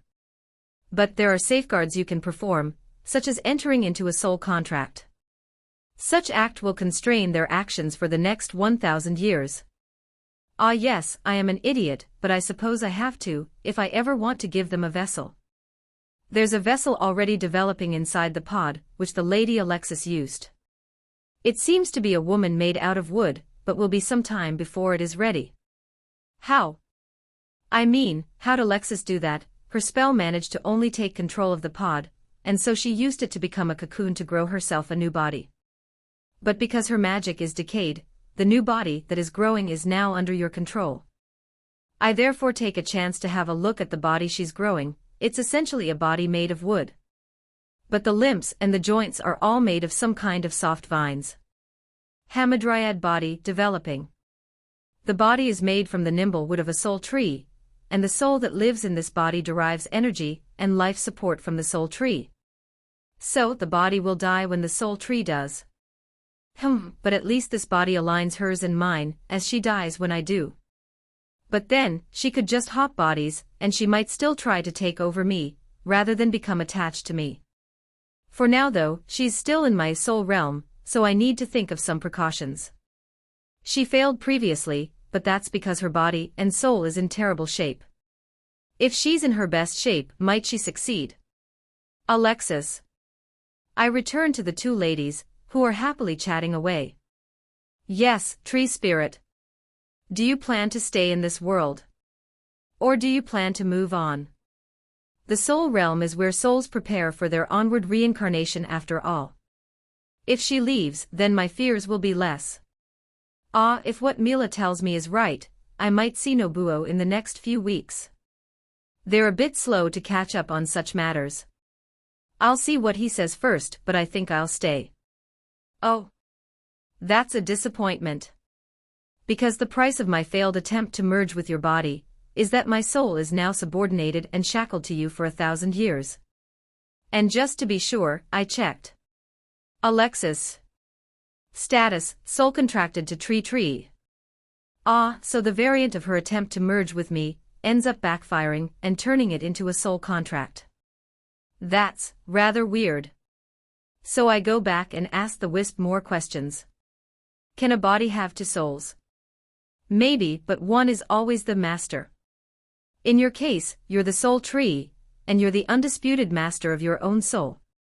The lady is reckless to have attempted to take over as master of your body. After all, there is nothing in the world that can remove a soul tree able to manipulate the souls of others from its own body.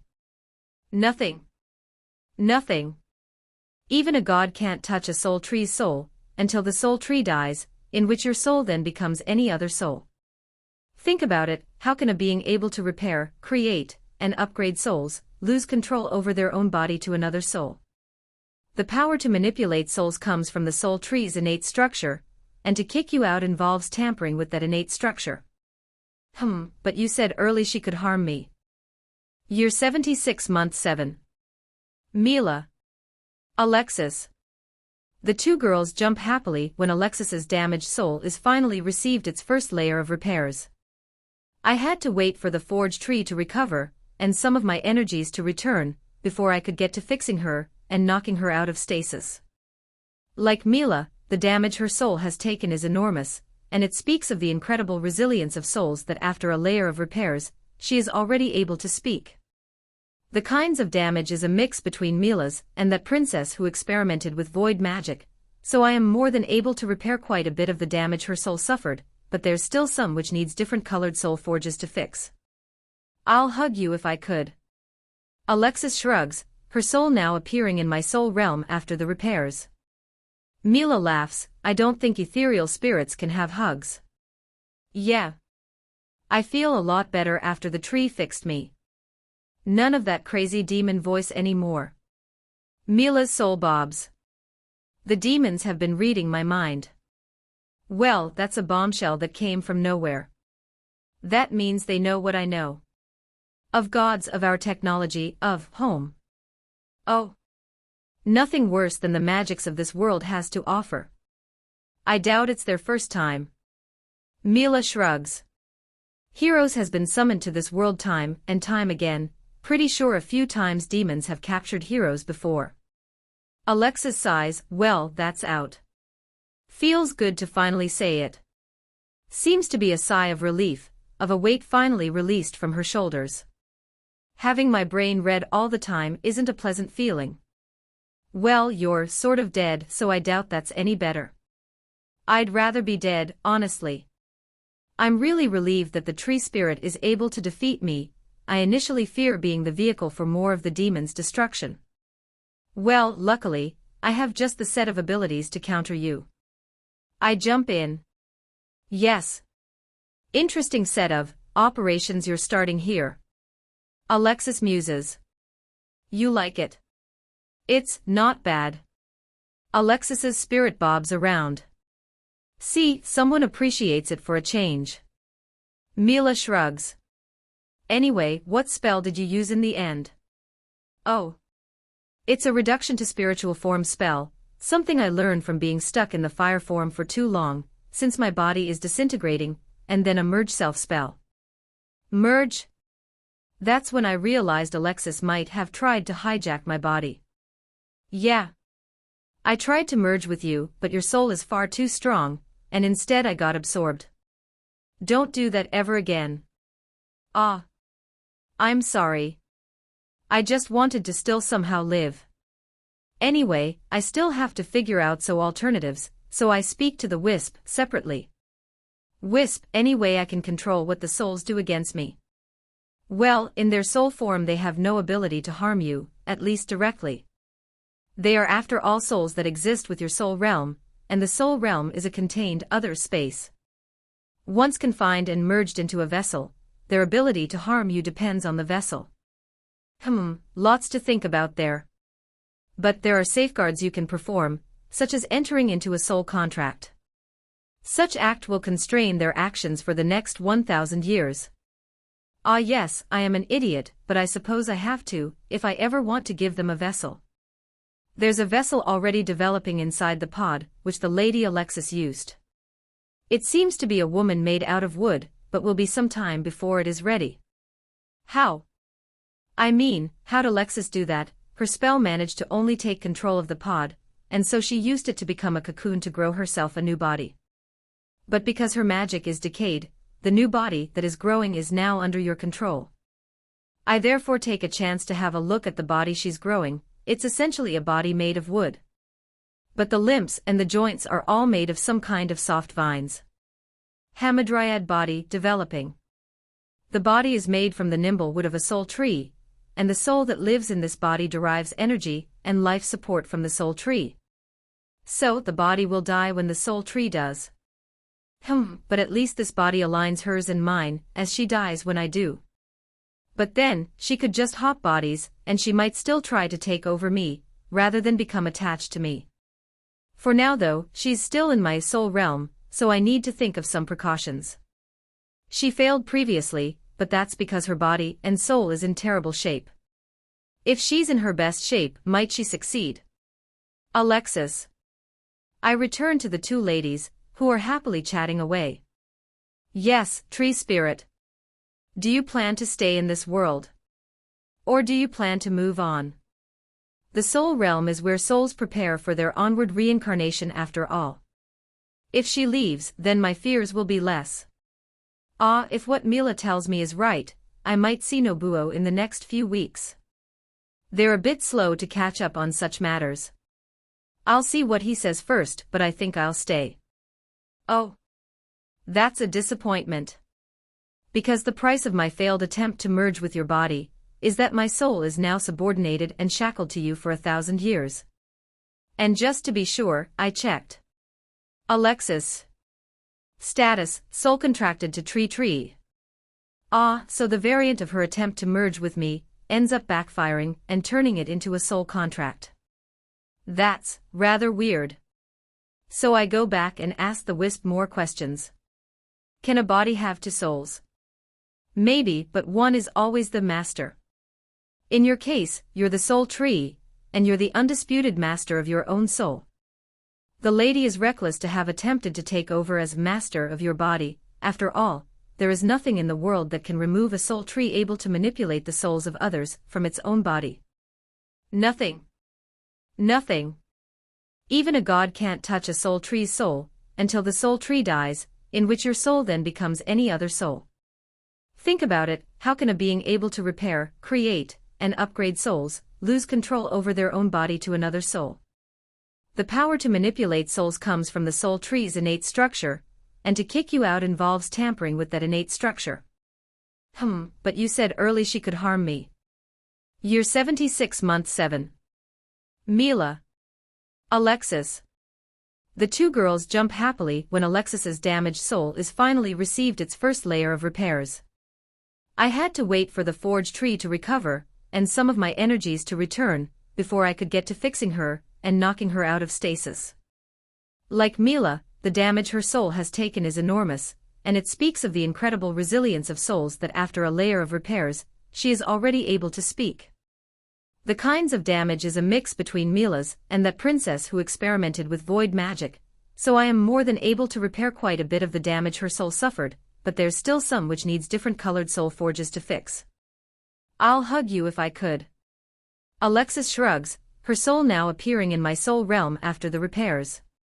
Mila laughs, I don't think ethereal spirits can have hugs. Yeah.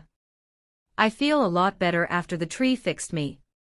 None of that crazy demon voice anymore. Mila's soul bobs. The demons have been reading my mind. Well, that's a bombshell that came from nowhere. That means they know what I know. Of gods, of our technology, of home. Oh. Nothing worse than the magics of this world has to offer. I doubt it's their first time. Mila shrugs. Heroes has been summoned to this world time and time again, pretty sure a few times demons have captured heroes before. Alexis sighs, well, that's out. Feels good to finally say it. Seems to be a sigh of relief, of a weight finally released from her shoulders. Having my brain read all the time isn't a pleasant feeling. Well, you're sort of dead, so I doubt that's any better. I'd rather be dead, honestly. I'm really relieved that the tree spirit is able to defeat me. I initially fear being the vehicle for more of the demon's destruction. Well, luckily, I have just the set of abilities to counter you. I jump in. Yes. Interesting set of operations you're starting here. Alexis muses. You like it? It's not bad. Alexis's spirit bobs around. See, someone appreciates it for a change. Mila shrugs. Anyway, what spell did you use in the end? Oh. It's a reduction to spiritual form spell, something I learned from being stuck in the fire form for too long, since my body is disintegrating, and then a merge self spell. Merge? That's when I realized Alexis might have tried to hijack my body. Yeah. I tried to merge with you, but your soul is far too strong, and instead I got absorbed. Don't do that ever again. I'm sorry. I just wanted to still somehow live. Anyway, I still have to figure out some alternatives, so I speak to the Wisp separately. Wisp, any way I can control what the souls do against me. Well, in their soul form they have no ability to harm you, at least directly. They are after all souls that exist with your soul realm, and the soul realm is a contained other space. Once confined and merged into a vessel, their ability to harm you depends on the vessel. Lots to think about there. But there are safeguards you can perform, such as entering into a soul contract. Such act will constrain their actions for the next 1,000 years. Ah yes, I am an idiot, but I suppose I have to, if I ever want to give them a vessel. There's a vessel already developing inside the pod, which the Lady Alexis used. It seems to be a woman made out of wood, but will be some time before it is ready. How? I mean, how'd Alexis do that? Her spell managed to only take control of the pod, and so she used it to become a cocoon to grow herself a new body. But because her magic is decayed, the new body that is growing is now under your control. I therefore take a chance to have a look at the body she's growing. It's essentially a body made of wood. But the limbs and the joints are all made of some kind of soft vines. Hamadryad body developing. The body is made from the nimble wood of a soul tree, and the soul that lives in this body derives energy and life support from the soul tree.